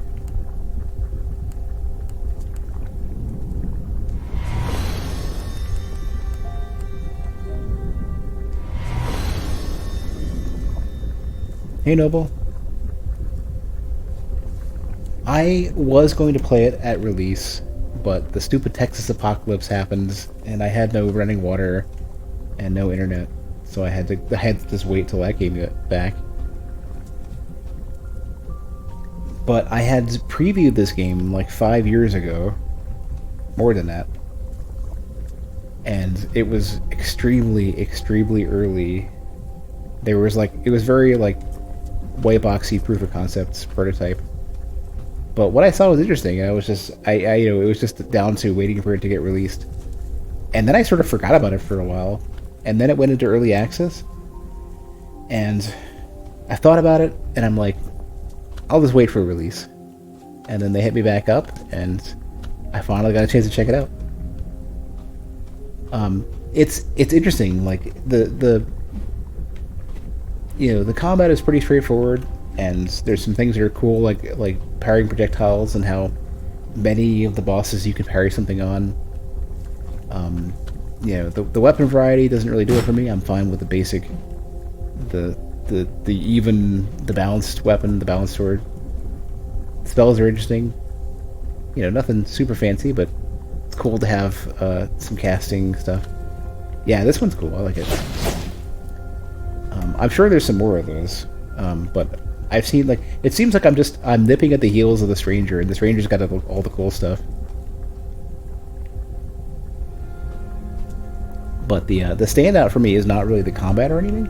It's the fact that the world is so open. It's so ridiculously open and gigantic, and the scenes are cool, and the art's cool, and the story's cool. That's the biggest thing. The music's good. It's the style is refreshingly different. The way they approach stuff, having some like almost kind of more electronic presentation for some stuff, for the like boss fights and stuff.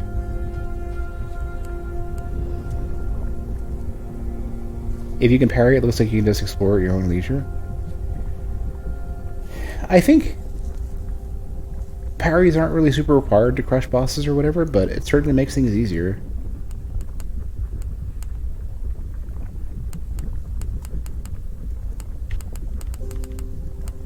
Oh yeah, even here it shows the gold border.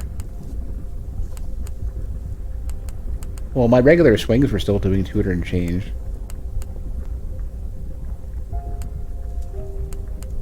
I think I have just a really highly upgraded weapon.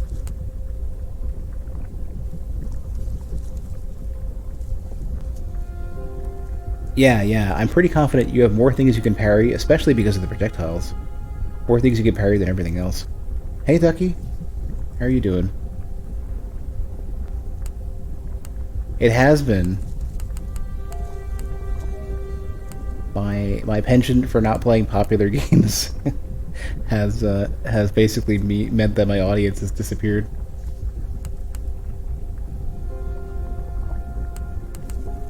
Well, not like I have any other use for these for my essence right now.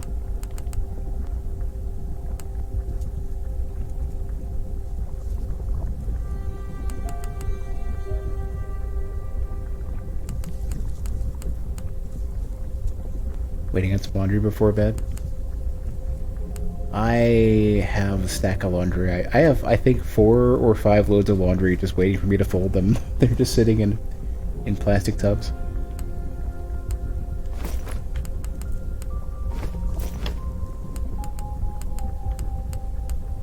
Anything cheap I can buy? Nope. Yeah, no problem, Ducky. I have the same issue. My phone's been fighting me lately.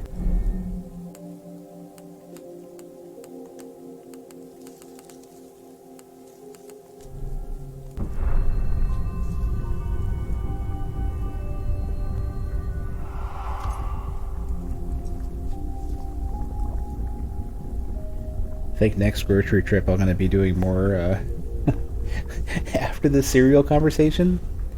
After the cereal conversation, I've got to pick up more cereal next time. I still have like some stuff. I didn't devour all of it, but I've certainly been relying on cereal lately to get me through being lazy, not waiting to cook. Been submerging yourself in D&D again. I fell off even watching Critical Role because I got super despondent regarding not being able to get into any actual D&D campaigns. And then the one kind of came up and I realized how salty I am, that I don't want to be the salty entrant into some D&D. This is a big one. This is a new sword. Durga's Claymore. Despite their tremendous destruction power, the Cardinal Swords are more keys to access the deepest network layers in simple weapons. Each of them contains a partial replica of a Lord's Core and offers all the joined prerogatives. The consciousness and system replication would therefore be easily done. but also a dramatic and final deletion. Yeah. Probably not a new moveset. Everything has been... Every weapon you get is just the same moveset with some different speed. They say lightness, but I don't know what that means. But yeah, this is the slowest thing that I've had so far with the highest damage per swing. Oh, it seems maybe they mean... Whoa, this is actually different. What?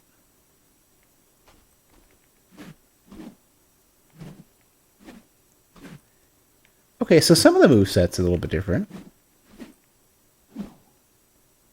I don't have the stamina to even use it. What's the R2 like? Samey.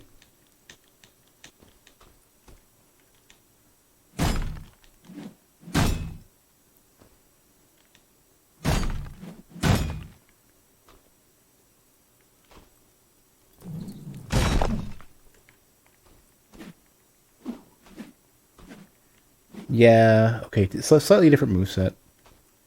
I bet the damage is probably gigantic. Like if I want to parry a boss, I should probably upgrade that. The Claymore.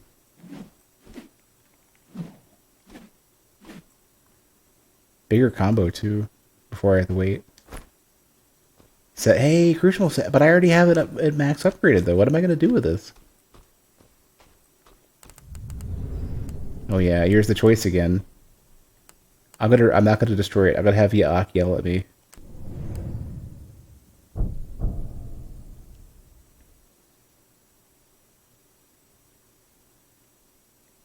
Random score.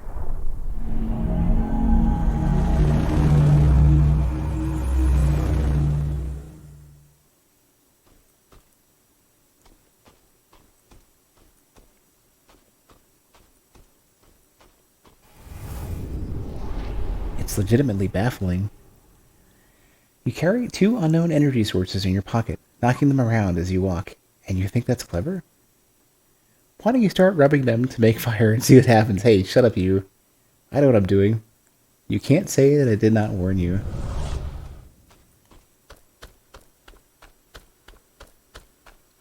You belittled me so much. You tried to take credit for killing a demiurge. 2 demiurges.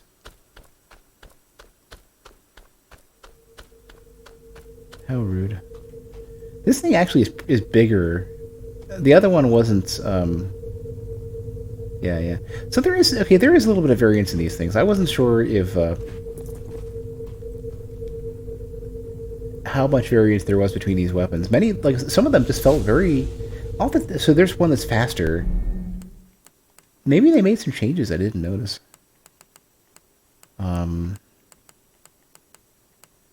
The glaive. This one I think is really short. Yeah, little baby one. This barely sticks out. Maybe the R2s are better or something? They're almost as fast as my regular swings.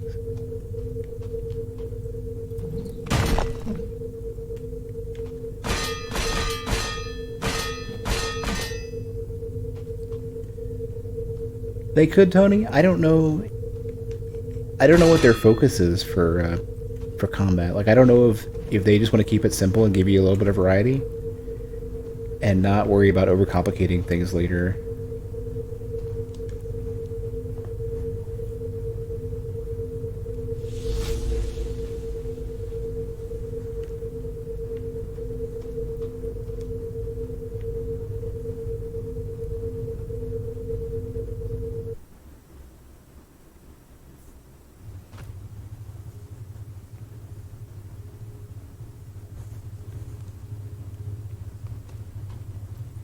Or he's way too focused on the combat. That must be why you like Neo so much.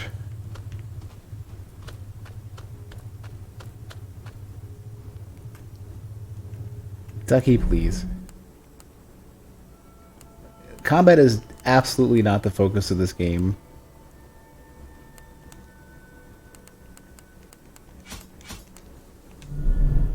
It is extremely clear that combat is not the focus of this game.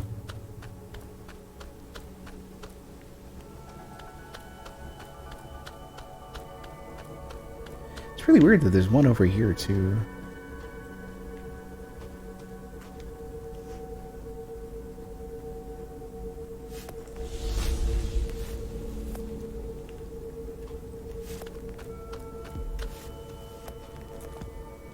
One thing that I kind of want to avoid is people being super snarky for obvious shit. Just to try to be... snarky. Like, that's the sort of stuff you see in a lot of other Souls communities, Soul streamer communities that I just don't want to foster. This sort of, like, toxic bullshitting that doesn't accomplish anything.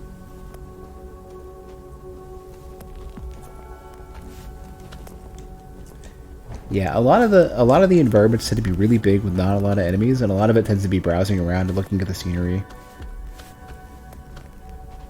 Like, this is not a Souls game in respects to being combat oriented at all.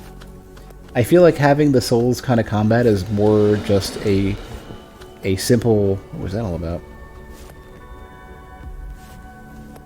A simple combat substrate for other stuff being more important.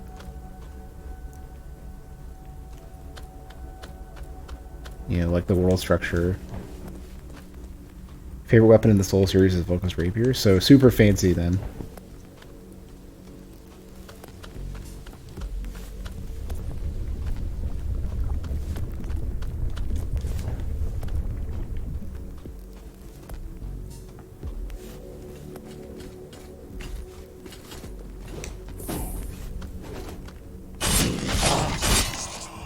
Luckily, I think I'm over-equipped for this area.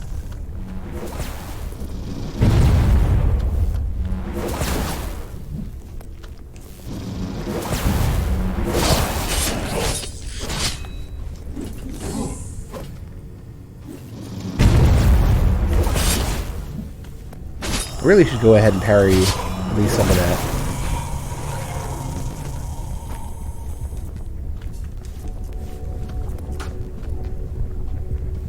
But I'm mostly interested in trying to figure out if there's anything more for me to do here. Yeah, the freaking the gate is up, but on the other side, I broke it. Maybe just to add more of a poke. What, you're talking about the simplicity of the combat? Because I mean, Souls has a bit more crisp, visceral nature to it than this game. Game in early access? No. It's just a very big game that the polish is not quite there. I think it's a small team that's very art oriented, and they've been making updates as far as I know after release, but it's definitely a little bit rough.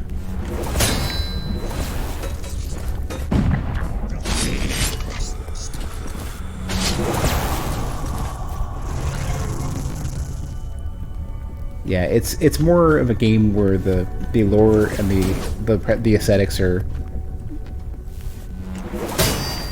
the most important part. And the rest is a little bit jank.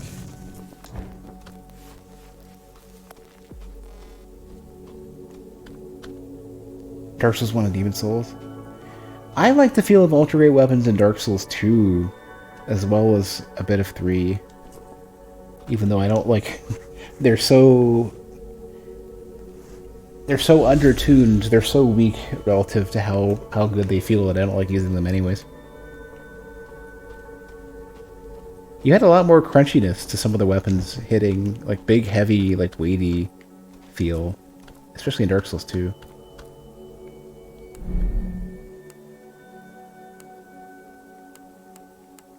I feel like I should go back. Yeah, let's go do that. I keep going out of the inventory over and over again.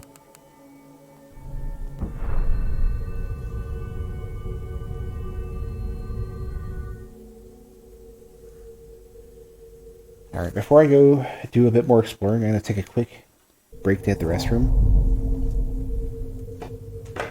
And then I'll be back.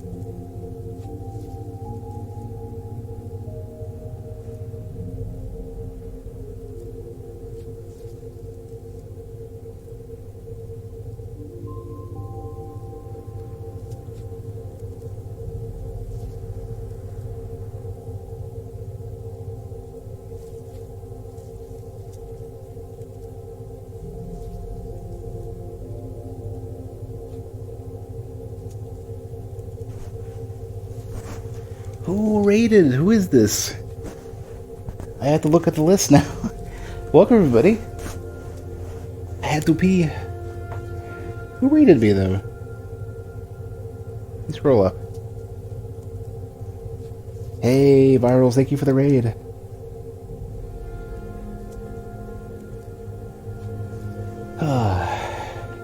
How have I been? Good. This game has been interesting. Like, I've been kind of addicted.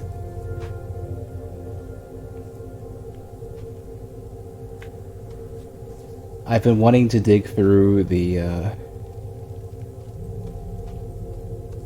I've been wanting to dig through the story and see more of the world. It's just so big. And the story is... It's a whole tangled web to dig through.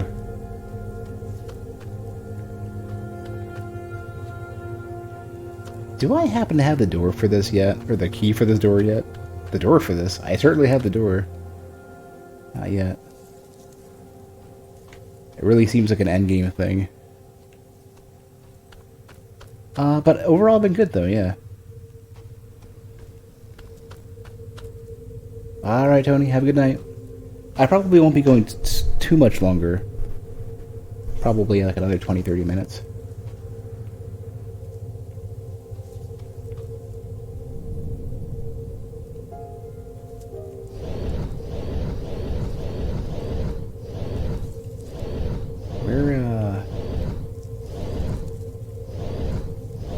Here. Remember last time you were here? I didn't remember you streaming that much.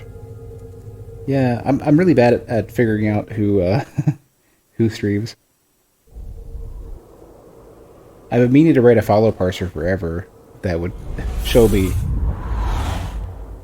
in sorted order how many followers does each of my followers have, so I can figure that out. Wish you could edit your code? You might be able to. You might be able to ask. Like send a request to Twitch and say, try to get like an open one.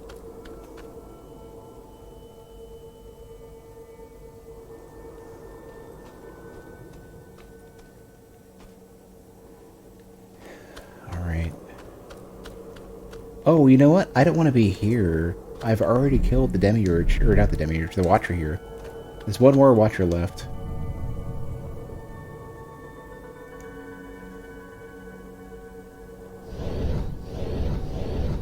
Well, I guess going here would be fine. Well, that I can at least review the map if I get over there. I lucked out. Jerp is a very simple name. Plus, I got partnered before affiliate was a thing, so I kind of lucked out. Yeah, I feel like I cheated to get partner. Like, I lucked out so hard with Dark Souls 2, and then right after Dark Souls 2, in fact, it actually wasn't after Dark Souls 2. I looked at my stats. I was talking to Havoc earlier, and or no, I was talking to Kenj earlier. Havoc was in the chat earlier as well for Street Fighter stuff. I was talking to Kenj earlier. Yeah, that's what it was, because Kenj had microphone issues for a bit. We were trying to figure that one out. And we were talking about soul stuff into the night. And so I had gone to Durga's temple, I guess. I need to go to Citrus Temple now. I've been to Radamance already. Pretty sure. I gotta double check this. But I was looking at my stats for Twitch stuff. I have everything from like 2013 to 2016. And I was trying to figure out like I knew my channel kind of died after Dark Souls 2, but it wasn't quite after Dark Souls 2, because I thought I only had like a couple viewers when I was doing Divinity streams. But that wasn't the case. I had like 30 and change viewers during some of the Divinity streams, according to Twitch stats. Radamance core. I have 3 cores, Narus and Citras. Oh no. I've actually gotten pretty far. Interesting. Yeah, blue microphones are overrated. Their quality is not great. Rode's good, MXL is good, Shure is alright. What was the other one I wanted to mention? Let me think. Oh, Audio Technica. Theirs are good. Better than blue at least. So I gotta go. I should really go. I could probably just feasibly go just far west and around.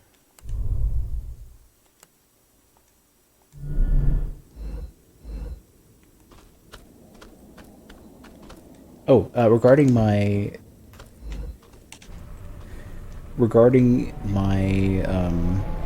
stats though, I had good viewership for even for games like just like random stuff, like watching playing Divinity Original Sin, like lots and lots of games, Ori the Blind Forest, Undertale, like actually good viewership, more than I normally get. Hazy. And looking at my stats, this should be a bridge or something.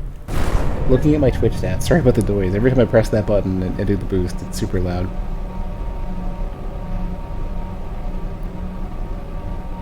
What ended up happening was that around, like, Bloodborne was almost exactly the moment where my audience bailed. The moment I started streaming Bloodborne. And I think what ended up happening, I know there's like a shortcut around here. Right around Bloodborne, what I was also doing was trying to edit video for YouTube, and I had a lot of streams that were really long streams just to sit and edit video. Is this thing coming back? Yeah, okay, good. Okay, I was getting really worried. No! Don't. It does a bounce at the end, and I was worried that it was gonna just trick me and troll me. I think I killed my own stream. I had a pretty sizable core audience until I started editing Bloodborne footage midway through my playthrough, and I think my audience just bailed on me and went elsewhere and never came back. And I think had I not done that, whoa, there's 30 people here already. Okay, never mind. I was gonna say in good part due to the raid, for sure. As well as perhaps some of the bigger streamers going to bed. But what would happen is that, like, I could have, had I not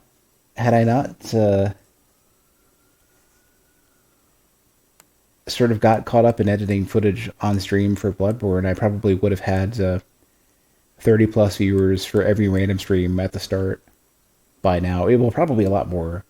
Like, post Bloodborne, I would have still been doing very well, and I would have grown from there. Because a core audience of 30 that you start with, that's your organic viewership in the first hour, will take lots of games. Will take you to the top of lots of games, especially the sort of very. Where are we? Oh, I'm almost. This is almost exactly the right way to go. A start of 30 viewers on any random, like, obscure indie game is a solid viewership. That's like top few percent of Twitch. And it also means that you're more likely to get more viewers because you're at the top of the channel list. And Twitch is a rich get richer kind of environment. And I appreciate that, Zeke. I guess I should probably do should get on a podium And if anybody's watching and likes what you see, or is curious what other random stuff I've been playing in the past beyond 10 years at this point, I've been streaming since 2008. Before Twitch was Twitch, back when it was Justin TV. Lots and lots of indie games, lots of retro stuff, genres that aren't covered by a lot of other streamers, like space shooters or some puzzle games, some story stuff. Like an interesting game was that I played recently was Signs of the Sojourner, which was sort of like a card driven dialogue system. And the story and the lore and the art was especially good. And in fact, it seems like there's a significant amount of variance in the story, so I want to go back and do another playthrough.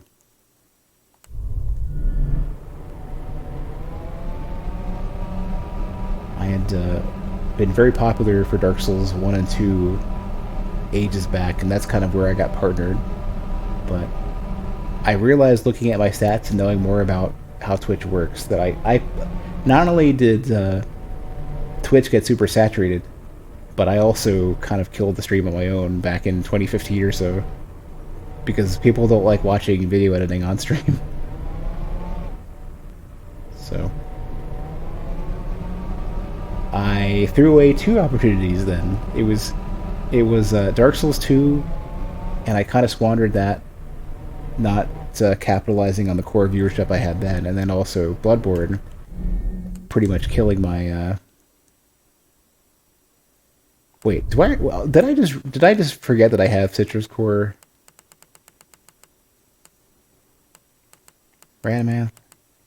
Oh my god! All right. You stop. Let's go back. I should be able to go straight to Devish.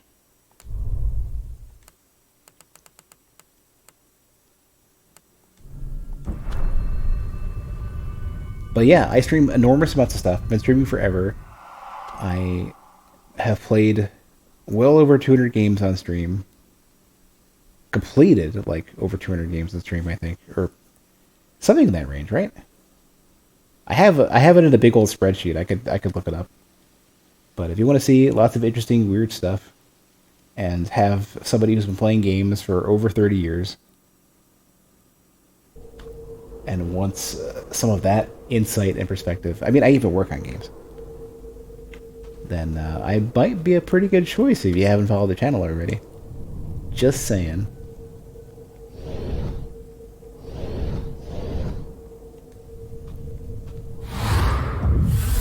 I went to the wrong portal. I went to the very beginning one. Damn it. Okay, whatever. Gotta pay more attention. Speaking of YouTube, someone tried to copyright claim a 30-second video of you doing some weird shitpost nonsense. Wasn't even getting that many views. Copyright, content ID and copyright claims on YouTube are totally jank.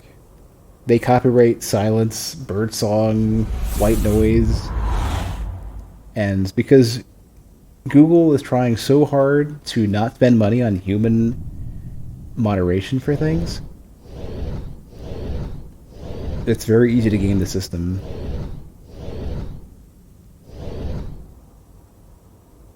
Where's our snowy spot? This one.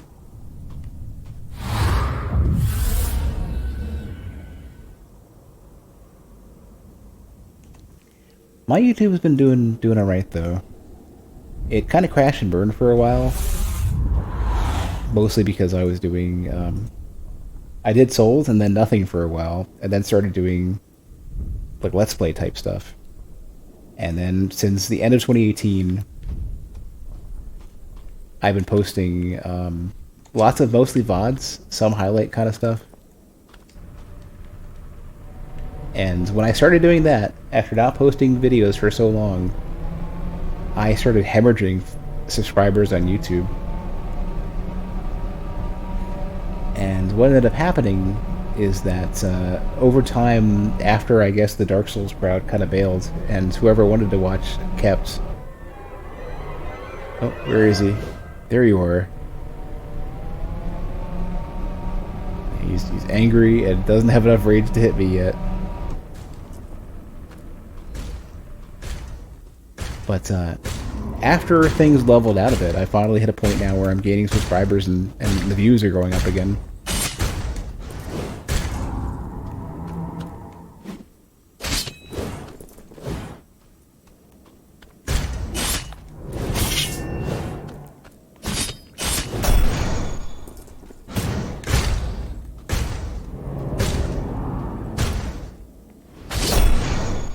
And my range is, I keep forgetting how short my range is. Good thing my damage is good though, at least. I've got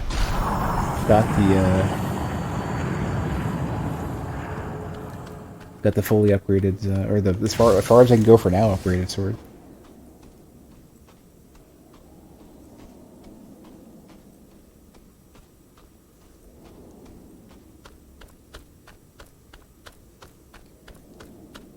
I'm seeing all these random indicators for my YouTube channel now that's actually starting to recover.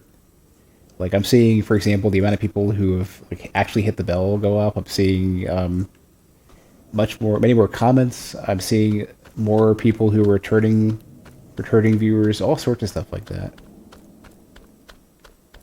I think I can open this door now. I think, like, I have all three of the. No, I can't do anything with it yet. Huh. I could swear this is the door to the palace. Might be wrong. Like, my whole goal was to get these 3 cores and enter something. Well, the bell at least means people are gonna actively come and check out your stuff, or they're at least gonna be more likely to. You know, it's the transition from like most people coming in for like. So YouTube has this thing where you sort of soft subscribe to people, where you're not really subscribed to them. Well, there's like 2 tiers of that. One is not subscribing at all, but seeing their videos and your recommendations over and over again. The other one is not hitting the bell, and you subscribe, and then YouTube figures out whether or not they want to show your video to your subscribers.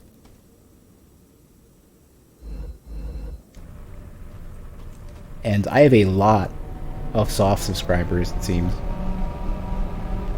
Which is fine. You know, if they don't want to sub, and they only want to just kind of occasionally browse, it's cool. Like, the core sub feed, and not just the recommendation, like the homepage section. The homepage can get really cluttered really quickly. So I get it. But I'm even seeing subscribers go up, let alone soft subscribers going up. It's kind of weird that YouTube makes a sub-tier thing. I mean, it caters towards how their viewers use, or how their users use the site. So it makes sense. Alright, okay, so if I can't... Oh, that's a problem.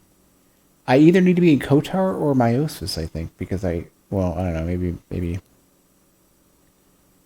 That's actually an interesting point. I don't need to be any of these. I need to be somewhere else. Now that I've got all 3 of these cores... I think maybe I don't need to be in any of these places. I need to figure out what these cores do. Like, who wants... Oh, you know what? I have an idea. I need to go back to Limbo before Limbo collapses on me when I get there. Let me at least save out here. The YouTube algorithm makes no sense. I don't know if that's true anymore. The more I look at the stats, the more it seems to make a lot of sense. They basically have 2 goals, and they're definitive. Like, you could test against them. One is that they'll basically ping out. Certain events are heavier in this respect, like a video first going out, as well as the first video for a subject on your channel. Like, if I cover... My first Code Vein video gets a lot of views. My second one doesn't get that many. But even the second Code Vein video, when it first gets published, you get a lot of impressions. And if it's the first of the series, you get more impressions than that. And then afterwards, you don't get many impressions at all, but you still get some. And it slowly pulses out to see and check for interest.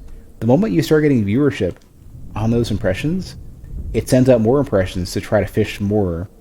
And if it continues to get results, you'll get better. You'll basically get more and more impressions and more views. And what'll happen is that will end up like a feedback loop for a while. and then once the viewership, like once the interest dies down and the impressions stop getting so many results, it starts sending out so many. It's like, so the impressions are basically Twitch or YouTube saying that, like, show somebody a video and see what they think, right? And once you start getting less and less viewership from those impressions, it starts dialing it back down. And that's why my Noita videos, like part 8 of my Noita highlights, released in November last year, got like no viewership until recently, and then it just exploded for a bit, and now it's slowly dying down a bit. Recommendation stuff. Why did you get one video of a crocodile pet while you're listening to power metal? Because it's probably because YouTube sees commonalities in what you watch. Well, there's two things. One is it tries to show you something new every while or so, and that seems to be relative to how much of stuff within your known interests that it has for you to show you at a given time. And it'll always try to insert a little bit of something new within some distance from your known interests. But some videos are categorized such that, like, they're seen as like vaguely related or similar interests, and they're trying to find you stuff that you might be interested in, and they branch out a little bit in ways that are algorithmically sensible but not as on the surface intuitive.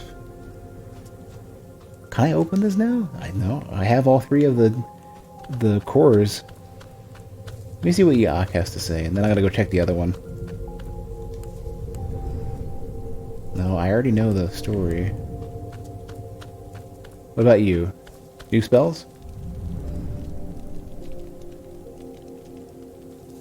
You note that nothing seems to ever trouble or even really interest her.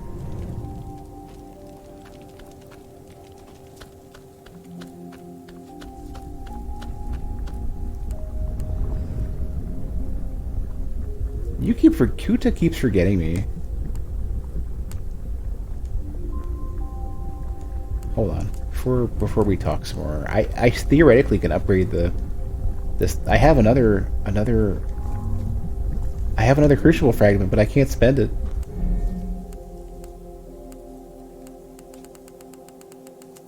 Where is it? Yeah, segment.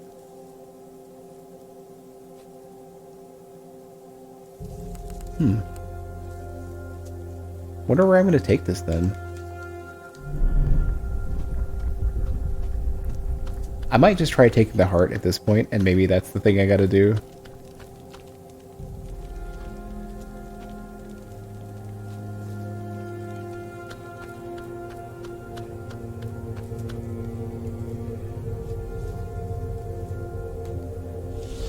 But yeah, basically what I said earlier regarding the impressions, like there is a bit of like a phishing effect, and there's a bit of an effect when your videos go out.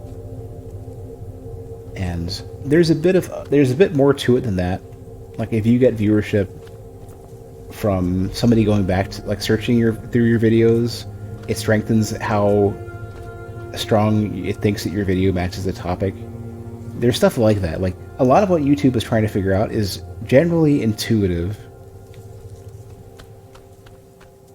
And like if you build your YouTube channel such to use the tools that they offer for like cards and end screens and titles and thumbnails, if you use that stuff in an intuitive way relative to how a human might interact with or be interested in your videos, you're gonna get, like, their goal with the algorithm is basically just to cater towards what people are interested in. So gaming the algorithm doesn't last very long anyways, even if you can, because they're just gonna beeline. It might shift a little bit left or right in different directions, but overall, they're just beelining towards something sensible. It's just sometimes hard to understand because humans are complex and terrible and hard to understand. On an unrelated note, it's getting incredibly difficult to find games you want to play now that your rig is getting old as sin. Well, if you need to play games that are new and modern and aren't playing a lot of indie games, you're kind of screwed. I think I'm fortunate in that well, two things. I do have a decent machine, but second off is that a lot of what I play is like runs on a potato. This game wouldn't run on a potato. This game seems to have pretty high system requirements. Especially, like, you look at this a scene like this, it's all real. There's nothing being faked here, as far as you can tell. It's all real geometry. Theoretically, you could get to it if you could jump that high or whatever. You know, they're very aggressive with the LOD and stuff, but like a lot of the stuff in this game is real. And what you find, especially with open world games, is that you need to fake and trick and do magic as much as you can, and it's harder in a big open world game. With like a good example of how you can do magic is the God of War games. Before the recent one, like God of War 1 to 3, they were very aggressive with the camera, and they fake some stuff. Like in God of War 3, when you go to Poseidon, there's a couple of very low... Well, God of War does this across the entire series, where they will play in-engine rendered video for cutscenes and large camera pans and stuff. Like, they fake as much as they can, because the PS2 just can't do it. Or PS3 in God of War's case. God of War 3's case. You finally upgraded your motherboard, CPU, and RAM. It's just the GPU.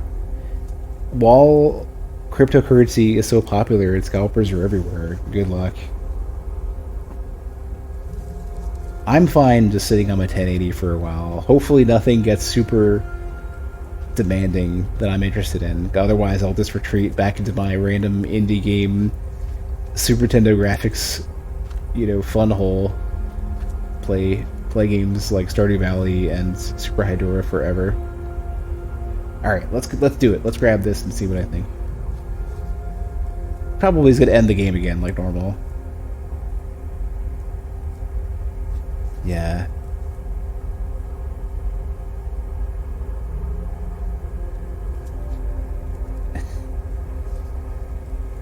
think I done goofed. Yep. Yeah. Alright. So let's skip this and using a 950. Yeah. I think there might be a small gap because Nvidia is trying to make cards that are bad at farming cryptocurrency but are good for everything else. So there might be a small window of cheap, good quality cards.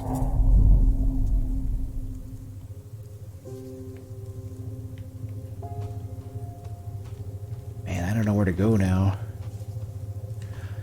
I don't know if I just never noticed before, but this over here is just a collapse. Yeah. Why am I so blind to this? I haven't been looking at this, but there's a whole other gate here.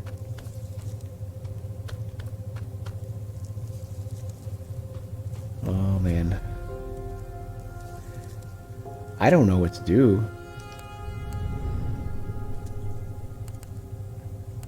I'm gonna skip through a lot of this. I'm gonna quick speed read it.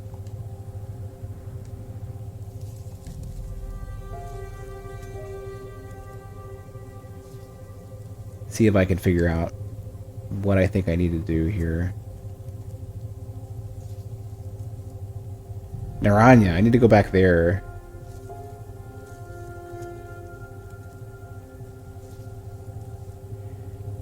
And Narua, I might need to go find that one.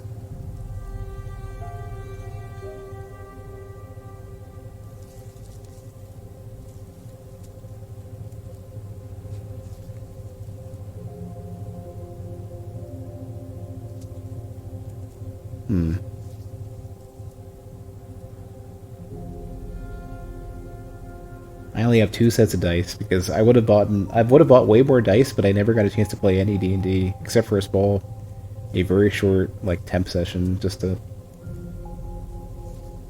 see if I understood the mechanics well enough to even play.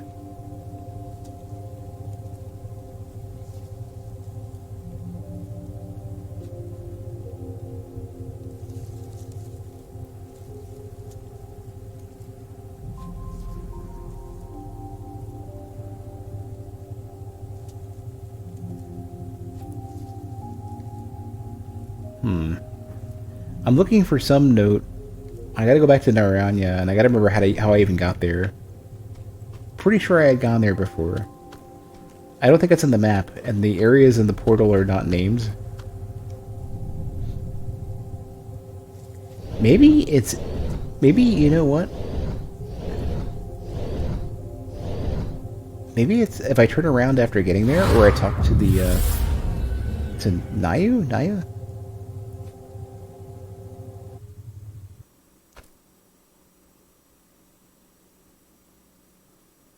I'm not sure what an EM is.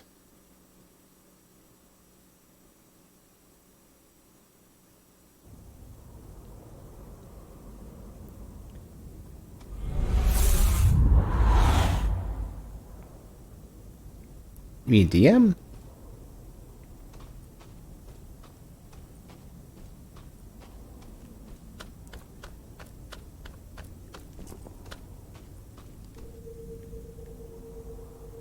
Could be all the way up there. What was I gonna say? It's no, so it has nothing to do with the DM. It's literally like I played a short session because there were no campaigns that anybody was doing that I could get into, and it was great. I was interested, and nobody who I would really would be able to play with had any campaigns going, and I kind of gave up. I had a bunch of really fleshed out character ideas and stuff. Man, Ace doesn't want to help at all. Stand and flap some wings. I wish I could remember where Naranya was. I feel like I've been there. Ariana.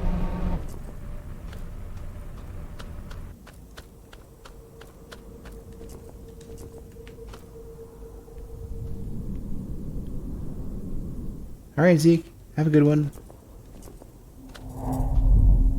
I'm probably gonna be stopping pretty soon.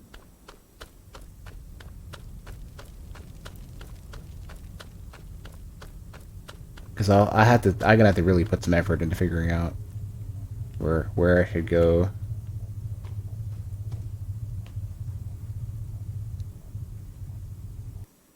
I've realized I don't remember the names of most of the areas, and now I'm gonna have to like fish through my videos to figure this out. Like maybe...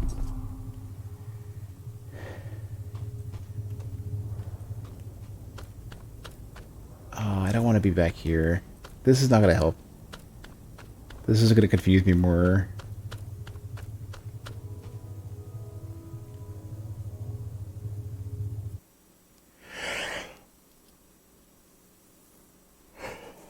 Yeah, this is going to be a bit of a struggle, I think. This is going to be the area, like the moment in the game where I feel especially lost, where I feel like I'm towards the end and I just don't know where to be. And the game gives you, like... I'm starting to piece together the names and the lore, but I can't place where each is.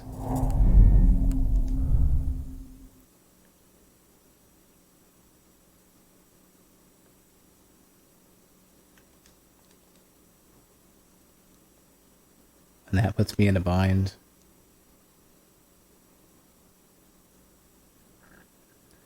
I'm gonna go back and reference the codex. Maybe,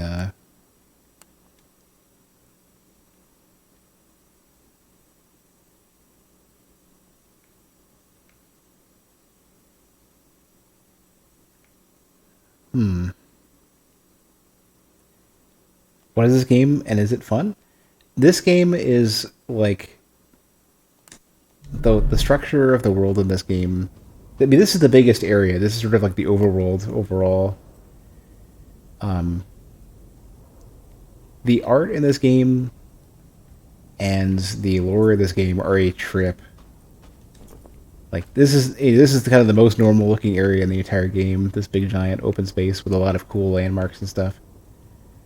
And none of this is like random ass background too. Like, I've been to these areas in the distance. This has a surprising amount of random, like, big giant scenes and landmarks you could just go to. And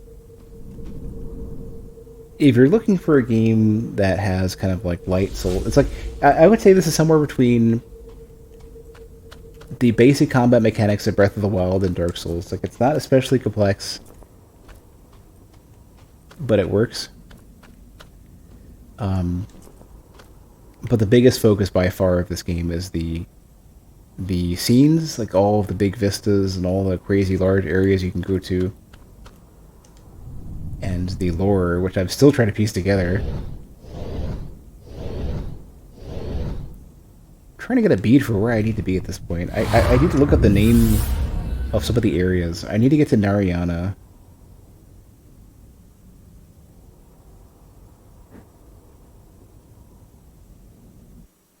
Do the ducky method. Spend 3 hours looking on your own, then get fed up and look on YouTube. Found your by it 38 times. I'm really good at getting lost. This is Rasayama's castle thing, so this is probably not right. Yeah, I'm gonna skip this. There's one area I haven't been to in a while, which is... Has Vadi did I prepare to cry? I don't believe so. I think the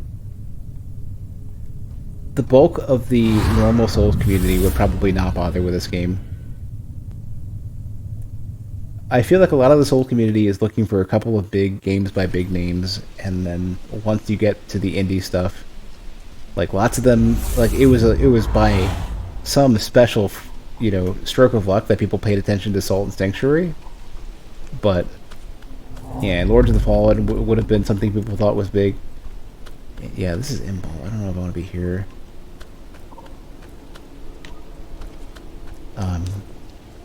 But when it comes to the games like Code Vein got somewhat panned, The Surge, nobody really paid attention to, you know. This game, I don't know if it's going to get a lot of attention. Like, the combat is definitely not the strong point for the game, for sure. And I think a lot of Souls players are very combat oriented. I guess I'll give Raven another talk. Do you have anything I can get rid of? You want the masks, and yeah.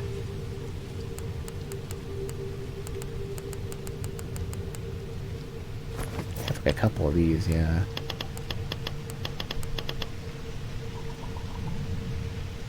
Only reason we were interested in the Salt Sanctuary was because of the Dishwasher games. The Salt Sanctuary is pretty legit, for sure. Even, like, so I've asked people, so people who played, like, Death's Gambit or was into Souls, many people have not played, I want to get in here, because this has the portal to get me, the shortcuts to get me through these places, but I can't get in, and I can't jump up high enough. Can I spawn this thing? No. I've got, like, a little hoverboard that I can put down, but I can't put it down here. Yeah, see, like, I want to get in there. Like, I think... Yeah, there's, like, a staircase. Yeah, I have to get over here somehow, and I don't know how to get there.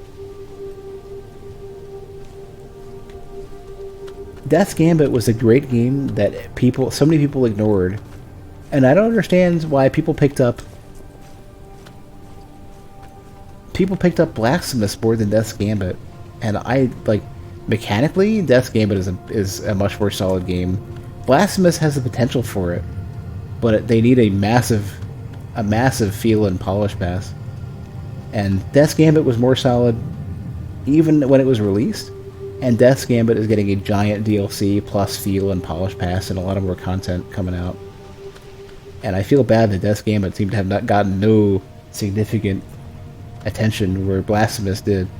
And yeah, Blasphemous has a particular art style that people seem to have picked up on,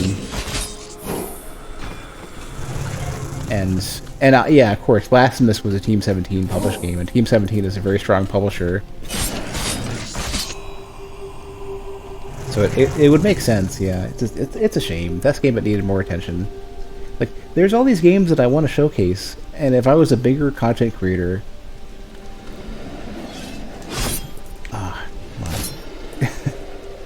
I'm trying to get in there and sunlock these dudes. There we go. Much better. If I was a bigger content creator, I'd want to show off more of these games. Like some of these games that are like, they're either especially great and just they fell under the radar, or some parts are rough around the edges, but they have some cool stuff to them. Like this game is definitely rough around the edges, but there is some cool stuff. The art is great, the lore is great, and I want to dig into more of it. But most people just seem to have just ignored it, or gotten fed up with some stuff that they didn't like or whatever. Yeah, I don't know how to... Maybe I can get up here. A lot of how you navigate... Yeah, this is how you do it. A lot of how you get around this world seems to be almost like cheating.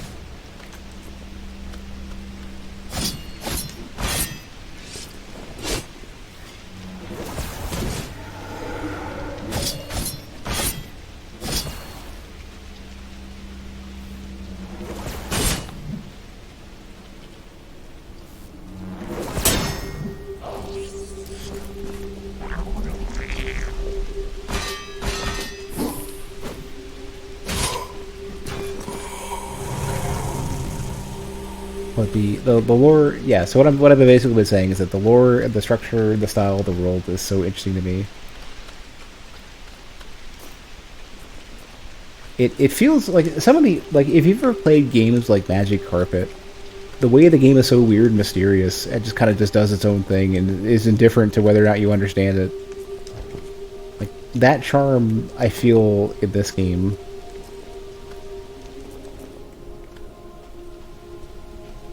Ooh, I didn't even notice you. You're not, you're like sort of a very, you still, this dude looks very much like the other smaller versions of the boss that you fight in the Cardinal Nexus. That I can backstab. Or I guess I can. You're allowed to backstab and parry a lot more enemies than you would think. Yeah.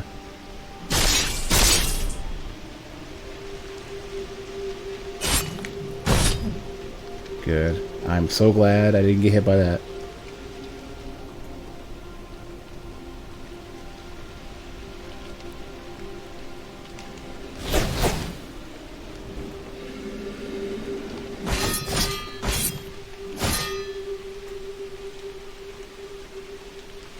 So now that I got up here, I'm probably in a good spot to unlock that gate. I just gotta find where the node things are.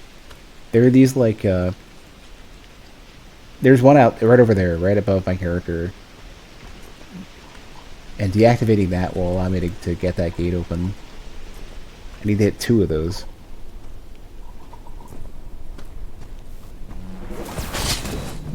Missed the parry again.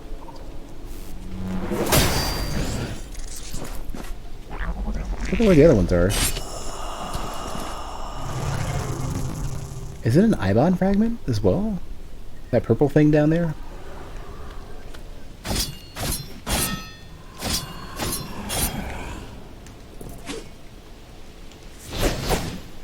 I missed.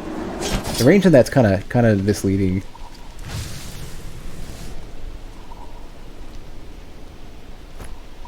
Yeah, I need 2 of those for an area I abandoned earlier. So this is one.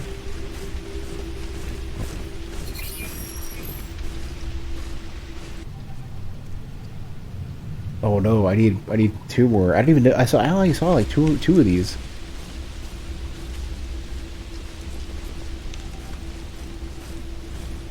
Oh, there's another one of those memory fragment things.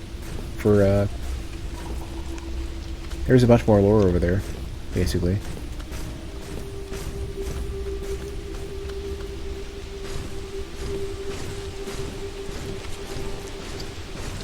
I don't want to jump down just yet.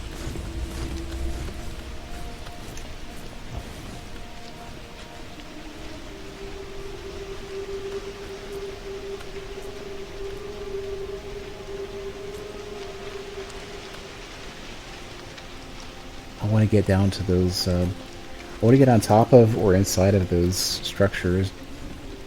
But I don't want to risk jumping down and having to wiggle my way back up again.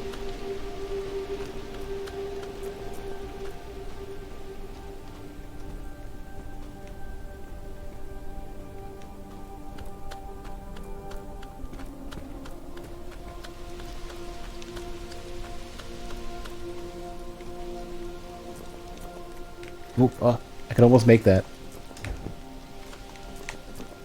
I can't, just barely can't stand on it.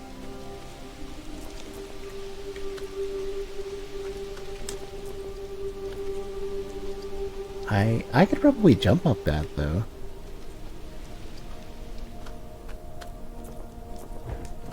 Yeah, okay. What might this be? Oh, regular Hadronite? You're killing me. But it's like getting regular Titanite.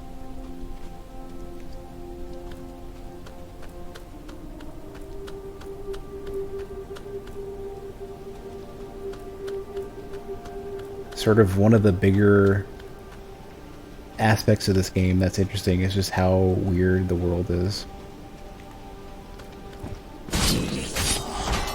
And how much room there is to explore and find random stuff.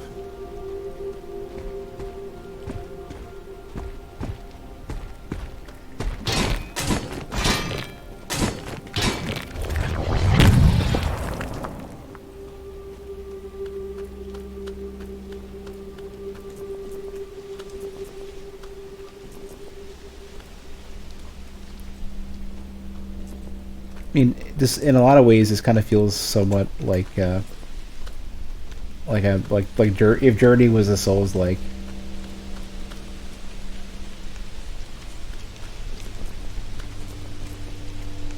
Yeah, this is how I got up here earlier, I think.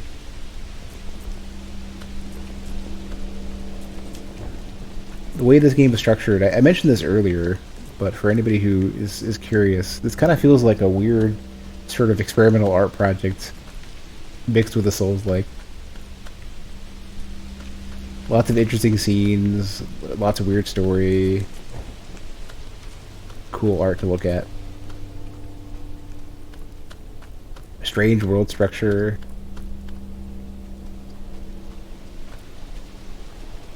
Lots of like big like landmarks and stuff. So I already did this one.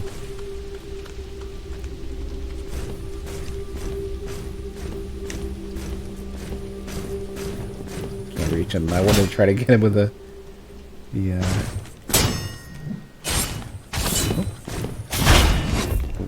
wanted to try to get him with the punching attack. Couldn't reach.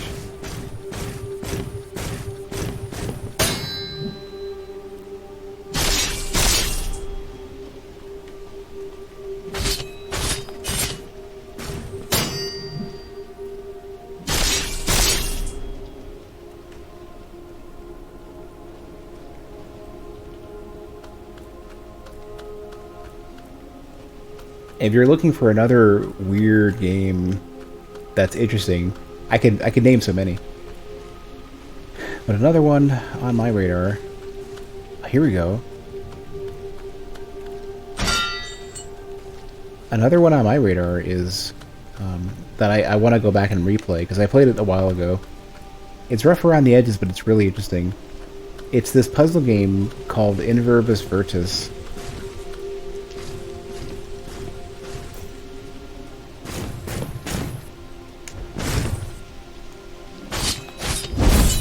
Ooh, big hits, big hits.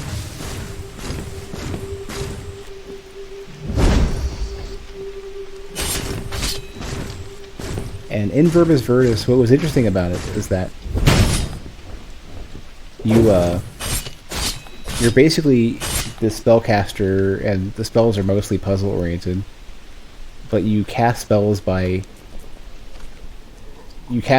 speaking like small syllables and phrases of stuff.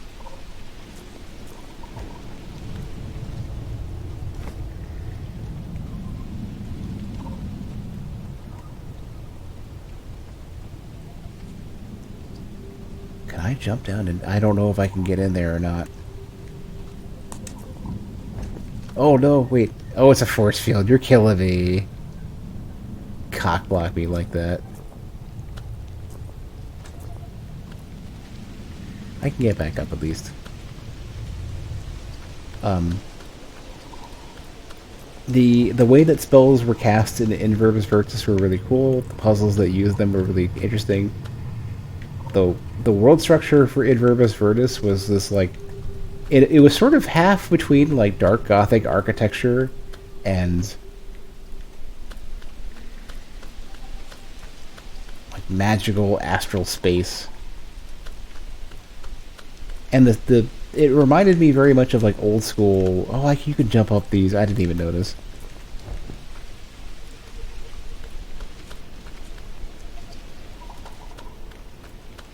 It reminded me of just like old,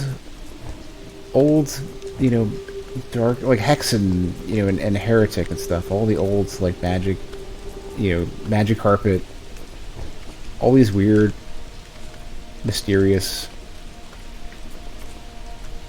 games with strange soundscapes and magic and that kind of presentation. And it wasn't 2D, you know. It was a. It looked like at the time like one of the high end, like the visual quality of that game was very much like high end Unreal for the time, with just much more interesting art than just bald space brains and stuff.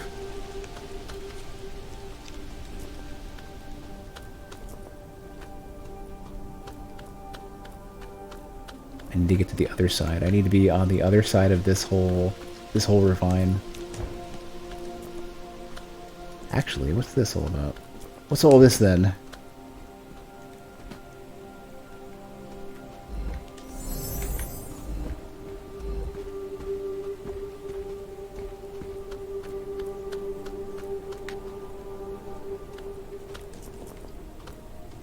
How did I not notice this? Do I have the key for this? No. Oh, we can't open it from that side. Okay. Yeah, there's like a fortress. I didn't even. This is like the Truman Show, walking up to the to the end of the ocean, and just noticing a door. And I didn't even know there was a structure on the outside. Yeah, I guess I just didn't. I totally just didn't notice.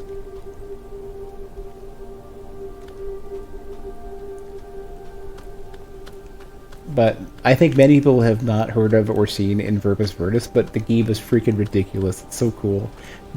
I would say the only thing about it that I think is a sore point is the bosses. They have a couple bosses that show up. The first one damn near made me put down the game. It was erratic and difficult and obnoxious, and I think once you figure out the trick for it, it's actually not that bad, but until you do,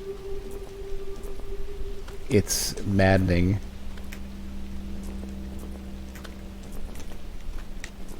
Here we go. Now I think I'm on the other side now.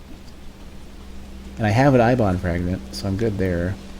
Ooh, who are you? Wait, oh, it's you. Hello. You're the mute one, right? This is the bard. Since we last met, the wind has been the one to listen to my stories. It makes for a sweet and calm audience, but I always end up missing a bit more of an attentive consciousness. Could you fill that role? I appreciate it very much. Oh no, it didn't get, So chunks of the game are not, like, small chunks. Mostly, a couple UI things were not localized. I unfortunately have hit upon something that I'm gonna have to take to Google Translate. You know what? Nah, we can take a photo of this and figure this out. We can do the macaw method of learning what the game is trying to tell us. Let me full screen my OBS preview real quick.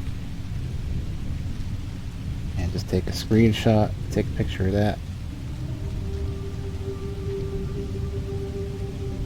Please give me the translate text option, please, please.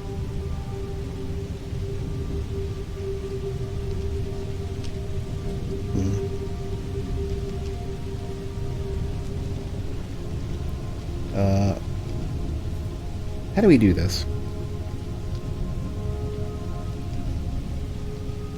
Oh, I have the app, right? I know there's some sort of like photo translate.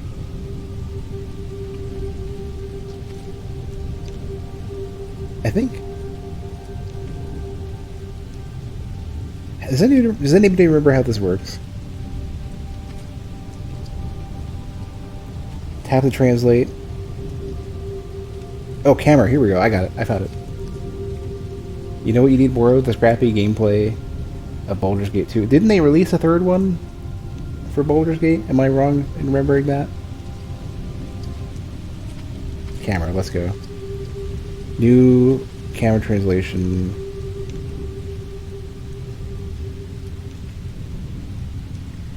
Okay, here we go. Here we go. Let's go. I didn't even take a picture yet. You're killing me. Aim at text.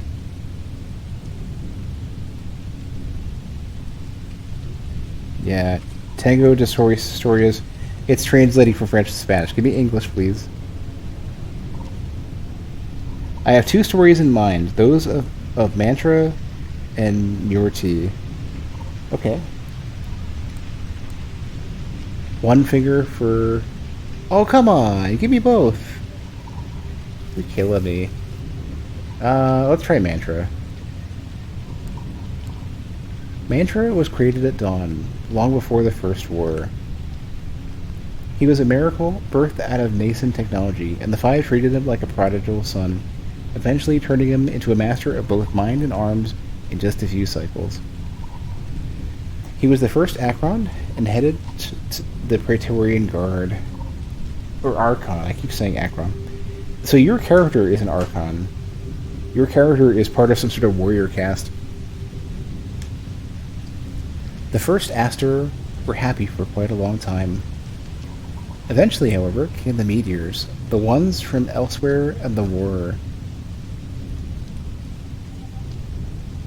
Interesting that they're separating those out. So 3 significant events. Meteors, the ones from elsewhere, which now are, many of them seems to be demiurges, and the war, which seems to be the civil war between Yashka and everybody else, pretty much. Did you know all about this, my silent friend? They wiped us out. The Five and the King were spared under divine protection, that of the Guard and of Mantra. He found himself the last survivor of the first generation. Thousands died by his hand as he stood immovable before the gates of Narayana, his rage echoing through the endless nights of red. Oh, so I think Mantra is one of the 4, and I've already dealt with the other 3. And I got so I gotta figure out where the gates of Narayana are. Finally, when the sprawling piles of bodies had poured their blackened blood all over the land, and he could no longer tell the corpses of his enemies from those he once loved, his mad dance came to an end. Sounds like a really strong character. The heavy breath of the dying day dried his tainted skin. The ash glistened in the golden light. Silence was his only companion.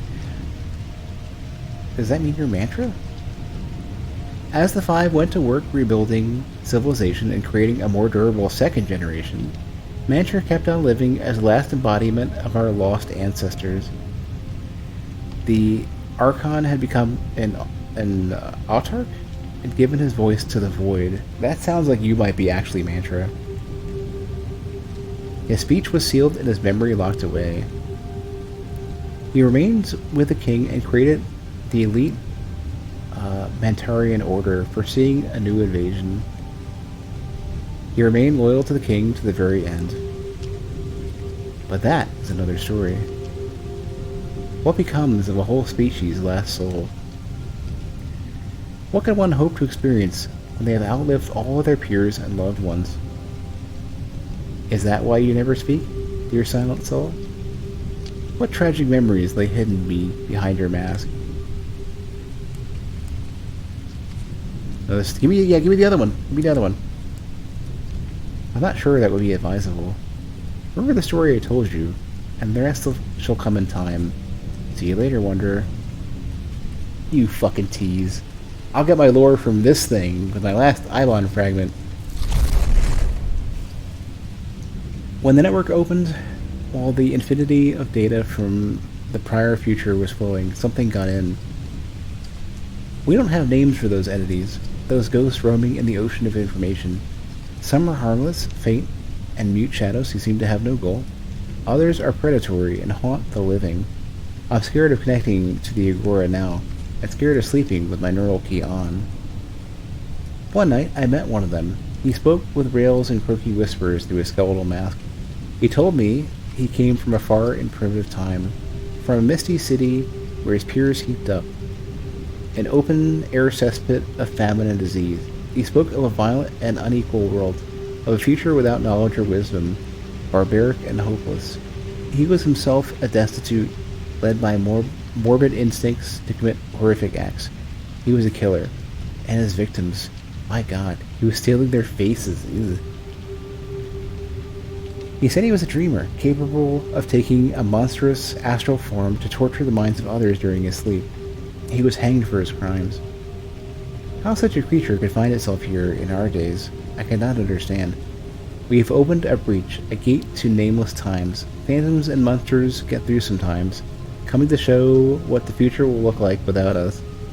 I have to fight, as any Aster citizen, to prevent this horrible world from happening. Above all, we must cease observing the abyss of impious knowledge stagnating from the depths. He spared me, and I'll never know why. But these faces, these expressions of fear and suffering hanging at the side like blood-covered rags, I know them. Stay away from the Raven. Really? And interestingly enough, I have been selling my masks to Raven, the ones I've been picking up. The masks that I'm getting randomly off of bodies and a couple of significant enemies. So, interesting. So, if that's the case, then are we all on that other side? And we, like, the story of this game gets weirder and weirder, because the way they present it makes it look like this is not a real world at all, and you're in the other world, the horror space, the sort of like, maybe your character got stuck in that world and is trying to get out, but has no memory anymore. And this world basically reminds me of like the backyard from Guilty Gear, where it's the source of like, to some degree the source of magic, but also the source of like demons and knowledge, and it's basically like the non-physical presence in every way. It's the source of information, it's a source of power. All the demons hang out there. It is a gateway to disaster, but also like it's it's the forbidden zone. It's the tree of knowledge.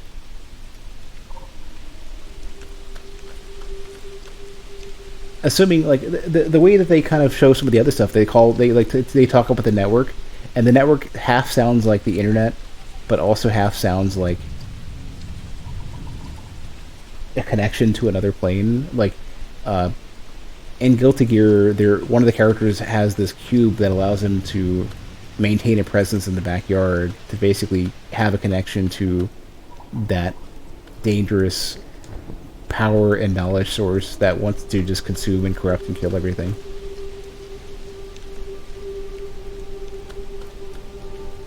I already opened this one, right? Yeah.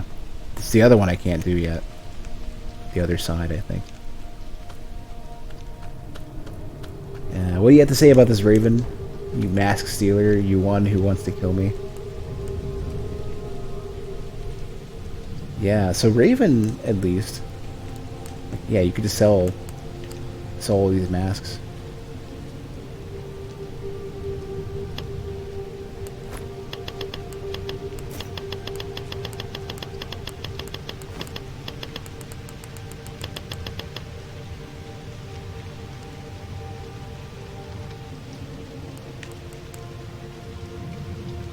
Ooh, I actually kind of want these now. You only have one. That's fine. But yeah, these are basically keys to unlocking more lore.